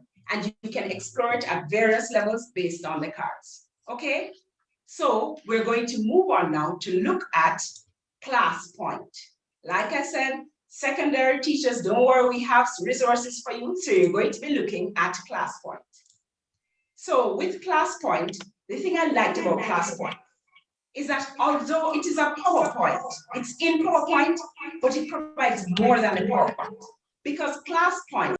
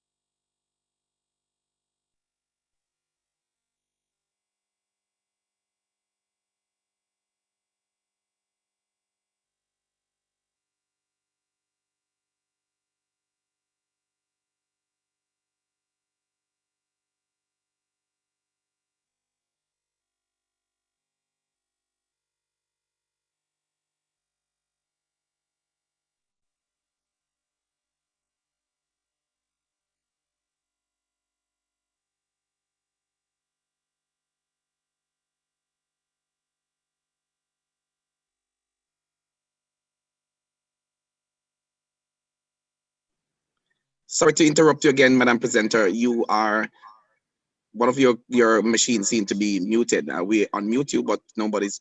Your teaching presentations.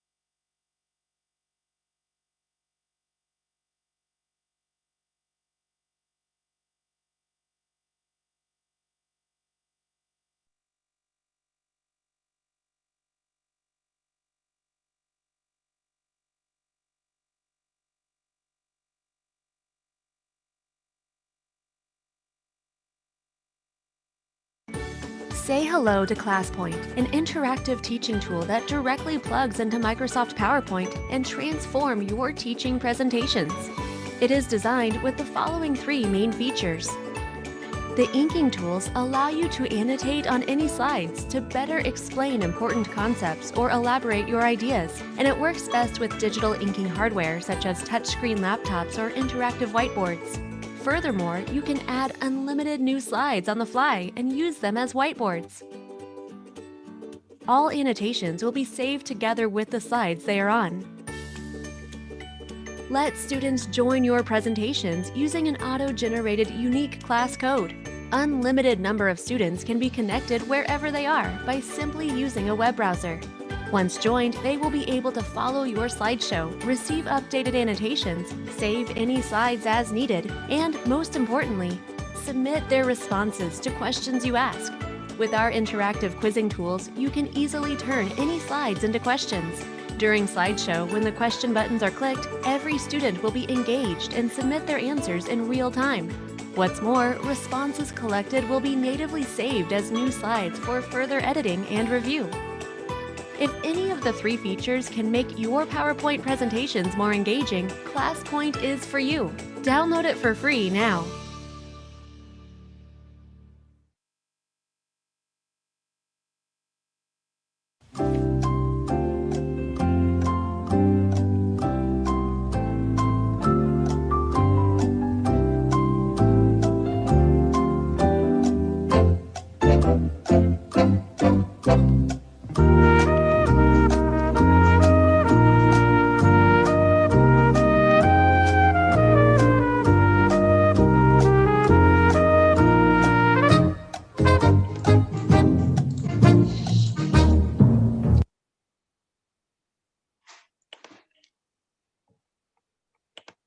Rivers, Jamaica government, Caribbean country capitals, national awards, and landmarks. Now you can create teams in the Jeopardy game. Now, in your classroom, you might say, how am I going to do that? Assign the students to a team. You can create 4 teams. You can put 5 persons on your team. And so the students then will be able to answer the questions to see which team will win. Now, how does this differentiate in the classroom? You are able in the Jeopardy game to differentiate the content. You're able to differentiate the process, how it is that you're teaching the lesson. You are able to differentiate the product because this can actually be used as a formative assessment tool. So let's see how the Jeopardy work. Mrs. Tan, can you assist me so that we can use the time wisely? Please, can you please select? Teacher, I want mountains for 400. Mountains for 400. And the question is, the Mayday Mountains can be found in which parish? Clarendon. And another team might say Manchester. So let us look if the answer is correct.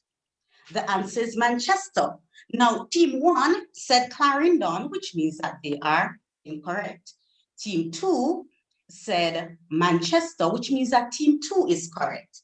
After that question, you can go back to the game and then you can make another selection. National awards for 100. National awards for 100. Which award is the highest national award? National hero? National hero. Now, let's see if she's correct. And that is correct, national hero. So if she's correct, if the team is correct, they get a point, and the teams who are incorrect would not get a point. So if you realize the point standing is there so the students can track if they're actually winning. And what happens is that the higher you go, the harder the questions get. And so you are then tiering the students at these different levels so that you are able to differentiate in the online space. Now, I'm going to share another one with you. This one is called ThingLink, T-H-I-N-G, ThingLink. Now, what ThingLink does is it allows you to use your images, it allows you to use videos, allows you to use your 360 degrees videos that you would have already either videotaped yourselves or pulled down from a particular site. Now, this can be used in your classroom. If you're a RE teacher, ThingLink actually has different religious buildings there in 3D that you can share with your students. But when you go to ThingLink, what you want to do is you want to go to create. And so when you go to create, you are able now to upload anything here, whether it's an image, a 360 degrees image, your PowerPoint presentation. When you do this, ladies and gentlemen, you are able to now make it an interactive video or an interactive image. How does it work? Please pay close attention. So I went ahead and I went online and I downloaded a video in relation to auto mechanics. So this is for the auto mechanics people. So I'm going to start and you're going to look for the letters. So when we start the video, and there you have A. Now A is asking the student, what is causing this smoke? Now you are the one who would be putting in your pointers on your video. Now the pointers can be a question, or if we continue. This is good no. Stop, please. Remember, we're looking for the letters. And there we go. So while the students are watching the video, they are looking for those interactive pointers that you would have embedded in the video. And this one is asking them to name this particular part of the engine. Let's look for another one. Let's go.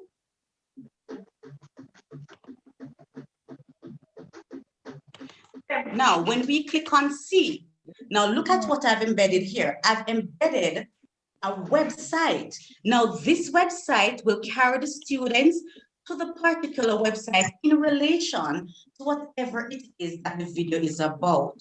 And so you're able now to send these students to read additional information from sites that you would have pre-selected. Let's look at one more.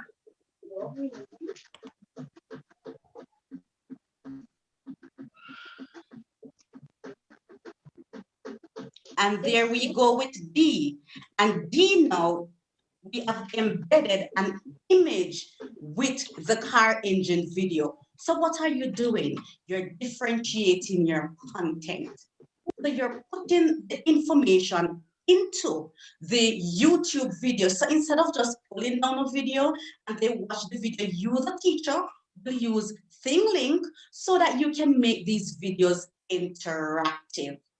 Now, you can also use this in your class by tiering the students. So students in tier 1, you might say, okay, students in tier 1, you're going to only do A and B, which are the 2 questions. Another set of students who might be a bit faster than the others, you might want to do A, B, and C, which is the website.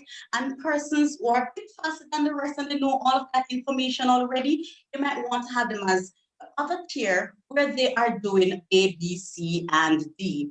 So ThingLink is there, and what you do is you allow the students to actually go on ThingLink and you share that in your Google Classroom so that they are able to use it. Let's look at another example. So these are for the integrated science students. So while they're watching the bird, you put in the link, and these are images. You can put in more than one image if you want to, of the particular thing that you want them to focus on. It can be additional notes that you have that you want to embed in your video. And so you find that the geo teachers would love ThingLink because you're able to put in your aerial views and put your pointers in for the students to actually read the information, interact with the information. You're able to put in an image, and then you, the teacher, can make all these things that you have interactive. So ThingLink is the way to go.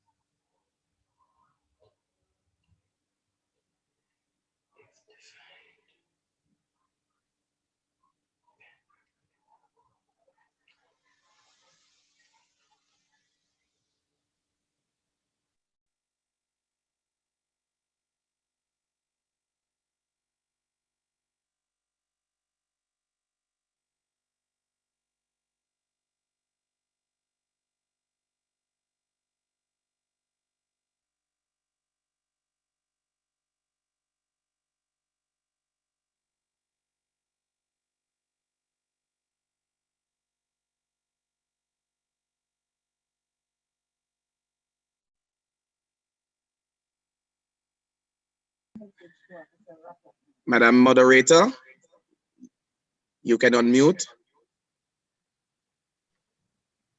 Thank you, Mr. Nash. Do we have any questions, colleagues, for the presenters? Let me check the chat.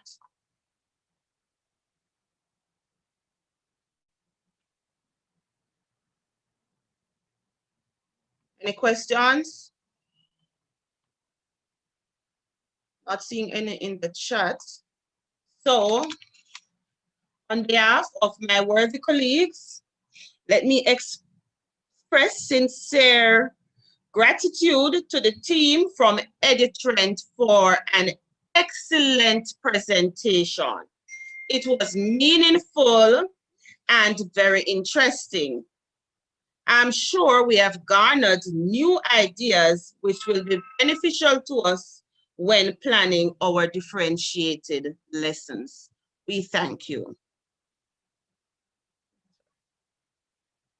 Over to you, Mr. Nash.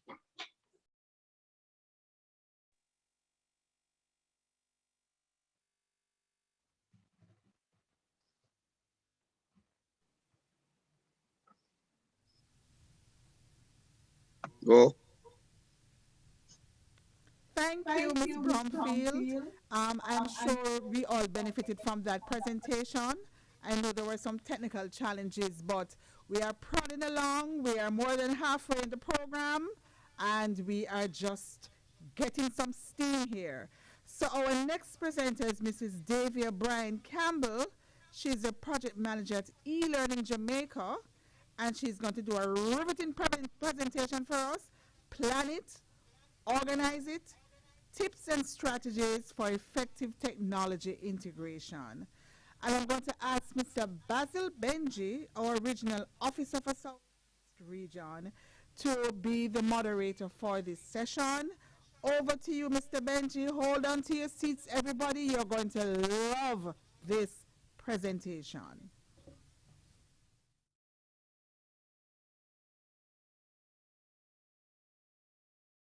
Presenter is ideally suited to speak on the topic, plan it, organize it, tips and strategies for effective technology integration.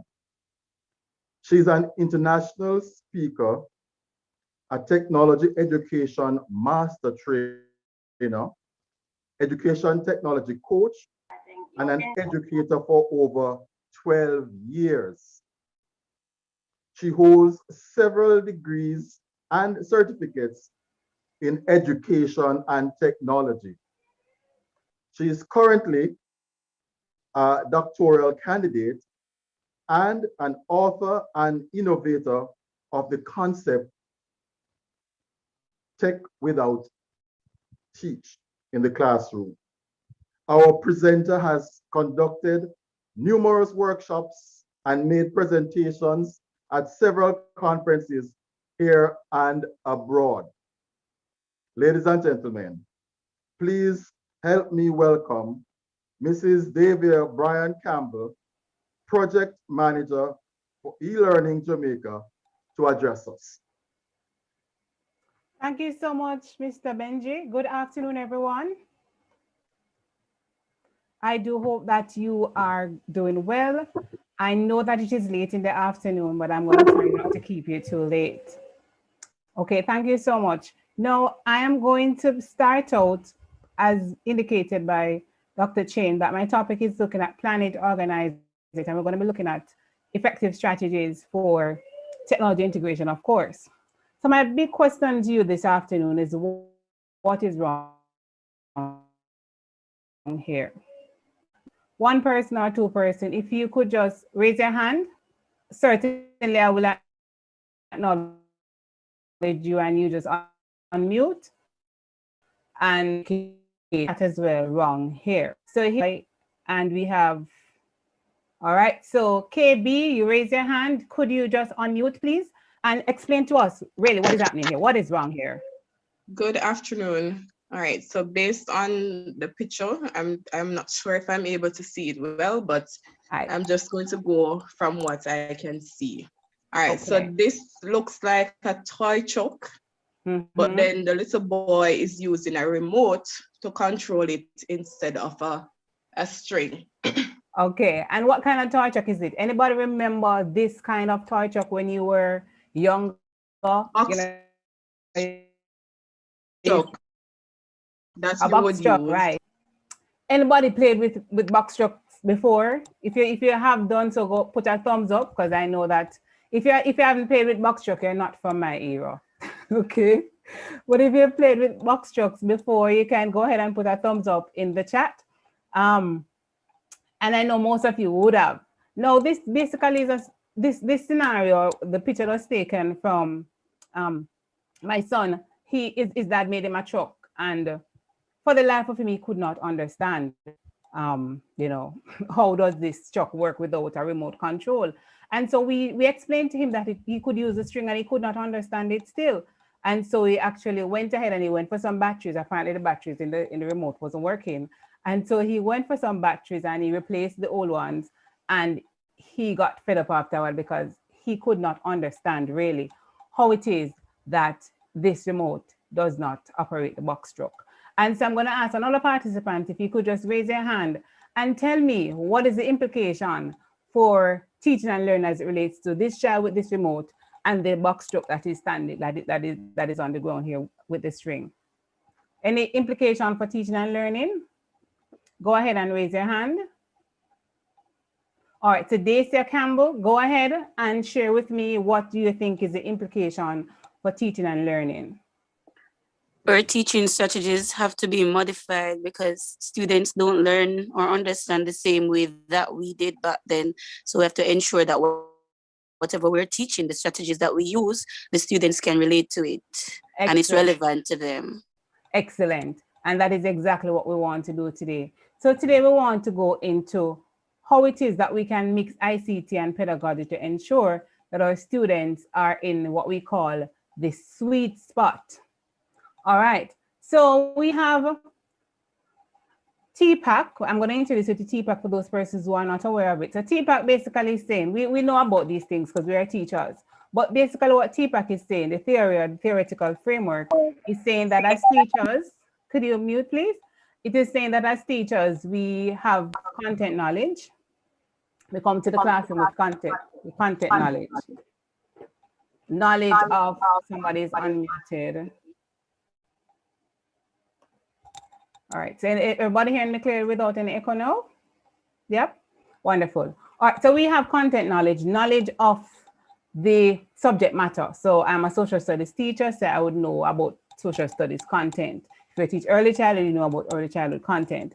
We also come to the classroom with pedagogical knowledge, differentiated instruction as the presenters presented earlier. We come to the classroom with knowledge about grouping, how students learn. We understand pedagogy. And then we also have technological knowledge, which is really where the new and improved technology comes in, as well as low tech, right? So we all come to the classroom with these kinds of knowledge area. But the challenge was that teachers have or that spot that where technology integration is seamless, right? Where we can integrate the technology in the classroom, we can get all that we want out of the lesson. And so today we're going to look at now some ways in which we can actually find what I refer to as the sweet spot. All right, so let's look at them. All right, so quick question for you. I'm going to ask you you can post it in the chat, or you can just open your mic and respond when I acknowledge you. So it says, when you're about to integrate technology in your lesson, what is the first thing that comes to your mind? So quick one, just go ahead and post it in the chat. What is the first thing that comes to your mind? So is it technology? Is it objective? Or is it student? Or is it the students? Which of these things come to your mind first? So as you go through, so could somebody also, if you could just raise your hand. Somebody needs to mute. So somebody, I'm seeing students, objectives, students. Okay, quite a few persons are saying students, excellent. All right. Some persons are saying objectives. Some persons are saying objectives. One thing that I must commend you, colleagues, somebody is still unmuted. Could they? Thank you so much. All right. So most persons have said between students and objectives, excellent responses. I know some persons would have said technology, because typically that is what some of us do. So we hear about an application, for example, we hear about ThinkLink, or we hear about Seesaw, or we heard about Edpuzzle. And what we do, we try to center our lessons around that. All right. So if it is that, we're going to look today to see exactly how it is that we can go about properly preparing for our lessons. So as some of you rightfully said, you think about your objectives, and so much so that your students, of course, is paramount and is centered around this. But we also, the first thing that we do is to think about our objectives. What are the objectives that we intend to achieve? So we determine the content, of course, based on our objectives. We decide on the methodology based on our objectives, and we select the activities. Now, some persons are going to ask, where does technology come in? Because we're preparing a lesson that integrates technology. But technology comes in after you have done all of these things. So after you have determined your content, so you know what the content is, after you've determined your methodologies. Teachers, sometimes we tend to use technology because we have it available, or because some students have it or some don't have. So we tend to use what it is that the students have. But what I wanted to take a second look at is just to step back and to say, is the technology necessary? And if the technology is necessary, where in my lesson does it fit? Does it match up with the objectives? Does it match up with the content? Can a lesson be taught with hands-on activities without having to incorporate, for example, Nearpad? If Nearpad doesn't fit in the lesson, and we're going to go into the next, how do you select your technology? You have to select your technology, as most persons said, based on the students and the students' ability to, whether it is to communicate and collaborate. Does it deepen their understanding of the concept? So if a student can best understand, for example, calculating fractions by doing an hands-on activity that they actually make and use mobiles to make these things, then why do you always, or try to always, let them watch a YouTube video?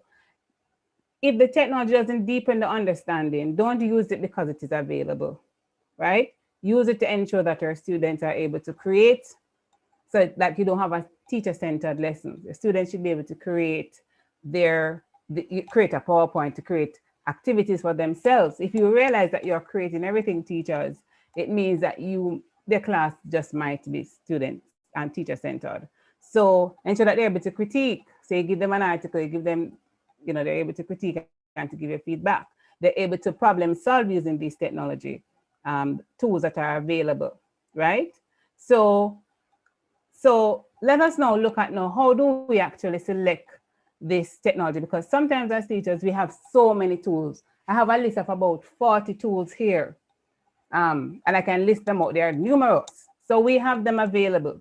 But how do we actually evaluate these tools to ensure that our students get the best out of it and that they're able to do the things that we mentioned earlier? So we're saying, evaluate the ICT tool before you start using it.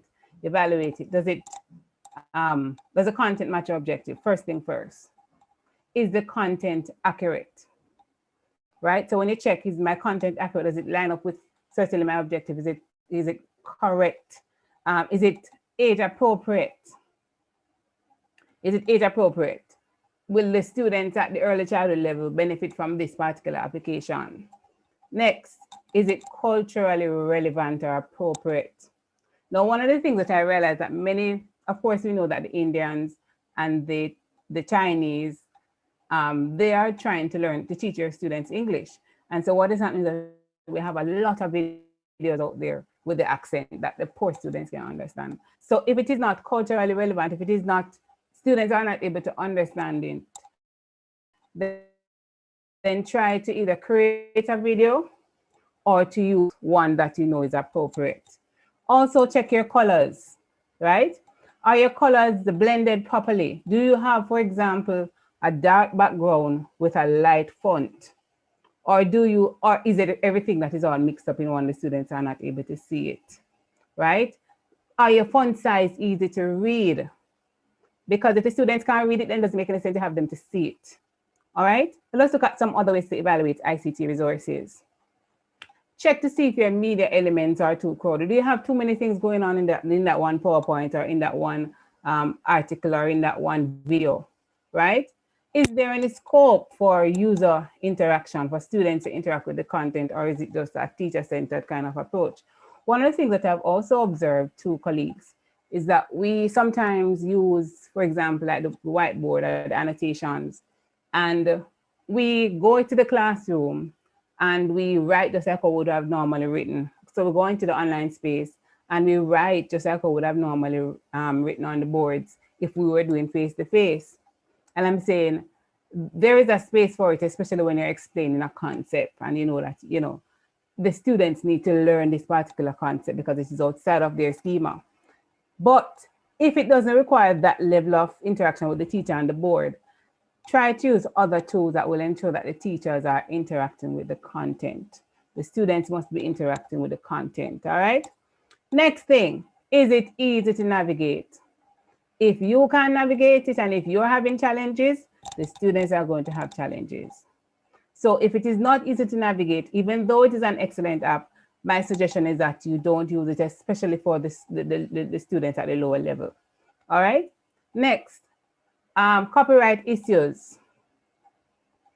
Are there any copyright issues? When you download a YouTube video, teachers, when you download a YouTube video or you take a picture from the internet, do you reference it?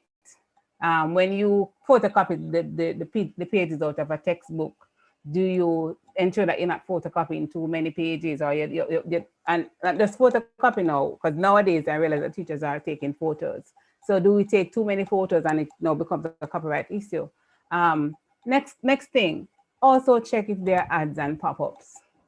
The presenter earlier spoke about, you know, cyber safety and security. We also have to be very mindful of that. If there are ads and pop-ups in that application, it means that your students will click on those innocently and it will take them over to sites that they're not supposed to be privy to. So ensure that it is free of ads and pop-ups. And if there are ads, those are maybe the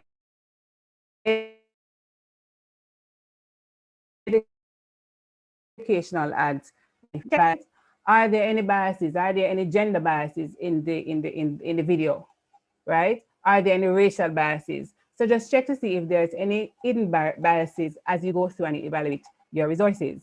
Next, so having done all of that, check through and you're comfortable with this particular technology that you intend to use, then it's time for you to create it if you're going to be creating.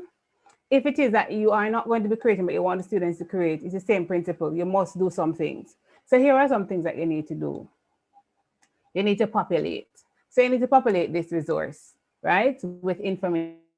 If it is that you're not using one of those pre-done applications, right, but you want to populate, you want to ensure that, you know, you use the information, you put in your information that is there to ensure that it certainly matches up with your objectives. One of the other things that you can do, teachers, is to duplicate. I know many of you are using Google Classroom, you're using Google Forms, you're using Google Slides, but what if you could actually, you and your colleague teachers could actually duplicate some of those activities and share them with each other and collaborate on them. When you see a duplicate sign, don't be afraid to duplicate it and to reuse it, because it makes life a lot easier, right? Nothing is wrong with duplicating. If you go on to Kahoot, for example, you will see that duplicate icon. Go ahead and duplicate another teacher's work, and most certainly, go ahead and duplicate and ensure that, you know, you use what you want out of it and you discard what you don't want. All right. Certainly, as I mentioned earlier, collaborate with other teachers. So ensure that, you know, for example, if you create a Google slide, you can collaborate with another teacher, but you can also make a copy for yourself. You can make a copy for John Brown, and John Brown will be able to share that and make that personalized PowerPoint, but it would have most of the content that the other students are using. Or maybe you have students at different levels, and so it's another way to differentiate where you can actually have that same presentation or that same quiz or that same test. But because you've duplicated this and you have made a copy of it, then you are able to share it with the different students in your classroom based on their levels. Critical teachers is practice. Practice, practice, practice. And when I say practice, I mean to go into preview mode, see what your students are seeing. If you are not seeing it well, if it is not operating well for you, it's the same experience that the students are going to have. So go ahead and preview it. Go ahead, and if it is that it requires students to be added to the classroom, you go ahead and see what the student experience will be like and go through it as if you are a student in the classroom. Or you can ask one of your family members, of course, to also go through it with you and to give you any tips in terms of how you can improve. All right? All righty. Then we are going into organizing. So yes, you have created your lesson and you are all good to go, but it is time now for you to organize so that you have it readily available when you want it. Because I know some of us, even during the Easter holiday, oh Lord, some of you never take no break. You use the entire holiday to prepare for your next lesson. And that is why, you know, as teachers, we never stop working. But teachers, do organize yourselves. Use folders. Use folders. Put your things into folders. Don't have them all over the place. Don't have them when you're ready to find a test, you can't find it. Just put them in a folder now. Google, for example, I know many of you use Google, so I'm alluding to Google now. Many of you, of course, use Microsoft Teams, etc. So use the folders that are provided for you, all right? Next thing, check your links. Last year, I did a presentation and I was so prepared for it. I was prepared the night before. And the morning I got up and I said, let me just quickly check through just to make sure that this link works. And when I clicked on it, the entire website was apparently remodeled or updated. And I had to relearn some of the things that I thought I had gone through and was ready to use. So teachers, just check the links, ensure that everything works, ensure that the interaction and the interface is still the same. All right. Teachers, also, we need to pull it together. So now that we have, you know, we can find everything, what if we could put everything in one PowerPoint slide, or we could put everything together in Google Classroom, of course, into different folders just the same. So ensure that when you're ready to have that class and have that interaction with the students, that everything is together and that you're not all over the place and you don't really know where to find it, or you can't really find it, or you have to go back to the folder. Just put everything in one place. Try to open the tabs before class so that when you're ready to share your screen, it will be much, much easier. For those persons who are going back to school soon in the future, if it is that you have a scarce commodity like the projector or the interactive whiteboard, do book it early, right? Book that, whatever it is that you need to use very early so that you'll be able to certainly utilize it when you're ready for it. All right. Next thing is to engage. Now, engage even before you start engaging your students in terms of the actual lesson. Teachers, one very important tip. If it is that you're using a new application with your students, do have what we call an introduction session, maybe 2 minutes of your class time. But if you're going to use Kahoot for the first time, do not take it for granted that the students know exactly how to use it. So just have a little brief introduction session where you basically go through how to utilize the tool from the student perspective or from the student side, so that they will be able to, when you're engaging them, that you'll be able to certainly engage them without any major issues with them not being able to connect to you. All right, so just let them know what this tool is about and how it is that they would use it. All right, now we're at number 7, which is evaluate. So evaluate is 2 parts. Evaluate certainly is for the students and it is also for the teachers. All right, so you have your students evaluate you. How was that lesson? How did you understand the tool properly? Were you able to connect with me? What was that experience like? So that the students evaluate you, but you also do some introspection, of course, and you evaluate what went well, what didn't go so well. What are the takeaways from this? And so today we are going to quickly go through a lesson to see if we have actually found that sweet spot. And I want you now to evaluate to see if it is that, having gone through this actual lesson, if we have found that sweet spot where technology can be seamlessly integrated. All right, so I'm going to ask you now you're going to open a new tab. For those persons who don't know where to find new tab, Just go to Google and type in joinpd.com. Just go to joinpd.com. So we are all of this. Somebody is muted. We are all of this answer. And at this I'm a stick hand. Somebody is muted. Is unmuted. Delia Sykes, mute your mic. All right. We're hearing you loud and clear. So I hope you didn't say anything that is private. All right. Now we are you're going to be joining my class, colleagues. And remember, this is really for us to get together in a forum. All right. And this is a classroom. This is a teachable moment for all of us. So I want you to go ahead now. You see my screen, right? Everybody see my screen? Yes? We need the code. The code is right on. It's on screen. Are you seeing it on screen? No. No, not yet. All right, no problem. Let me just stop sharing and I'm going to share again so that you'll be able to see it. All right. So the code should be on screen now. Are you seeing it now? Yes, thank you. Wonderful. So you're going to join for me. So you're going to go to joinpd.com. For those persons who don't know where to go, just go to Google and type in joinpd.com. And then your code is N as in new, F as in flashlight, O as in openly, J as in jump, Z as in Zurich, X as in Zurich, and F as in flashlights. So I'm going to give you 1 minute. Should the space be between the O and the J? No, just go ahead and type in everything. All right, and if it is that it is asking you, how are you feeling today? You can go ahead and indicate how you are feeling today. If you're not feeling so hot, you can put that you're not feeling so hot, or you can always skip it. All right, so let's indicate how it is that you're feeling today. And then we have quite a few. This is rainbow. You can go ahead and sorry. Thank you. Join, what are we supposed to go to? Yes. Joinpd.com, it's on screen. And you're going to type in the code that is also on screen. I have 45 persons connected. And so colleagues, if it is that you have missed it, I'm going to just quickly copy the link and paste it in the chat so that you can have access to it. All right.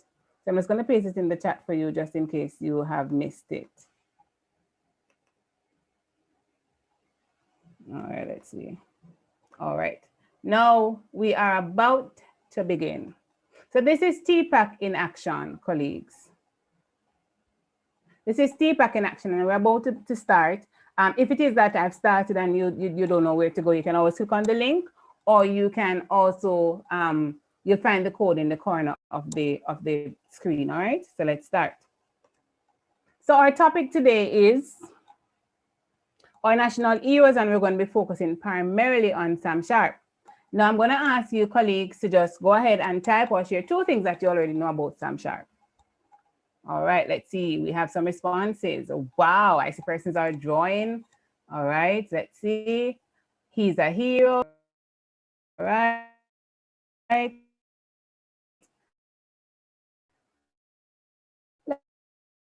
Let's see what is happening. That's not quite. I don't think we need this class anymore. All right, hero male. All right, national hero from St. I'm James. lost. All right, I'm lost. You are lost. Let me find you. All right, where we are actually using an application that is called Peer Deck. And what you are doing, you are basically typing or drawing on the screen. Are you able to connect to the class? Are you a student in the class? If not, you can. I type. I'm in the browser. Type something in the browser, but it's not coming up. I'm not seeing anything. I just see one. Join a presentation in progress. No, I'm not quite sure where you are. But for the other persons who are with me, I'm not quite sure where you are. If it is that you're in your browser, just go to joinpd.com, or you can go ahead and click on the link that is in the chat, and then you'll be able to. Link is not in the chat. Please resend it. It's not there. No problem. Let me go ahead and do the same. What was the code?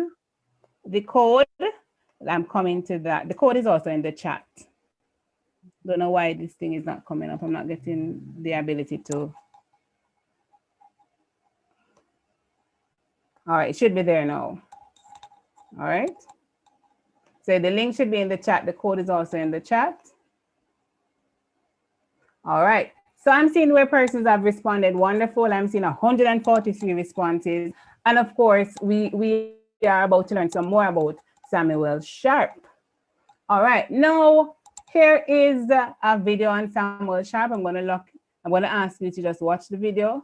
Hopefully you can see it. You can hear it rather. Usually there are some ads, so let me just get rid of it. But if you want to write essays that inspire, are you hearing, colleagues? Brighter connections.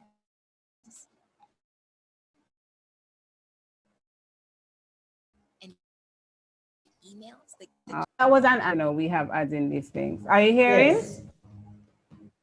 Wonderful. Yes. Thank you for that. No. How would you if Sunday is your regular rest day off from work? But just because Christmas Day falls on that day, your boss unilaterally decides you do not deserve an extra day of rest. Added to that, the previous Christmas you were entitled to 3 days off during the season, but months before this particular holiday, along I with know this all. kind of injustice and ill treatment that was meted out to Samuel Sharp. Up to 1830, the enslaved were allowed a 3 days holiday at Christmas. In February 1831, the House of Assembly passed a law reducing Christmas holidays from 3 to 2, Christmas and Boxing Day only. Since Christmas Day 1831 fell on Sunday, a rest day, Sharp believed that they were entitled to the following Tuesday. A strike ensued. The resistance to work ballooned into what history records as the Christmas Rebellion, the ill-fated event that helped pave the way to freedom.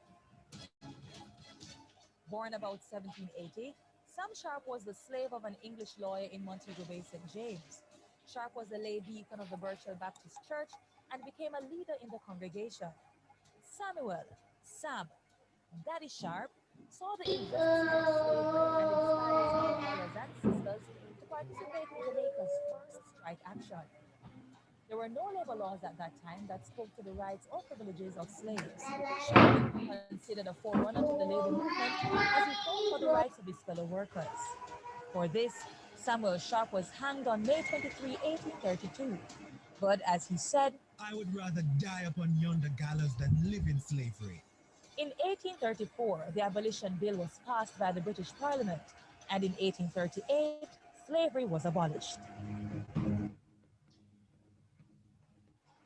Okay, colleagues, you saw that. So I'm going to go back now to, all right. So I'm going to go back now to my presentation. Everybody seen my screen? Yes? All right. So we are at slide number, we're at slide number 3. No. Could somebody effect mute, 16 please? let me see if I go your app, Jaden. Somebody needs to mute. Jaden and Valiana own. Alicia? Yeah, but right to the theory. Somebody needs to mute. Yeah, Could the girl. moderator please mute? Thanks. You see Brazil hitting on your head. Where they go? Alicia, we're hearing you. Please. Nobody in our room. Can you make me? I'll me see theory off. Alicia Peart Kamika, please mute. Yeah. Sam Sharp was a leader in the community and used his position to speak out against slavery and organize strikes. Let's see what the responses are and see the responses coming in. Okay, colleagues, for this one, you use the, what is this now? Microscope? No, what is this now? My sons have it out there. And you, of course, go ahead. A magnifying glass. Thank you so much. A magnifying glass. And you just go ahead and use magnifying glass and pull it over to whether it is fact or opinion, and some persons are indecisive, but you can go ahead and play around with it. And if it is a fact, you put it over the fact, and if it is an opinion, then you go ahead and put it over opinion. And if we were in a regular classroom, of course, we would have expounded on this and asked students what why they responded that way, etc., etc. But we don't have time, so just have to run along with it. All right, let's go. Next activity for you, colleagues, for those persons who have not yet connected to the class, no problem. You can just go ahead and look on screen. All right. All right, so go ahead now and place these in chronological order. Colleagues, you already watched the video, so you should know some of these things. All right, so let's go ahead now and make these things, put them in chronological order. Let's see what our colleagues have done. Let's see how well you have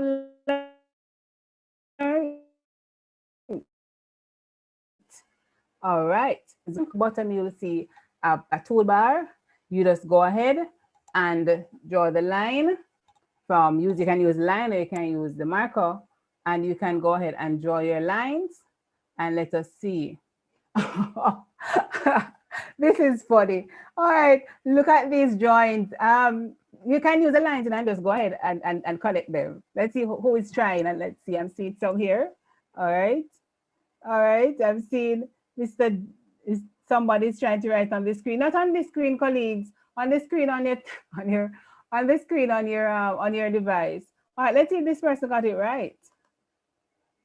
This person is still trying to figure it out. So let's go to somebody else. All right. All right. I'm seeing quite a few already. This person is drawing on the screen. It is not on this screen that you draw, right? So I'm going to clear all of that drawings off the screen. All right. Now, colleagues, we are going to go to the next one. Let me go back to my mouse. All right. So I'm seeing 138 responses. So let's quickly. Sam Sharp was born in 1780. All right. So you draw the line to when Sam Sharp was born. Let me just go to one that I think did a good job. All right, not finished yet. First, not finished yet. This looks like something that I can work with.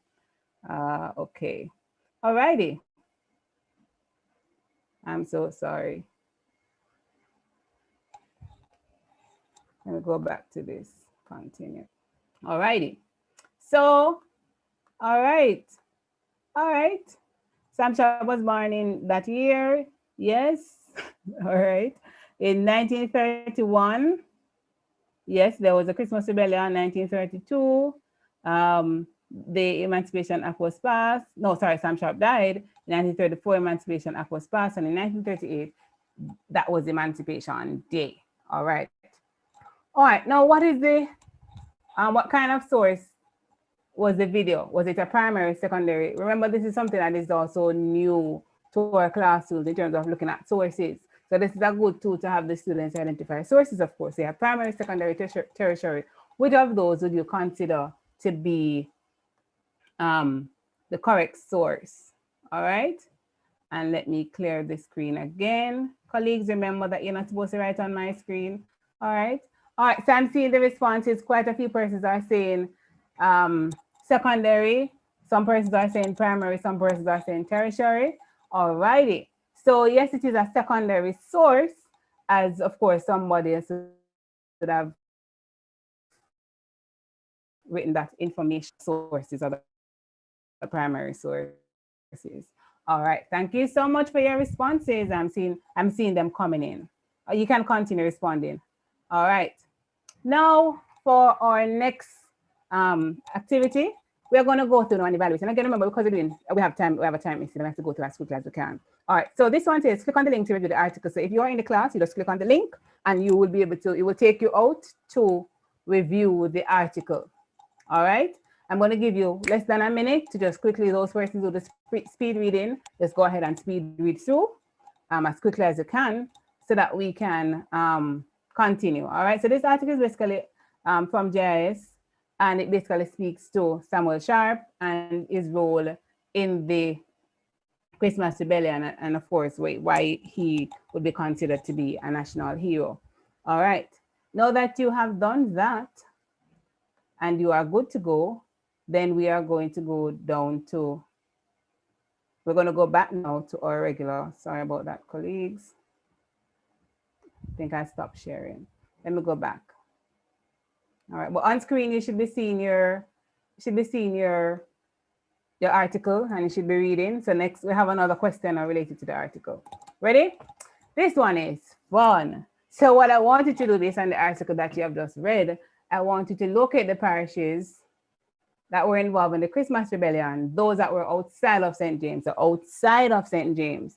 And of course, each icon represents a parish, as you saw in the legend. So I'm going to ask you now to just go ahead and match it. All right, let me just look at it individually. All right, I'm seeing where some persons are matching. All right, and if I want, I can lock your screen so that you don't go elsewhere. All right, colleagues. So I can lock you onto this particular activity so that you don't go anywhere else. All right, so I'm seeing where persons are populating the map. All right, good. So what are the 3 parishes? Let me see the 4 parishes now. I'm seeing some persons on Kingston. Let me just choose one. I'm just going to choose one of them and see who is correct too. All right. All right, let's see. I have Westmoreland. Somebody identify Westmoreland. Anova, St. Elizabeth, Trelawney. You are totally correct. All right. I know as this person is trying to fix it. It's all right, you can fix it. All right, next one. All right, so what are the causes now and the effects of the Christmas rebellion? So you're going to indicate whether you are going to write or you're going to draw quickly. We don't have time because I know that time is going. What are the causes and the effects now of the Morant Bay rebellion? All right, somebody competing with me again. Okay, that's a good one. All right. So what are the causes and the effects? So let's indicate the I'm seeing persons typing. All right, this is where some persons trying to draw. So some persons are trying to draw. All right. All right. So unfair treatment, yes. Unfair treatment. All right. Let's look at some other causes. Some persons are trying to write on my screen again. Colleagues, it's not on my screen. All right. So, all right. So just write on your screen, not on mine. All right. Sorry about that. All right. So let's look at some other causes. Unfair treatment. Paul Bongo was hung. Yes. Let's look at some other causes. Some persons still not haven't written anything yet. But It's not Paul Bogle. Sorry, my bad. I'm sharp. My bad. I'm so sorry. And I'm a social studies specialist, and you would never believe. I am a specialist. All right. So let's look at some other causes. What was this now? I'm seeing some things on screen. All right, some persons are still trying to get a hang of this drawing tool, which is not a problem as you get used to it. Okay, so they got more. They certainly were emancipated, of course. So they got more. They got what it is that they wanted, and of course, some of the effects is Paul Bongo was hung. Yes, they got their emancipation, but of course, a lot of the great houses were also burnt as a result. All right, we have one last thing for you. So we're going to connect this lesson out to our lives. All right. So you're going to tell me what is something that is interesting, something that was interesting about, or what you learned today about Daddy Sharp, Sam Sharp. Tell me something that you found very interesting, and can you relate this to something that is in your life, your own life? Is there anything that is similar?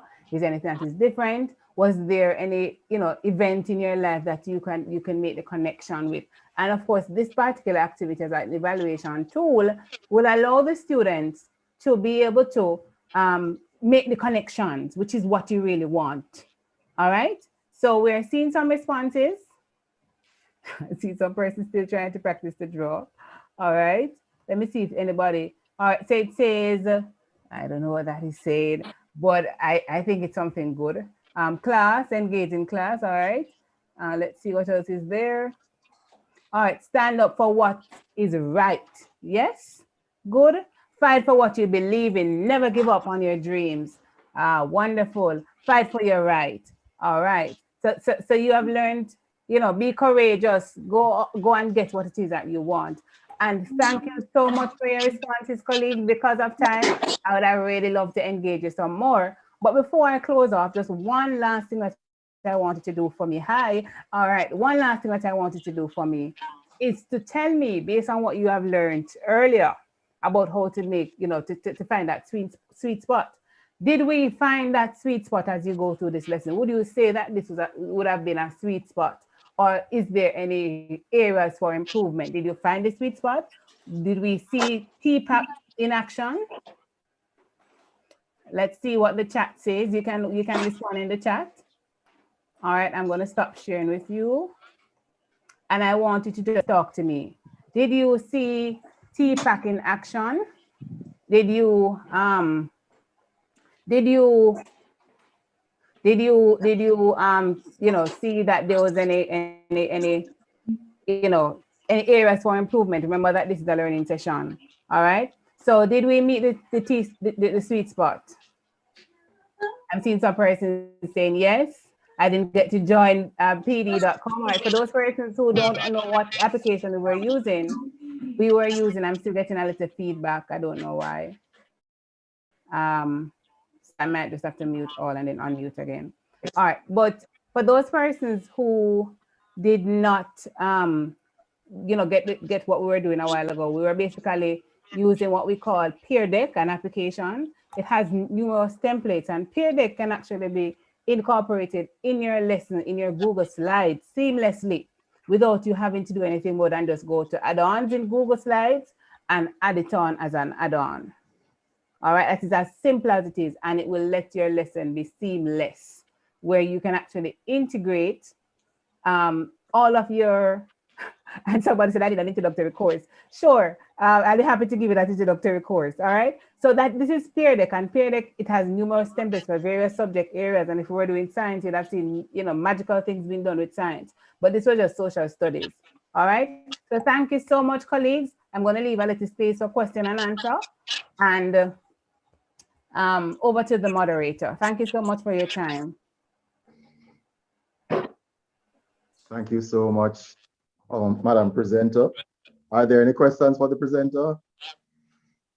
I know it was so interactive that you might not need to ask questions, but go ahead and ask questions. Yes, good afternoon. Yes, go ahead. Yes, I just want to commend the presenter. Great job. Very interactive game. And I've seen it on YouTube. But sometimes I think if I could get someone to, you know, explain it to me, you know, even though I'm seeing it on YouTube, I learn best, or I should say better, if somebody, you know, take me to a session while you're explaining, I'm able to do it. You know, I think I would really appreciate if something like that could be done. I don't All know right, if thank you so much. Brian. You can mute your mic and allow the presenter to answer. Thank you so much for your comment. Is that Erman? I'm not quite sure the name, but thank you so much for your. Audrey. Oh, thank you, Audrey, for your question. Most certainly I do one-on-one training. So if it is that you want that one-on-one experience, then you can go ahead. You can ask your JTA rep for my contact, and I'll be happy to walk you through. Thank All you right? so much. All righty.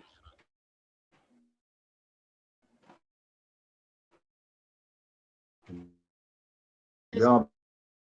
A question? Hello, just go ahead and unmute to ask the hands up. We can't find the hands up. Oh, the raise hand feature? Just go to reactions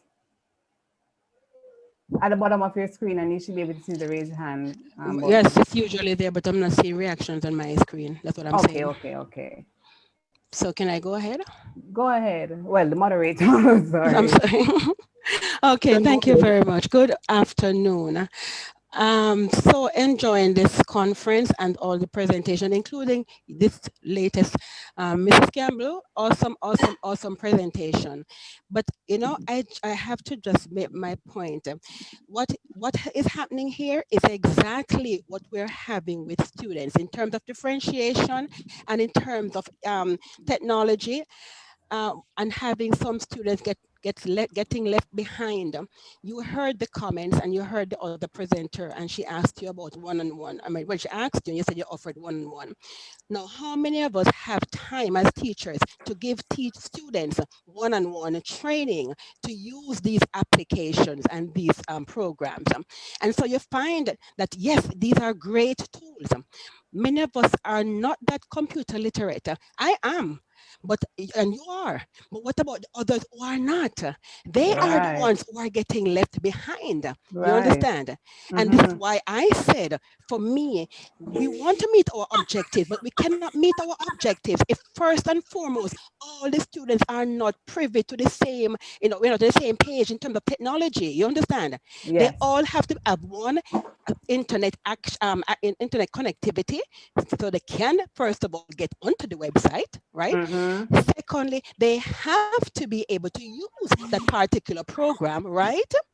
before they can even be able to participate in that Okay, lesson. okay, Ms. Grubb, could you allow the presenter to just respond in the interest of time? Yes, Thank you. and Ms. Sorry. Brown, thank you so much for your response, and you are so true. And which is why I mentioned earlier that before you even, because of time, I didn't walk you through the application itself. But most definitely, when you are presenting, when you're using a new tool, and that's why I'm saying, don't introduce the students to numerous tools because you have them at your fingertips. But what you try to do is before any lesson, before you introduce any new tool, you try as best as you can to walk your students through. Go through that experience that when you are guiding them, and even if you feel comfortable with one tool or two tools, right? And that is how you're going to reach your students because that is your comfort zone at this time. Then you go ahead and use your one tool and accomplish your objective. But more importantly, as you mentioned, ensure that your students are introduced to the topics and to the actual tool, and you can actually do a pre-class workshop where you go through with them. But if you don't get it, if you don't understand it yourself, then you wouldn't be able to go through with the teachers, with the students. So again, the training and the professional development sessions are very, very important and vital. Thank you so much, Mrs. Brian Campbell. We just have one last question. Is there another question? Is there somebody with a question? Yes. Please go ahead. Good afternoon, everyone. Good Please, afternoon. I typed in the chat. I don't know if you were able to see it, but I don't know if it was because of the connection problems. That sweet spot in the lesson you demonstrated. I don't think I saw that sweet spot. Okay. Okay. So let me know what it is that you saw. So remember that we're evaluating. So go ahead and let me know what you saw. And areas for improvement, most definitely. I just wanted you to help me to identify the sweet spot in the lesson. I don't know if I missed. So the sweet spot is actually pedagogy, content, and technology combining into that one space and seamlessly integrating so that you're catering to your students' needs. You have your content that is being the students' knowledge that is being deepened, and they're able to interact and they're engaged, and you're utilizing the technology, and all of that is from what we call the sweet spot, or as I refer to it as, but it is technically called TPAC, which is technology, pedagogy, and content knowledge all being combined. That is what it is. That is what it is. And once you're able to do that, then it doesn't matter which technology tool you use, as long as you have those three things combined, then you are able to hit that sweet spot. Thank you so much, Mrs. Brian Campbell. I just want on behalf of the participants to say how much we have enjoyed your presentation. You have, in fact, found that sweet spot, and that you have allowed the participants to presentation so much, and as of now, you're going to be getting a lot of requests for presentations of this kind. Again, on behalf of the participants, I thank you so much for your presentation. Thank you. You're most welcome, Sir Benji. Thanks, colleagues, for the ability to share.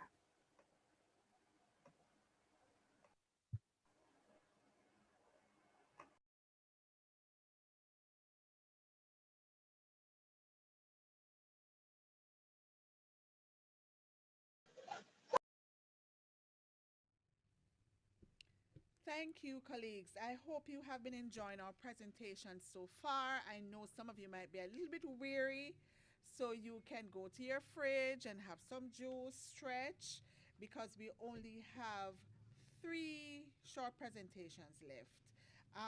In the interest of time, our final presenter, Dr. Asnes Council, she has to speak to us at 3:30.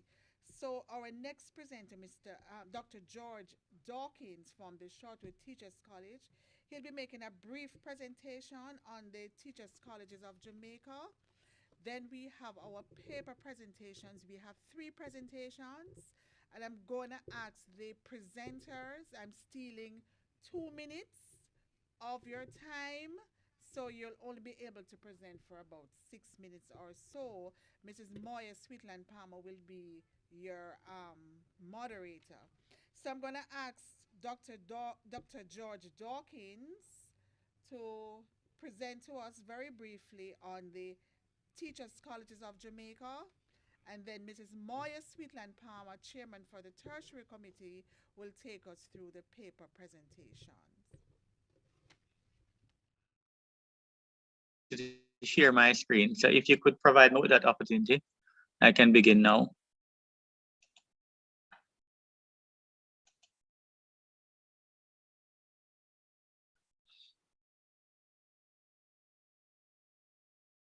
Dr. Chin?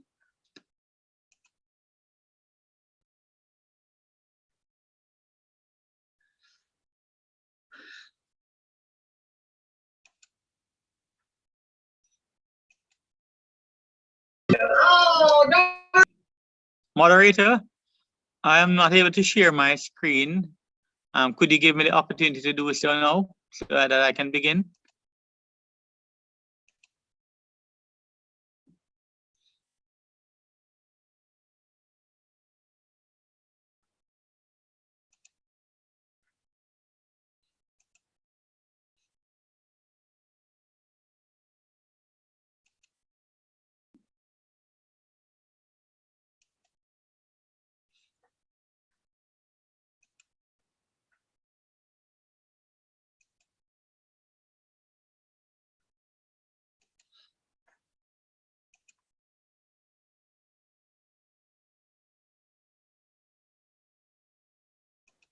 Technical difficulties from morning.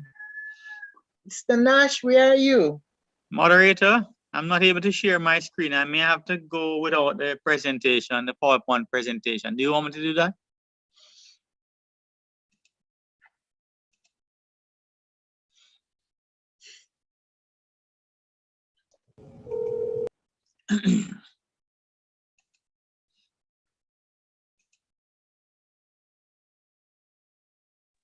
Dr. Dawkins, I'm trying to make you co-host. So if you hang on just 1 minute. Yes. Okay, thank you.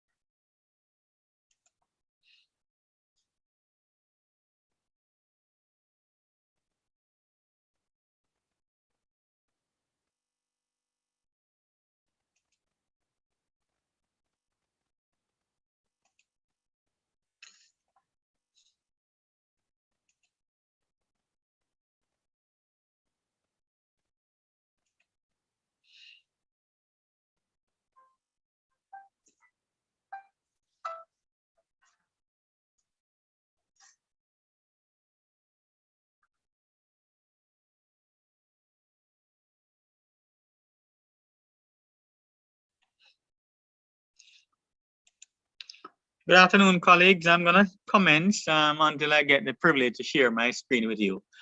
I am presenting on behalf of the Teachers Colleges of Jamaica and specifically addressing the topic reimagining teacher training in the digital age. The presentation is organized in the following way. We will speak to you briefly about the TCJ Colleges of Jamaica. We'll talk also about the COVID-19 pandemic and how it has affected teaching and learning and the subsequent moves to have online and blended approaches. We'll speak to teacher education and the development in the digital age, to include the philosophy, the teacher change, capacity building, and other issues that are important, such as assessment within that particular digital learning space. Just checking to see if that's okay. So I'll go ahead. And so the Teachers College of Jamaica, a few of you may not know what the caption means. TCJ, Teachers Colleges of Jamaica. It's a consortium of 8 teachers colleges comprising the following institutions: Bethlehem Moravian College, CASE, that's the College of Agriculture, Science and Education, Church Teachers College, G.C. Foster College of Sports, Monique College, Sam Sharp Teachers College, Shorter Teachers College, and St. Joseph Teachers College. This consortium offers primarily the bachelor's degree program in early childhood education, primary, and all the secondary education specializations. The degree is granted by the University of the West Indies, Mona, and there are several committees that operate within the TCJ to assure for quality of program offerings. And so we have what is called the boards of studies, and those are lecturers from the different subject areas that actually meet to plan for instruction, plan for assessment, and plan and execute all areas related to the curriculum program. Just to add that we have 2 new boards of studies in the quality assurance boards of studies along with the research. You will note and appreciate and be happy that over 60% of the presentations at this conference are done by lecturers from the TCJ colleges. There is a curriculum committee that operates with members or the chairs of each board that meet on all curriculum matters. And then there's an academic board including all the vice principals, and that's chaired by a vice principal. And that basically looks at the recommendations from the curriculum committee and all matters related to the academic program. And then there's a council of principals, including all principals of all the 8 colleges and vice principals. And that's the executive body that makes major decisions regarding the operations of TCJ along with curriculum matters that come to that body. You would be happy to know that we are quality assured by the University of the West Indies, by the UCJ, and that the Joint Board of Teacher Education plays a pivotal role in actually providing examination services and does support quality assurance standards. Ever since March 2020, and I wish you could have seen my screen, we had to make a sudden change to remote teaching via virtual classrooms such as Zoom, the Microsoft Teams, and now Moodle. And so we would have rolled out training for academic staff and orientation for students using these platforms. And we would have had several training and all in the hands of our lecturers to make sure that they're ready, not only technically, but socially and emotionally to be able to present in a quality way instruction. And of course, our students would have gotten the appropriate orientation. You'd be very happy to know that we have converted all our courses to an online format. And that is also in the Moodle software, our learning management system that operates across 8 colleges that assures for synchronous and asynchronous modalities. We continue to have training sessions for continued capacity building for staff and students. You would have recognized that using digital technologies can be a very challenging, and so one-shot training sessions or even several training sessions may not adequately do. And so we continue to build capacity of staff members. Socrates made this famous statement I cannot teach anyone anything. I can only make them think. And this is a philosophy that is rooted in constructivism, something that we articulate very much in our curriculum program, not only at the tertiary level, but I'm sure even at the secondary and other levels. The extent to which we practice constructivism, however, can be questioned because that involves involving our students in creating knowledge and to facilitate all the social interactions that occur in that methodology, constructivism. And so the digital age provides us with a lot of opportunities for programmed instruction and providing the facilities, the modalities, the opportunities for that kind of instruction that would involve allowing students to generate their own knowledge. And I use the word knowledge and not information, because information is only information. It only becomes knowledge when processed meaningfully. And the teachers have great opportunities to allow students to process information to build their knowledge within the digital age and using all the digital technologies. I'm a bit but because I do have. You can share, Mr. Dawkins. You are not. I can share. Thank the Lord. Thank the Lord, sir. Let me do that right away. Thanks. Sorry, my colleagues. I can indeed share. Okay. And let me do the. I'm trying to share. Okay. Yep. Current slide. Oh, wonderful. So our education system is changing from the teacher being the main person that is a content specialist or the repository of knowledge to students who can access knowledge, can access information, can indeed process information in a variety of ways, using a variety of digital tools. And so the teacher's role, and there needs to be a recognition by the teachers that I can't do it all, and that the paradigm is shifting to one in which students have to become active participants in the teaching and learning process. And so teachers have to compete in a sense, to learn all the technologies, to be able to own them and to use them meaningfully. The impact of social media cannot be underestimated, of course.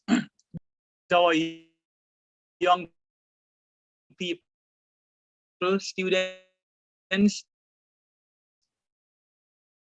large influence, even some of our lecturers or teachers, and those modalities, social media modalities or techniques have to be catered for and infused and accommodated within the classroom instruction. And teachers should not be worried. This caption is indicating that why are teachers worried? But teachers are not worried because teachers' role will remain the same. In fact, Darlene Ammon has said repeatedly, and this has been validated by several research, that the teacher's role in teaching and learning is pivotal, and that the teacher quality correlates with high positive student achievement.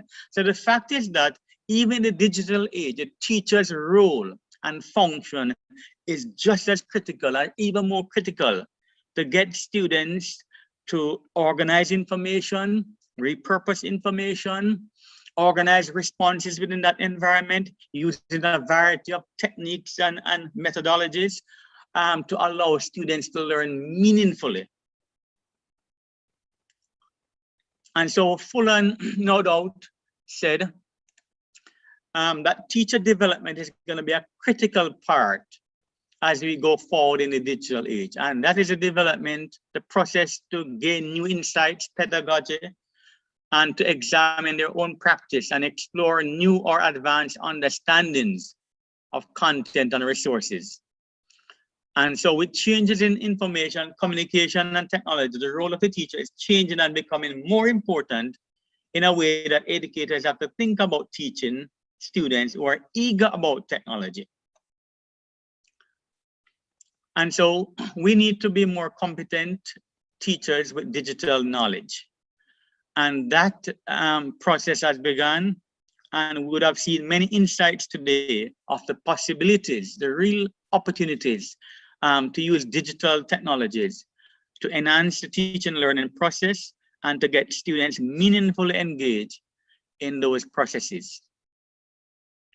No doubt, learners will have new literacies because with the internet, with online teaching and learning comes a lot of things that needs to be considered.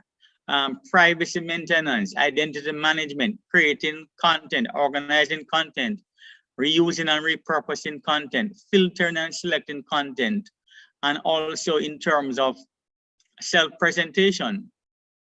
And so we are in an era, we're in a situation, we are now in situations in the teaching and learning within classrooms that require personalized instruction.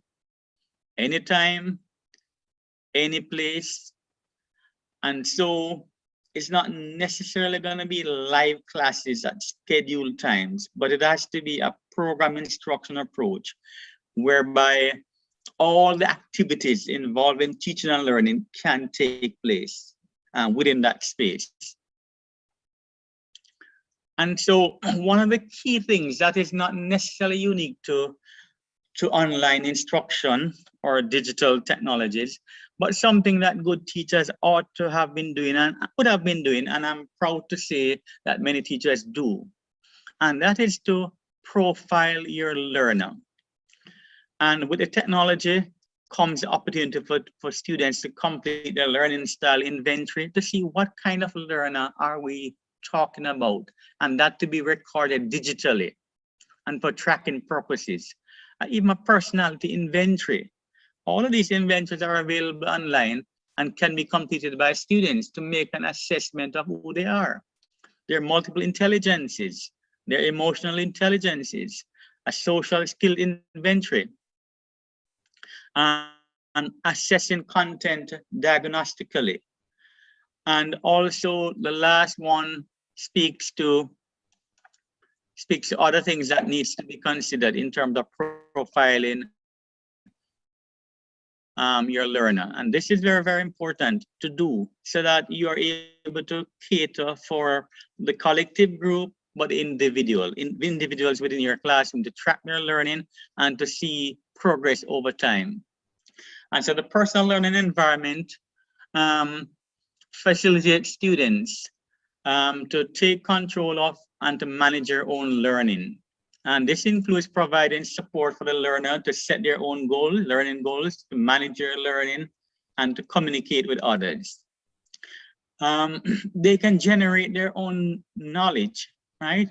And so they can generate content, sharing content, repurposing content. And so the idea of using several features, techniques, blog, and so forth to create wikis and e-portfolio needs to be considered as something that is integral towards digital learning and towards learning in an online environment. And this provides the opportunity for students to create their own knowledge. The kind of learner support obviously has to be a combination of not only social support, but technical support. And these can be provided by students, their peers, both social and technical. And of course, traditionally, the academic support is provided by the teacher, but that can also be provided by peers in that particular space, students. And so the new approach to assessment needs to consider not only the summative assessment or even the formative that is done during the course, but also using techniques such as the peer assessment, the self-assessment of the learner, and obviously the other type of assessment that is done, the tutor assessment. And so the assessment by all parties is important and very authentic in terms of assessing knowledge, assessing skills, assessing all the things that are to be assessed in a curriculum program. One of the challenges, and I'm concluding now, one of the challenges that we have as educators, as we begin to reimagine how assessment is done, is the fact that we're guided to a large extent by something called a normal distribution. And that assumes that a majority of students will be in the average category, approximately 68% if you have a perfectly normal distribution. And so the assumption sometimes, but I know we have gone past that now, is that not all students will be able to get an A, will be optimal, will be high achievers, right? And that is not the case in this new paradigm of program instruction, of using online teaching and learning with all the resources available to students and all the elements that would amount to student success. And so we may need to re-examine the normal distribution and not to really assume that all students cannot be high achievers and that there's a differentiation in terms of assessment that invariably the majority will be in the average. And so a negatively skewed distribution would be the preferred way of looking at assessment going forward with the philosophy and approach and viewpoint that students, given all the opportunities in this digital age, can perform optimally. And that a class having all A's, if that were to occur, is not abnormal and it's not define any teaching and learning principles nor any assessment, standardized assessment, or any way of looking at assessment or the quality of the assessment. And so all too often we are giving young people the opportunity to cut flowers when we should be teaching them to grow their own plants. I believe that we have ample opportunities now within the digital age with the online techniques available to us or blended approaches to really begin to provide students with the opportunities inductively to learn, to create their own knowledge, to develop critical thinking skills, problem solving skills, and to take ownership of their city will have a role to play. They're going to be guiders, but they are not necessarily going to be in the presentation mode at all times, presenting, but rather seeking to harness the talents, the abilities, the knowledge of students so that they can be high achievers from a technical content point of view and develop all the social skills required along with the attitude and values and disposition required to take their place in society. Let me hope that this presentation, albeit that you did not see the few slides, would have provided some kind of impetus to us and would have complemented previous presentations that were more detailed in terms of teaching and learning in the digital age. Thank you.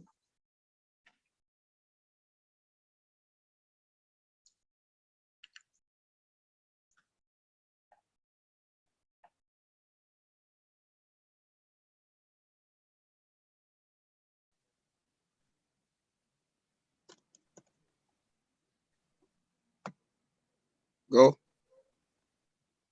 Thank you, Dr. Dawkins, for your presentation. It was quite Enlightening, and I hope we all learned a little bit more about the Teachers Colleges of Jamaica. We're going to have to make a little change to our program, our paper presentations. Because of time, we'll have to move that to day 2, which is tomorrow. So tomorrow you'll be able to hear from our 3 presenters who will be presenting on their research. So I'm now going to ask Mr. Mark Smith, a member of the Professional Advancement and Teacher Welfare Committee, to introduce our last speaker, Dr. Asneth Council, and she will be talking about teacher stress during the pandemic, the science of living well. So we're going to wrap up today with that presentation. I'm sure you're going to enjoy it. I'm sure you're going to learn something about teacher stress. We're all stressed out, eh? And today was quite kind of a stressful day for some of us. So she's going to tell us about the science of living well. So Mr. Smith, I hope you are ready. Over to you, sir, to introduce our speaker, Dr. Asneth Council.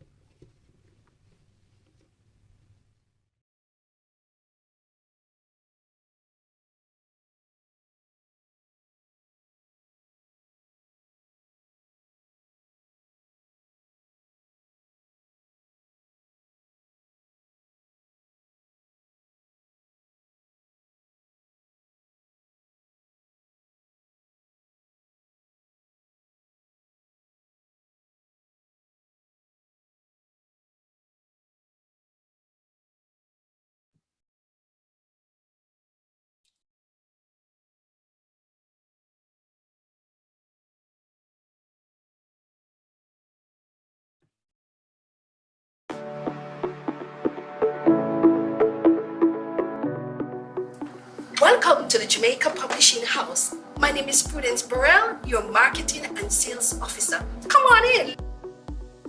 These are our newly published books. We have Mathematics Made Real series. We have book 1 and book 2 for grade 4.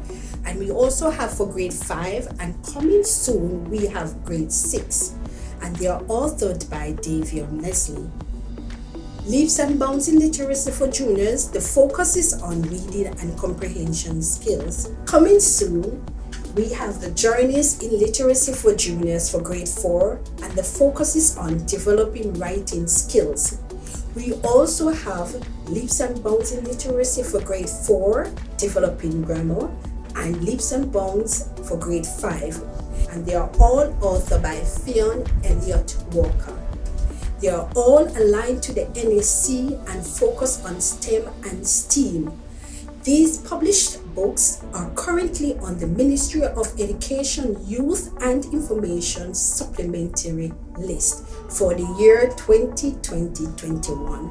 Guess what? We also have books for early childhood and secondary schools. Here we have the Get Ready to Learn series, terms 1 to 3 for 4 and 5-year-olds. For secondary schools, here are our books for drama, EDPM, food and nutrition, history, and literature, all authored by Jamaican educators. These books are available in bookstores island-wide. You may contact us at 876-967-3866 or 922-13857, extension 2223, or you can visit us at the headquarters of our parent company, the Jamaica Teachers Association at 97B Church Street, Kingston. Thank you. Meet Dana.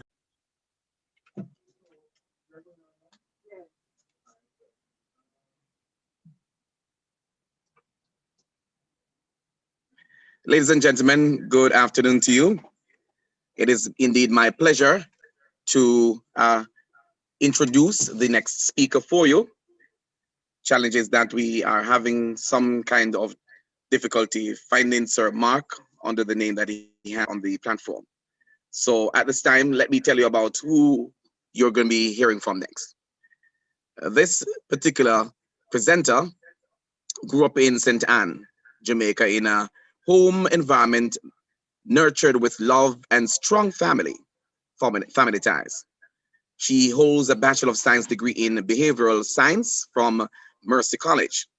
She continued her studies at Teachers College of Columbia University, where she earned a Master of Arts degree in Social and Organizational Psychology. Her love of learning propelled her to return to Long Island University, where she completed a second master's degree in public administration. She later earned a doctorate with a concentration in industrial and organizational psychology. Ladies and gentlemen, starting at the Joseph DeMarco Head Start program, where she worked with the children and their families, she continued working in Head Start by setting up a joint Head Start program with Broadway Housing and Center for Urban Community Services and in 2005, she joined the Athletic League, where she was quickly promoted from deputy director to the director of the START programs. And in 2007, was promoted to her current position as director of child care and nutrition. She's also acting executive director of the Police Athletic League, keeping with the tradition of her family's motto. Ladies and gentlemen, help me welcome at this time none other than Dr. Asneth Council. A big round of applause for her, please. Hi guys, how is everybody? Are you guys hearing me? Hello? Yes, we are. So, Yes, all we are. right. Yes, we are. Yes, we are. Yes, we are, as Nate said, Okay, give us okay. to go. So we have no PowerPoint because this is the end of the day and I want everybody to get up, shake around a little bit. You have been sitting down for a long time. Just get up, sit down, because this is not about anything to do with how you do your work. This is about you. I want to talk about you today. So as the gentleman rightly said, so let me just add this. I went to St. Hilda's Diocesan High School, right, in Jamaica. And I have a colleague here. I have a colleague here who went to college with me. I won't say his name, but when he hears me speaking about math formulas, he just has to be quiet. Because he knows I wasn't a good math student. I want to talk about is the pandemic. We're not going to be long with the pandemic because we all know about the pandemic. But one of the things I wanted to talk about is the fact that stress is not bad. Stress can be a good thing, but with this pandemic, what happened, it was unknown to us. We were wondering, what if? How is this? How am I, right? So March this year is a new year. A new year, January is a new year, but for March this year is a new year for pandemic. So what we want to look at is how it affected us as teachers. As teachers, we are always caregivers. I was reading the comments and some teachers were writing, you know, when the gentleman was speaking, oh,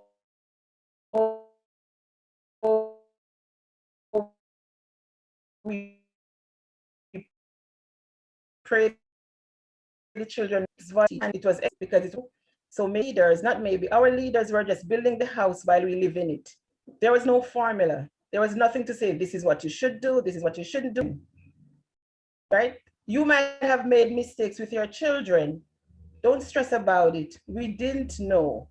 I realize now Jamaica is in a lockdown. And when I read the news, some people are upset about it, but just think about it. In New York, we were locked down for 3 months, right? So can you imagine the stress? So at least you guys get to go outside. What about people who live in an apartment? They get to look through their windows.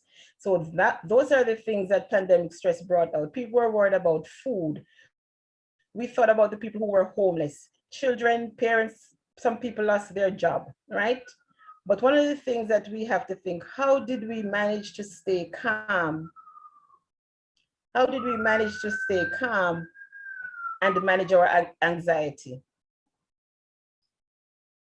That's what brought on the teacher stress, along with the new method of teaching.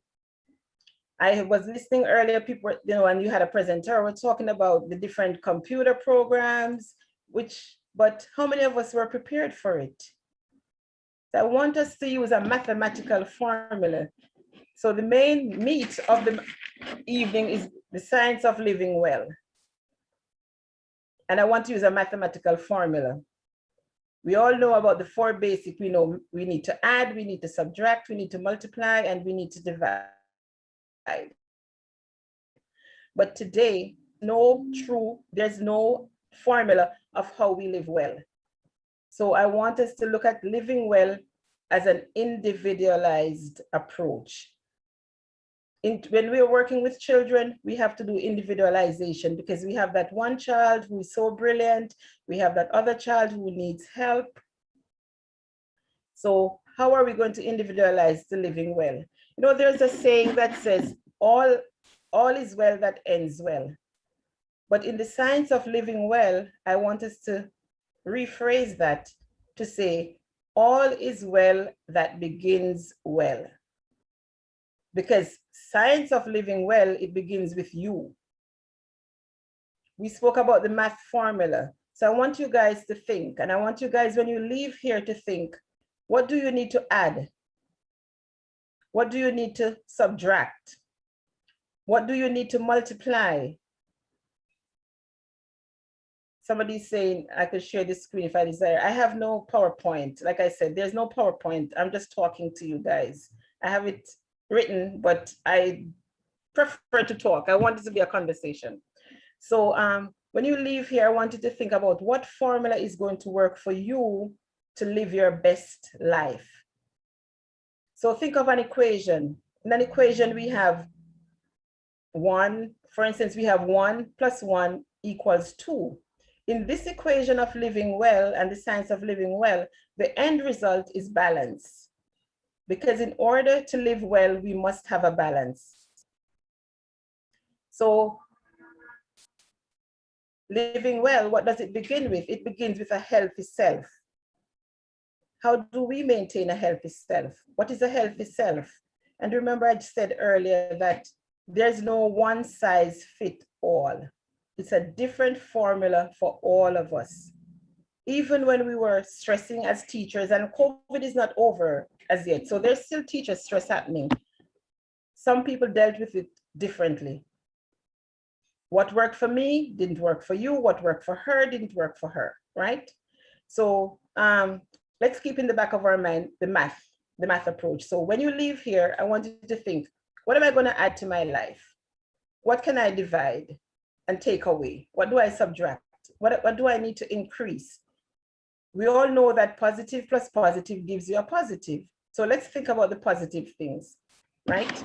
So the first thing I want to think about, I'm giving you 5 different things that I think, and based on my research, that shows those, if we pay attention to these things, then we would have mastered the art of living well. The first thing we need to think about is our nutrition. We need to nourish our nutrition. You know how they say what you eat is what makes you who you are? How well are we taking care of our nutritional needs? How well are we eating? Are we putting just junk inside? I heard a story about Belize, that Belize had 1 COVID case initially. And one of the reasons they had 1 COVID case, and I'm not knocking anyone who wants to eat McDonald's or Burger King, but in Belize, there was 1 COVID case, and it was brought by someone from California. So the sign that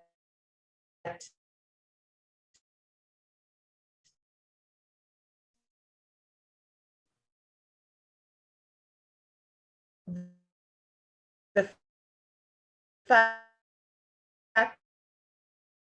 that one of the reasons they said Belize had such a low case was, so I want us to nourish our bodies nutritionally. Secondly, we need to look at our spirituality. How do we nourish our spirit? Some of us might be Christians, some of us might be Muslims, whatever our faith is. But for spirituality today, we're not talking about our Christian faith. What we're talking about is spirituality. We're talking about self-care. How do you nourish your spirit? You take care of yourself. What does that mean? And especially for us as teachers, we're givers. And when you're a giving person, self-care is not second nature to you.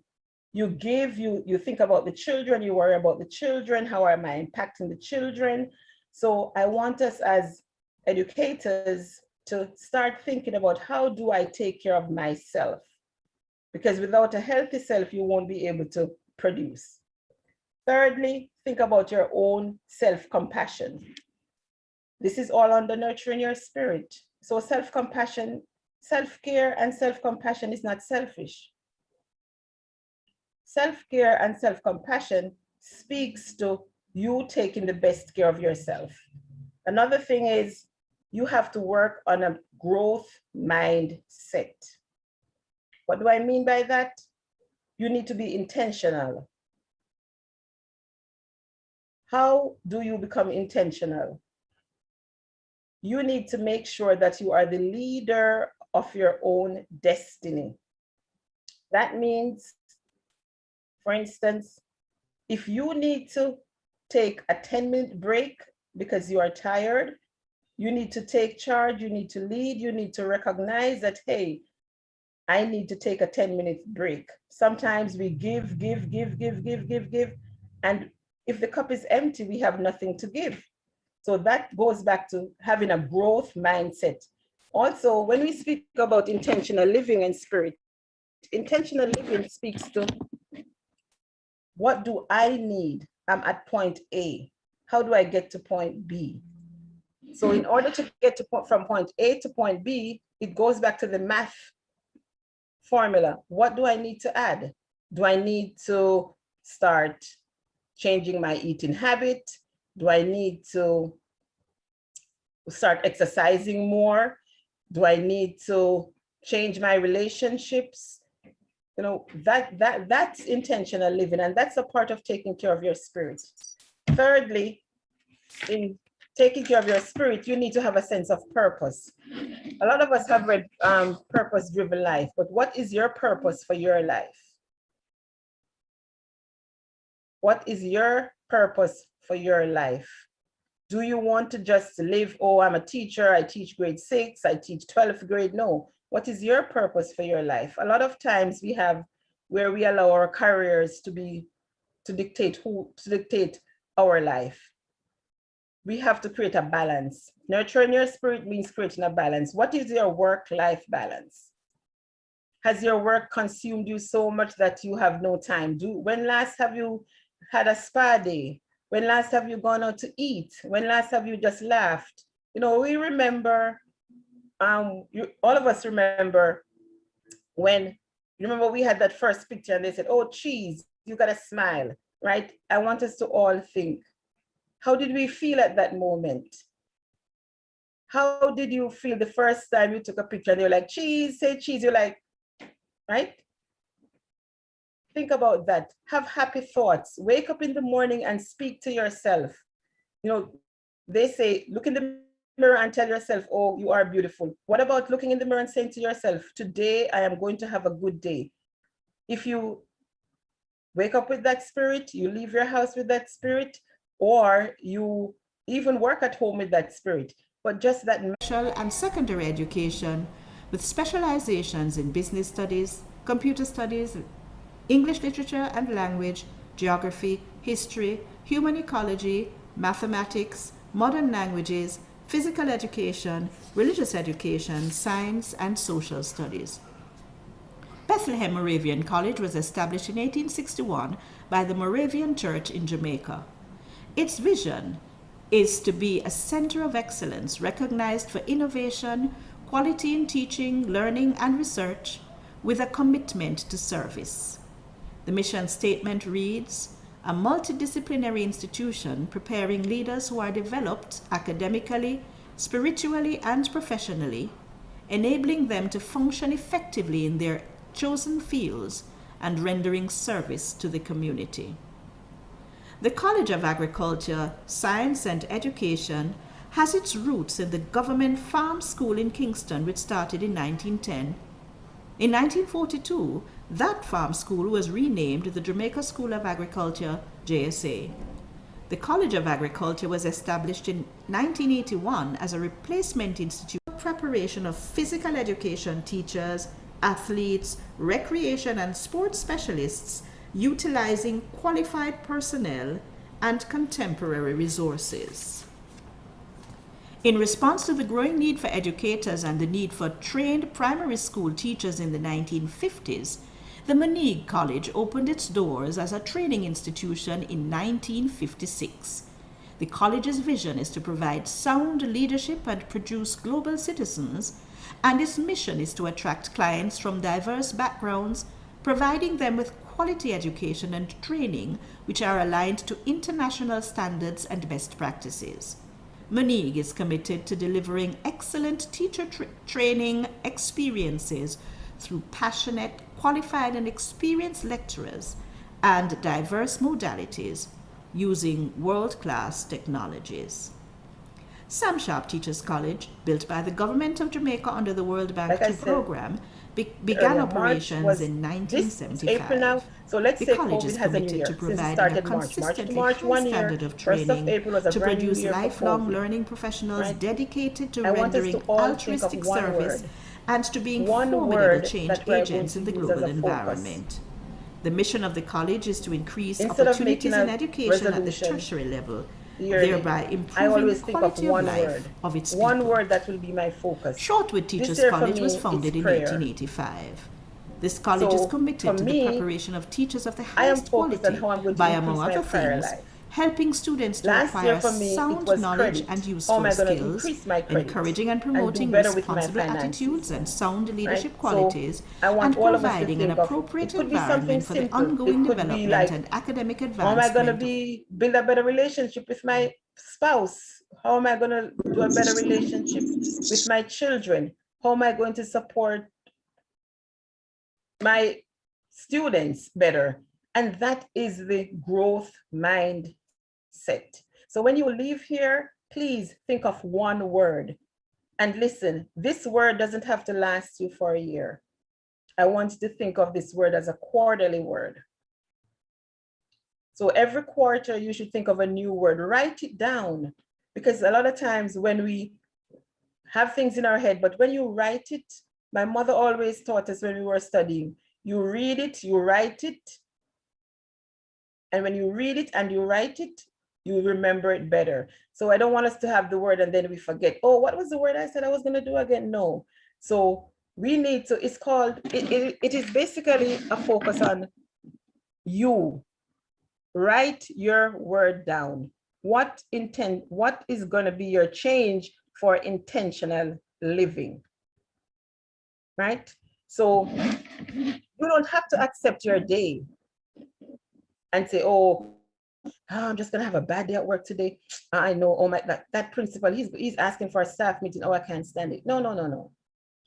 When you walk, when you get into that staff meeting, sometimes even when you smile, when you're talking, it just changes. If someone is on the phone and they're smiling, you could hear it through the phone. So when you get into that staff meeting, even if you're feeling, just be vibrant. Start thinking, it doesn't matter what my principal said today. It doesn't matter what my students do today. Nothing is going to get me off my square. Nothing is going to upset me. So I want that to be part of your intentional living. And also, because you're educators, so that means we're always trying to learn. I'm going to recommend that John Maxwell, he's a psychologist, and he gives such a volume of valuable stuff. So in your equation, not only do I want you to add all the nutrition, the spirituality, the fiscal, the social, and the physical, I want you to add in that equation that you are going to educate yourself on how to take better care of yourself. Right? And remember, you are unique. What works for me doesn't work for you.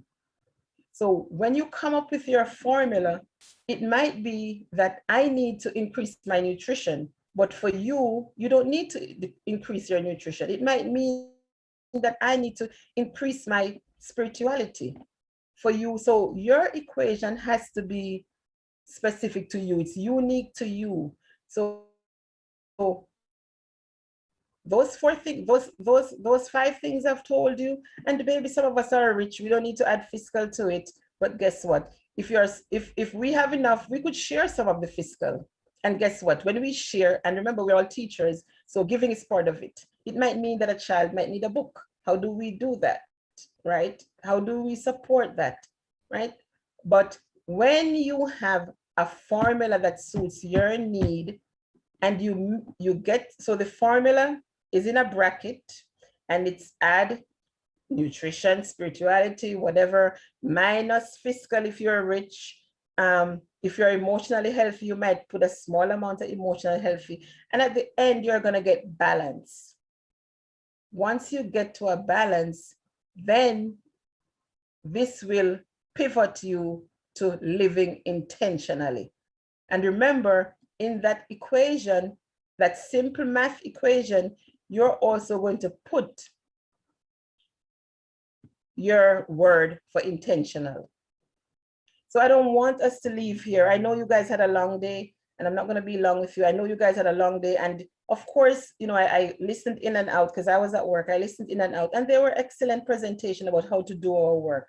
But I just don't want us to think about work as a task. I want us to think about how can I, as a person, excel in my work?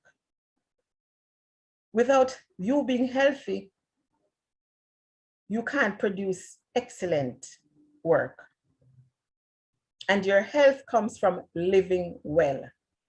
So once again, there's no science to living well. There's not a formula. It's not, oh, turn the light on and the bulb is going to come on, turn the light on and living well is going to come on. What is going to happen is that living well is going to be the tools, and I think I've given you some tools, is going to be the tools that you are going to leave here and use a simple math formula.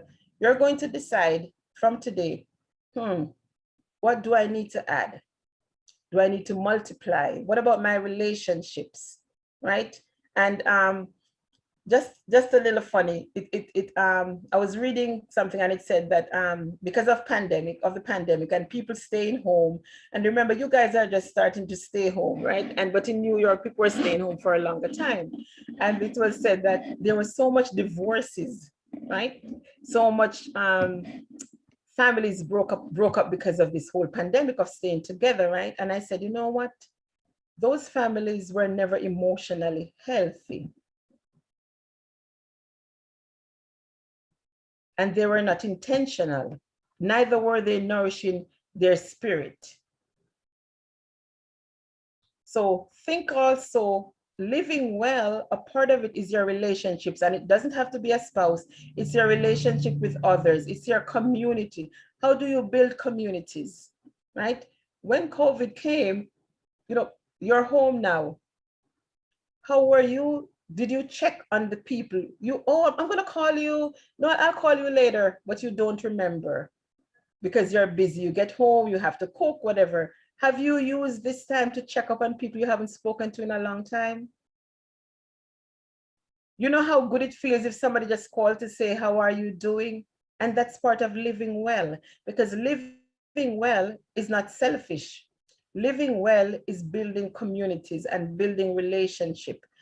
And as leaders, because we're all leaders, we might not be the leader at work, but we're leaders in our house, and we're the ultimate leader of our life, right? So as leaders, I want us to think that how can we lead effectively to prepare ourselves to live well and to prepare ourselves to make sure that we're also impacting other lives to live well. Live well is being there for other people as well. But remember, self-care is your first priority. So how much time do I have? I think it's 5:16. I'm going to give myself about 5 more minutes, and then I'm going to 4 or 5 minutes, because like I said, I know you guys are tired. I don't want to bore you, but I want you guys to really just take a deep breath and think about breathing. Breathe. Take a deep breath. So you know what? You're going to feel it from your head into your toe. When you leave here today, as well, I think most of you are home. When you finish this and you go into your kitchen, or you go into your shower, or you sit down tonight, if you don't take anything from this presentation, I want you to take that you need to build a formula using basic addition, subtraction, minus to create a balance. And I want you guys to also create one word. Somebody's saying Doran should breathe.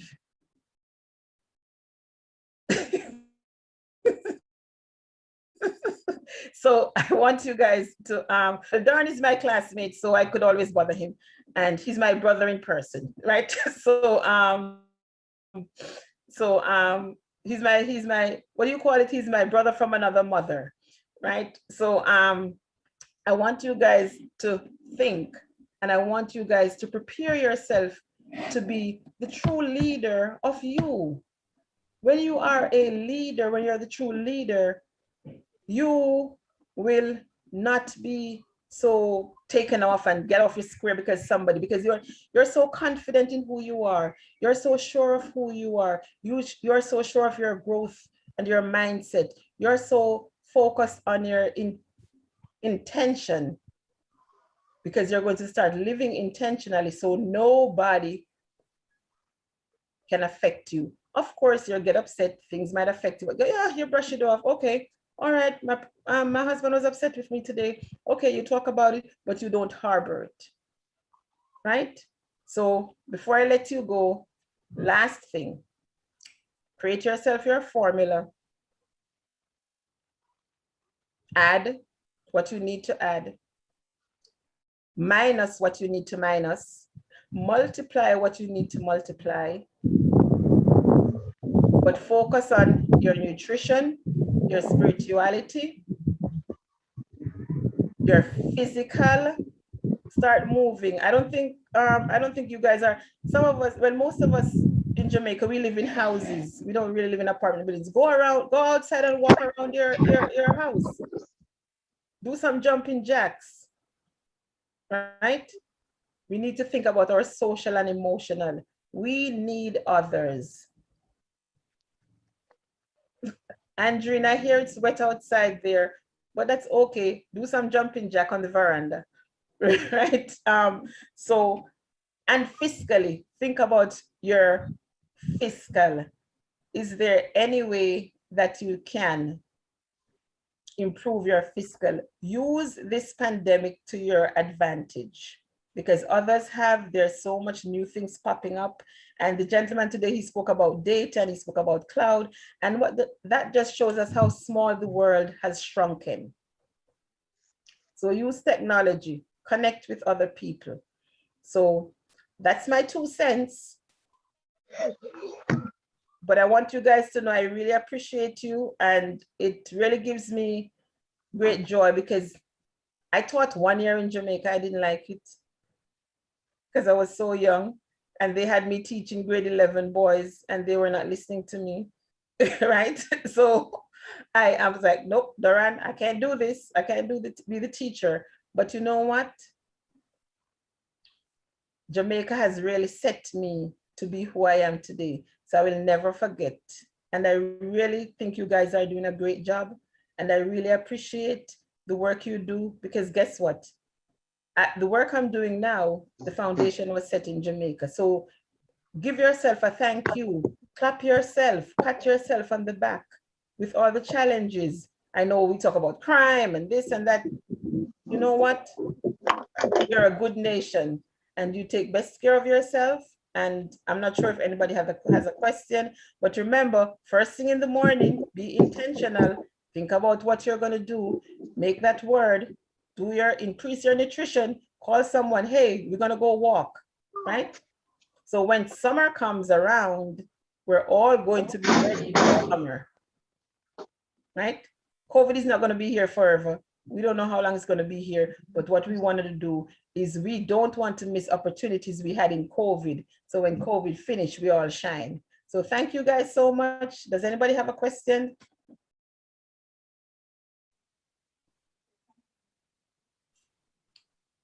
Any questions? Going once? All right, they all say well said. So thank you guys. Have a good evening. Enjoy your dinner. Go for your walk. Call your friend. Get ready for tomorrow.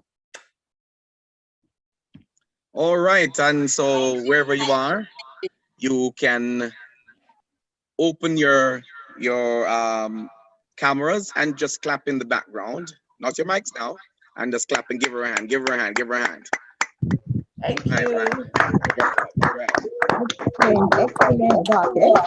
Excellent. Thank you very much. Thank you very much. You can close back your mics now. And let's say thanks to Dr. Asneth for such a lovely presentation, closing off things for us on a day like this. It has been good going. So we thank you very much, and we look forward to you coming back to the sunshine in due course. All right. At this time, we're going to be handing back now to Dr. Thank you. I'm going to leave now. So thank you guys, and tell COVID hurry up because I want to come home. All right. Okay, so we're going to be heading over now to Dr. Chin, who is at the main podium at the JTA conference room, WBC Ben Hawthorne conference room in Kingston, Jamaica. Over now to Dr. Chin.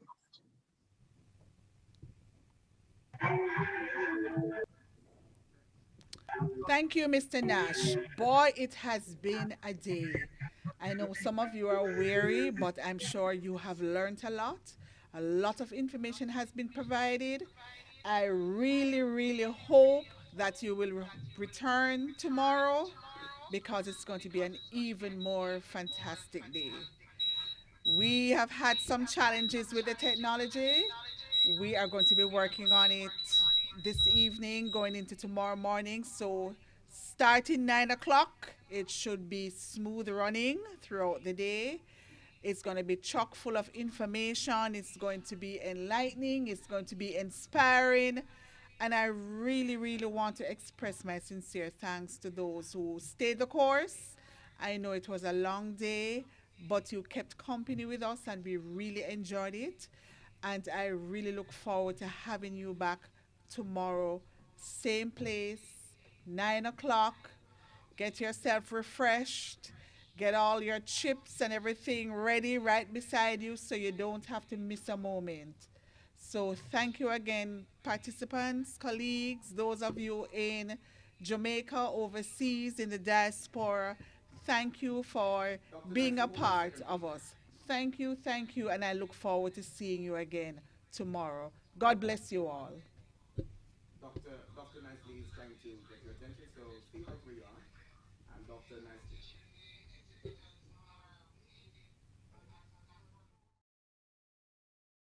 Okay, yes, we have some exhibitors. So, Dr. Knight, You will do that portion for us? Yes, absolutely. Thank you I was so waiting much. So for you that's it to from me. Dr. Nicely notify will me. now take over. Okay, good afternoon, everyone.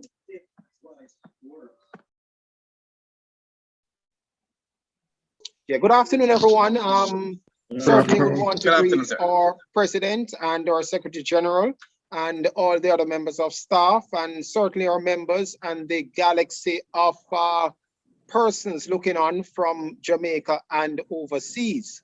As you are aware, a program like this would have to have exhibitors and sponsors, and these individuals and companies have journeyed with us over many years, and we're happy to have them on board now in a virtual space. And we're going to give each exhibitor 5 for today, a brief moment just to meet and greet and touch base and share a little bit about their company or organization. So first up, we have Mr. Bromfield.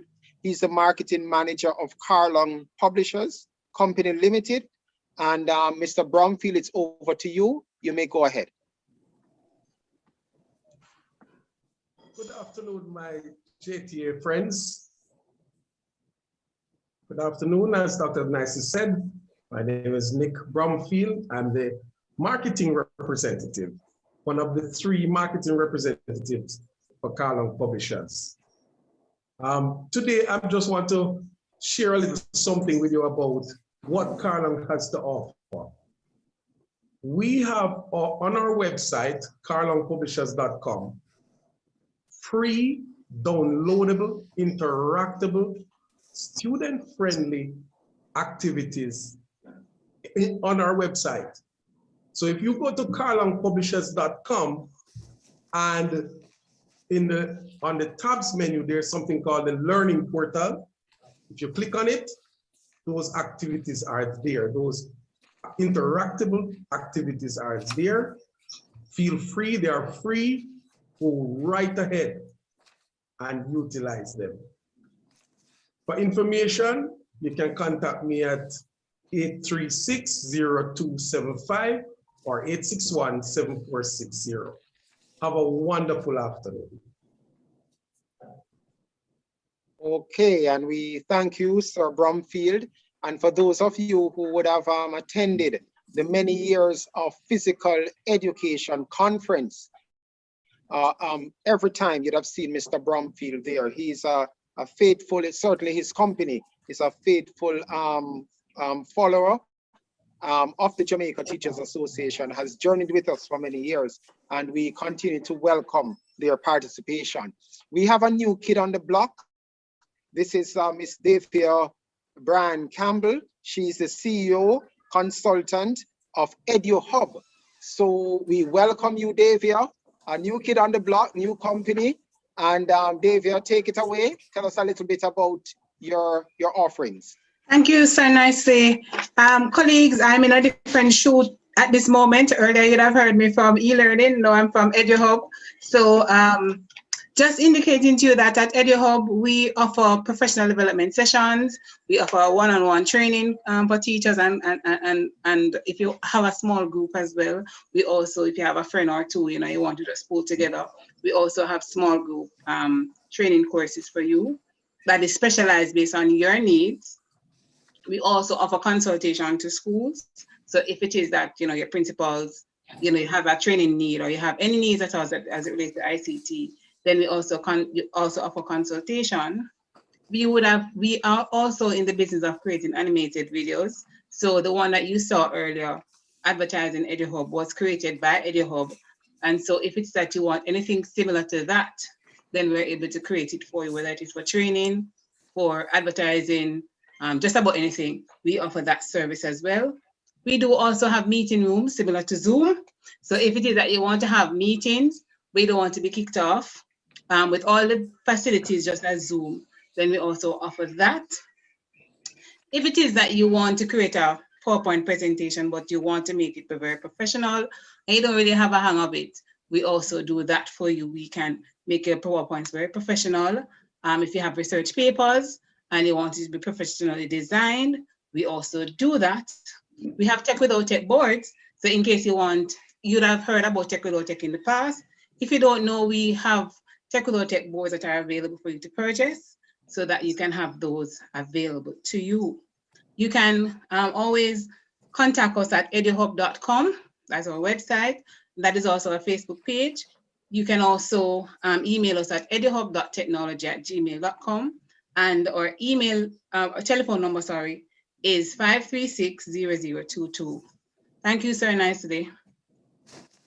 Okay, and I will certainly, you're thanking the Jamaica Teachers Association, and we're happy to have you on board, and we look forward to a long and fruitful experience, relationship with you as you continue to advance education in Jamaica. And now we're on to our home company, the Allied Group, the Jamaica Publishing House, and we have Mrs. Prudence Burrell, and she's the Marketing and Sales Officer. So Mrs. Burrell, it's all over to you. Thank you, Davia. Thank you very much, Mr. Nicely, and good afternoon to you all. Mr. Nash, can you co-host me, please? I'd like to share a brief video. In the meantime, at the end of this recording, I'm going to ask 3 questions, and the winner, the first person who answers will get a prize. So listen carefully, okay? Thank you.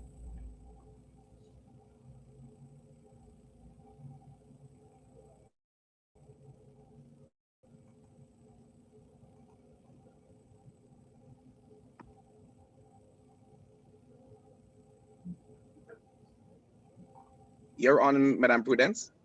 Thank you, sir.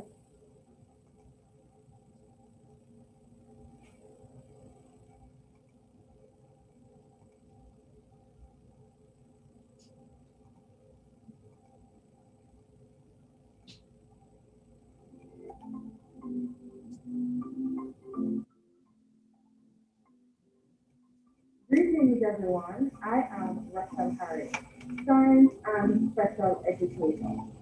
I will be interviewing Mrs. Prudence Burrell, Marketing and Sales Officer at the Jamaica Publishing House Limited.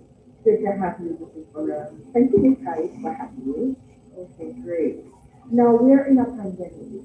What is it that the Jamaica Publishing House Limited is doing during this time to market their book? We are currently hosting monthly virtual planning sessions. We started from November 2020 and we will continue until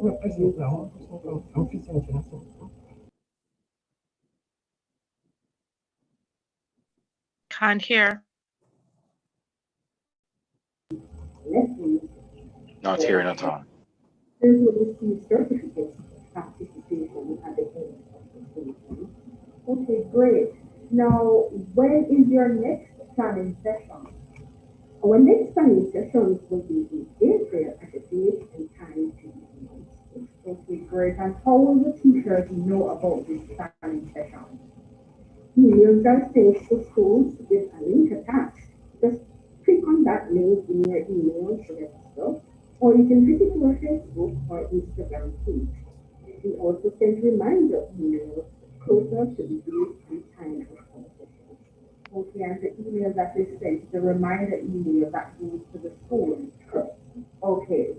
Now, how can these teachers or anyone contact the Jamaica Publishing House Limited? You can visit our Facebook or Instagram page or our website at jph.com.je. Or you can send a WhatsApp at our WhatsApp number 876-402-4028. Great, thank you so much. Now, Mrs. Bora, before you go, is there anything else that you would like to share with the viewers today? Yes, thanks for asking that question. The Jamaica Publishing House Limited will be having some coming soon books. For early childhood, we'll be having the Get Ready to Learn series for 3-year-olds. For primary school, we'll be having the Journey to Literacy, Developing Life in Skills to Grade 4 workbook, JPH Mathematics for Primary School text for grades 4 to 6, Mathematics Made Real workbook for grade 6, and the JPH Social Studies for primary school grades 4 and 5. We also will be having our ebook soon. We'll be converting our existing ebooks, and they will be available to educators, students, and parents in the year 2021-2022. We also want to encourage casual teachers to be writers. And I would love to take this opportunity to thank our team, Mrs. Nefessa Lemon and Mr. Leonard Kayet, and my manager, Mrs. Karina Leslie, for our continuous support. To all principals and the teachers who are currently using our books, and for those who will be coming on board soon, and to all stakeholders. Thanks to you all. Wonderful. Such a great opportunity to share this information. Teachers, educators, principals, students, parents, they have a plethora of options. You have so many books available, and you really find it information. Thank you very much, Ms. Harris, for having me in Jamaica Publishing House Limited, creating books, spreading knowledge. Awesome. Great. Thank you so much. Thank you all. All right, so what the slogan is so interesting is what creating books and spreading knowledge. Very good. You hear that, guys? Creating books, spreading knowledge. Awesome, great job, actually. Thank you very much. Thank you all for listening and watching. The first question I have is, how can you register for our planning sessions? I'm going to ask all 3 questions. By clicking on the link I sent by email. Okay, that's Miss Dawn Malcolm. Yes. Okay, the next question. Name any of our upcoming books. Get ready to learn. Who is that? Claudia Brown? Claudia Brown, yes. Oh, great, great. Okay, the last question. Can you tell me what is our slogan? Getting books, Great. preparing knowledge. Creating Creating books. books, creating knowledge. Creating books, spreading knowledge. Sharing Spreading books, knowledge. sharing knowledge. I've actually seen Roger Allen. Sharing Books, spreading knowledge. Jesus. Okay, all right. I'm going to ask Claudia Brown, Roger, and Don McLaren to leave your contact in the chat. Okay, thank you all. Thank you very much. Enjoy the rest of the day. Thank you, You're Mr. welcome. Knight. Thanks. So thank you, Mrs. Burrell. We're happy to have you on board. Always on board. You're a part of us. And clearly, we're encouraging educators who believe you have the ability to write. You have a lot to say. The publishing house is here to scaffold you and to help you to contribute positively to the education landscape. All right. So, and, you know, tomorrow when the exhibitors come on, you can expect to receive a lot more prizes as our exhibitors all come with goodies for our teachers. So look out for that session tomorrow when the exhibitors will be on board. At this time, we are moving on to our penultimate exhibitor for the afternoon, and that is TIP Friendly Society, a company you all know extremely well. And we call on Miss Jody Miller-Smith. She's the marketing manager at Tip Friendly Society, and we call on her now to come on board and to talk to us about the products and all the exciting things that are happening at Tip Friendly Society. Okay. Good afternoon, family. Good afternoon. Good afternoon. All right, I have some good news for you. So TIP has reduced 4 of its loans to 15%. So a regular loan, quick cash, education loan, debt consolidation, they're now at 15%. And we have also reduced the processing fee to 1.5%. So we're ready. Come and speak with us. We have a lot of goodies to give you regarding these loans. We have also increased our mortgage from $10 million to 15 million, and we have also increased the repayment period to 15 years. So that's some more sweetness for you. You can come in and speak with us. I'm encouraging all teachers to register on our online banking platform. It's very convenient. You simply go to www.tipfriendly.com and the instructions are quite clear from there. We recently launched our Tip Lifeline, which is a prepaid MasterCard, starting with a minimum of $50,000, and you can get more details. Just simply give us a call at 876-406-0160, and you can get more details on this plan.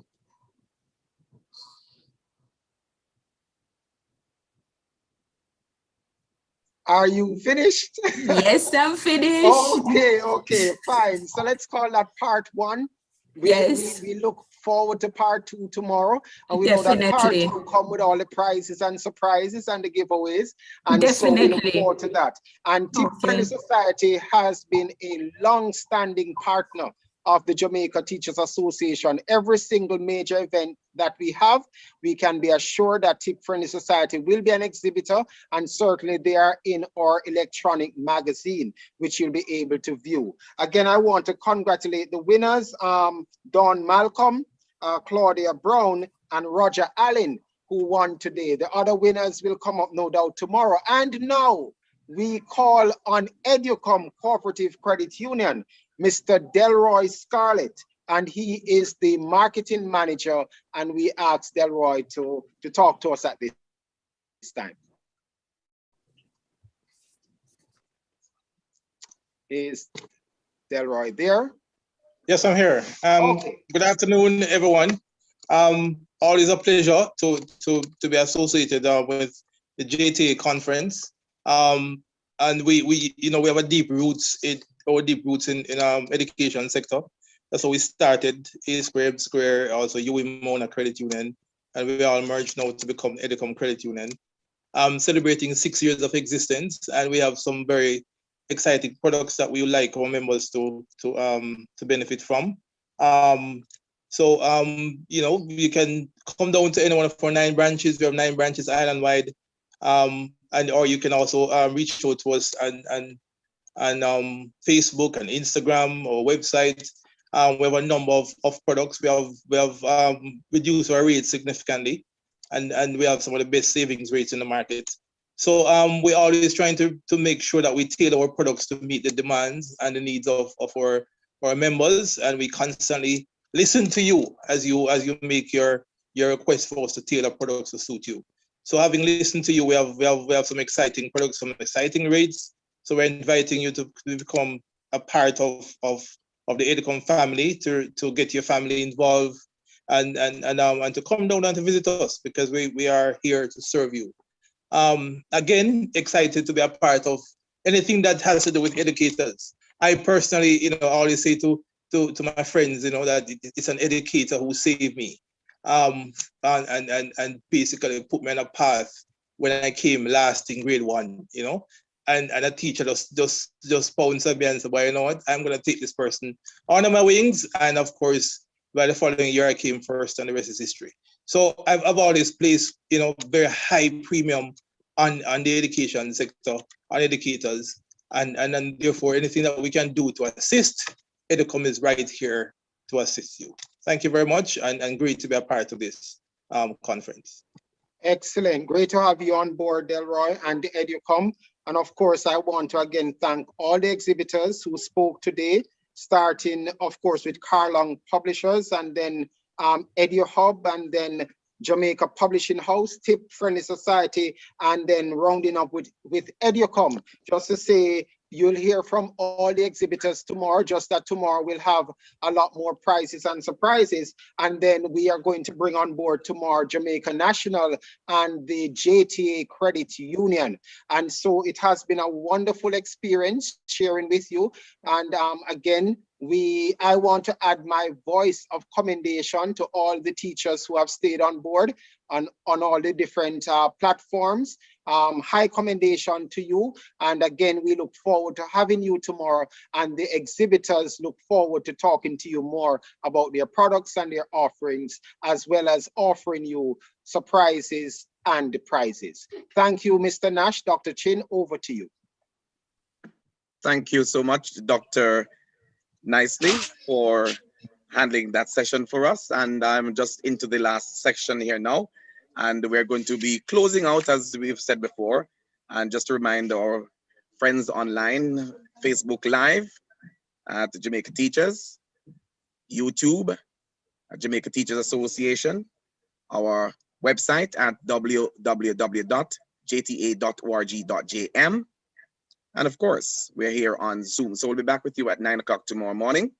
All of our sponsors who have sent in their advertisements will be played tomorrow morning. But right at this time, we're going to be closing off with the Teachers Colleges of Jamaica, and we will take it from there, and then we'll be out of here. So the last thing you'll be seeing on your screen will be our banner from the Jamaica Teachers Association, and we'll catch up with you tomorrow. God bless you on behalf of the entire team, the production team, our Secretary General and Presidents, and Dr. Chin, and the entire administrative team who have been working hard to make it a success. We thank you so much. Have a good evening. Welcome to the Teachers Colleges of Jamaica. The Teachers Colleges of Jamaica, TCJ, was established in 2010 as a consortium of 8 government-funded institutions who offered teacher education programs. The colleges in the consortium are the Bethlehem Moravian College in Malvern, St. Elizabeth, the College of Agriculture, Science and Education in Paisley Gardens, Portland, Church Teachers College in Mandeville, Manchester, the G.C. Foster College in Angels, Spanish Town, St. Catherine, the Monique College in Monique, St. Anne, Samshar Teachers College in Granville, St. James, Shortwood Teachers College in St. Andrew, and St. Joseph's Teachers College in Kingston. The TCJ was formed in response to a national imperative to improve the academic qualifications, pedagogical skills, competences, and attitudes of all teachers at the early childhood, primary, and secondary education levels. It was formed based on the principle that there is greater strength in collaboration and that partnership would provide a common framework for offering teacher education programs. The 8 institutions currently offer a 4-year Bachelor of Education degree program. In addition, 3 of the 8 are multidisciplinary institutions and offer associate degrees and other programs. The Bachelor of Education degree is delivered by individual TCJ colleges, but given that the teachers' colleges do not have degree granting authority, on October 7, 2014, the University of the West Indies signed a heads of agreement with the colleges to offer the Bachelor of Education as a University of the West Indies approved degree. The Joint Board of Teacher Education of the University of the West Indies undertakes the task of program coordination, conducting examinations, and assessing candidates presented by the colleges for the purpose of awarding degrees. The TCJ colleges offer the Bachelor of Education degree in school counseling, early childhood, primary, special, and secondary education, with specializations in business studies, computer studies, English literature and language, geography, history, human ecology, mathematics, modern languages, physical education, religious education, science, and social studies. Bethlehem Moravian College was established in 1861 by the Moravian Church in Jamaica. Its vision is to be a center of excellence recognized for innovation, quality in teaching, learning, and research, with a commitment to service. The mission statement reads, "A multidisciplinary institution preparing leaders who are developed academically, spiritually, and professionally, enabling them to function effectively in their chosen fields and rendering service to the community." The College of Agriculture, Science and Education has its roots in the government farm school in Kingston, which started in 1910. In 1942, that farm school was renamed the Jamaica School of Agriculture, JSA. The College of Agriculture was established in 1981 as a replacement institution for the JSA, and the Pasley Gardens Teachers College was also established in the same year to offer teacher training.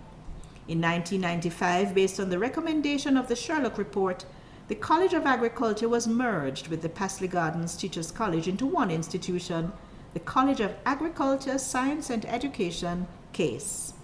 CASE's vision is to be an institution internationally recognized for excellence in teaching, research and outreach in agriculture, science and education, contributing significantly to national and regional development.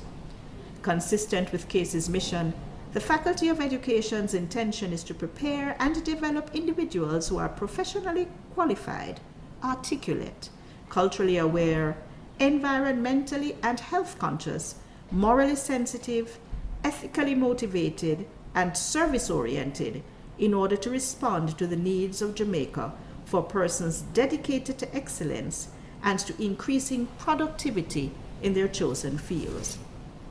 Church Teachers College began in September 1965 with the blessing and authority of the late Right Reverend Percival Gibson, then Bishop of the Anglican Diocese of Jamaica.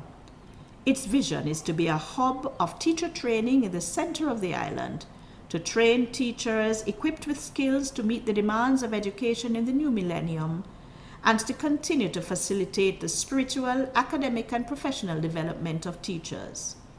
The mission is to train men and women who will be highly competent in the application of pedagogical skills, be capable of motivating those they teach, have acquired a zest for knowledge so that they will be motivated to continue lifelong learning, have developed positive self-attitudes, values, and morals so as to be effective leaders in the community they serve, and be committed to sound environmental practices, in order to ensure and enhance sustainable development. G.C. Foster College of Physical Education and Sport was established in September 1980 and was the first of its kind. The vision of the institution is that it will be a world-class training institution producing excellent teachers, sports and recreational professionals to meet the needs of local, regional, and international demands. The mission of the college is to contribute to social and economic development through the optimal preparation of physical education teachers, athletes, recreation and sports specialists, utilizing qualified personnel and contemporary resources. In response to the growing need for educators and the need for trained primary school teachers in the 1950s, the Monique College opened its doors as a training institution in 1956. The college's vision is to provide sound leadership and produce global citizens, and its mission is to attract clients from diverse backgrounds, providing them with quality education and training which are aligned to international standards and best practices. Monique is committed to delivering excellent teacher training experiences through passionate, qualified and experienced lecturers and diverse modalities using world-class technologies. Sam Sharp Teachers College, built by the Government of Jamaica under the World Bank II program, began operations in 1975.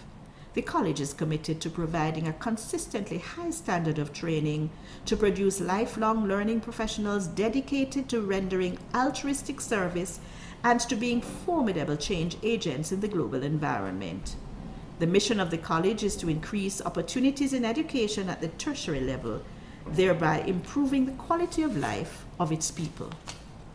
Shortwood Teachers College was founded in 1885. This college is committed to the preparation of teachers of the highest quality by, among other things, helping students to acquire sound knowledge and useful skills, encouraging and promoting responsible attitudes and sound leadership qualities, and providing an appropriate environment for the ongoing development and academic advancement of faculty members towards the achievement of individual and institutional goals. St. Joseph's Teachers College was founded in 1897 by the Franciscan Sisters of Albany, who were asked by the Jesuit priests to establish a college to provide sound professional training for Catholic teachers. The vision statement reads, "We build a community that is guided by Franciscan values based on the gospel and which will foster and sustain a culture of excellence as a way of life." The college is on a mission to foster excellence in teaching, learning, scholarship, and relationship, to empower and affirm staff and students by providing an environment that encourages and allows for personal and professional development, and to build partnerships that value humility, joy, and integrity, which are characteristics of the Franciscan Sisters of Albany. The Teachers Colleges of Jamaica, on a mission to be a model network of teacher educational institutions with a vision to be the premier Caribbean teacher education consortium as, in response to national imperatives, they develop highly competent and educated professionals.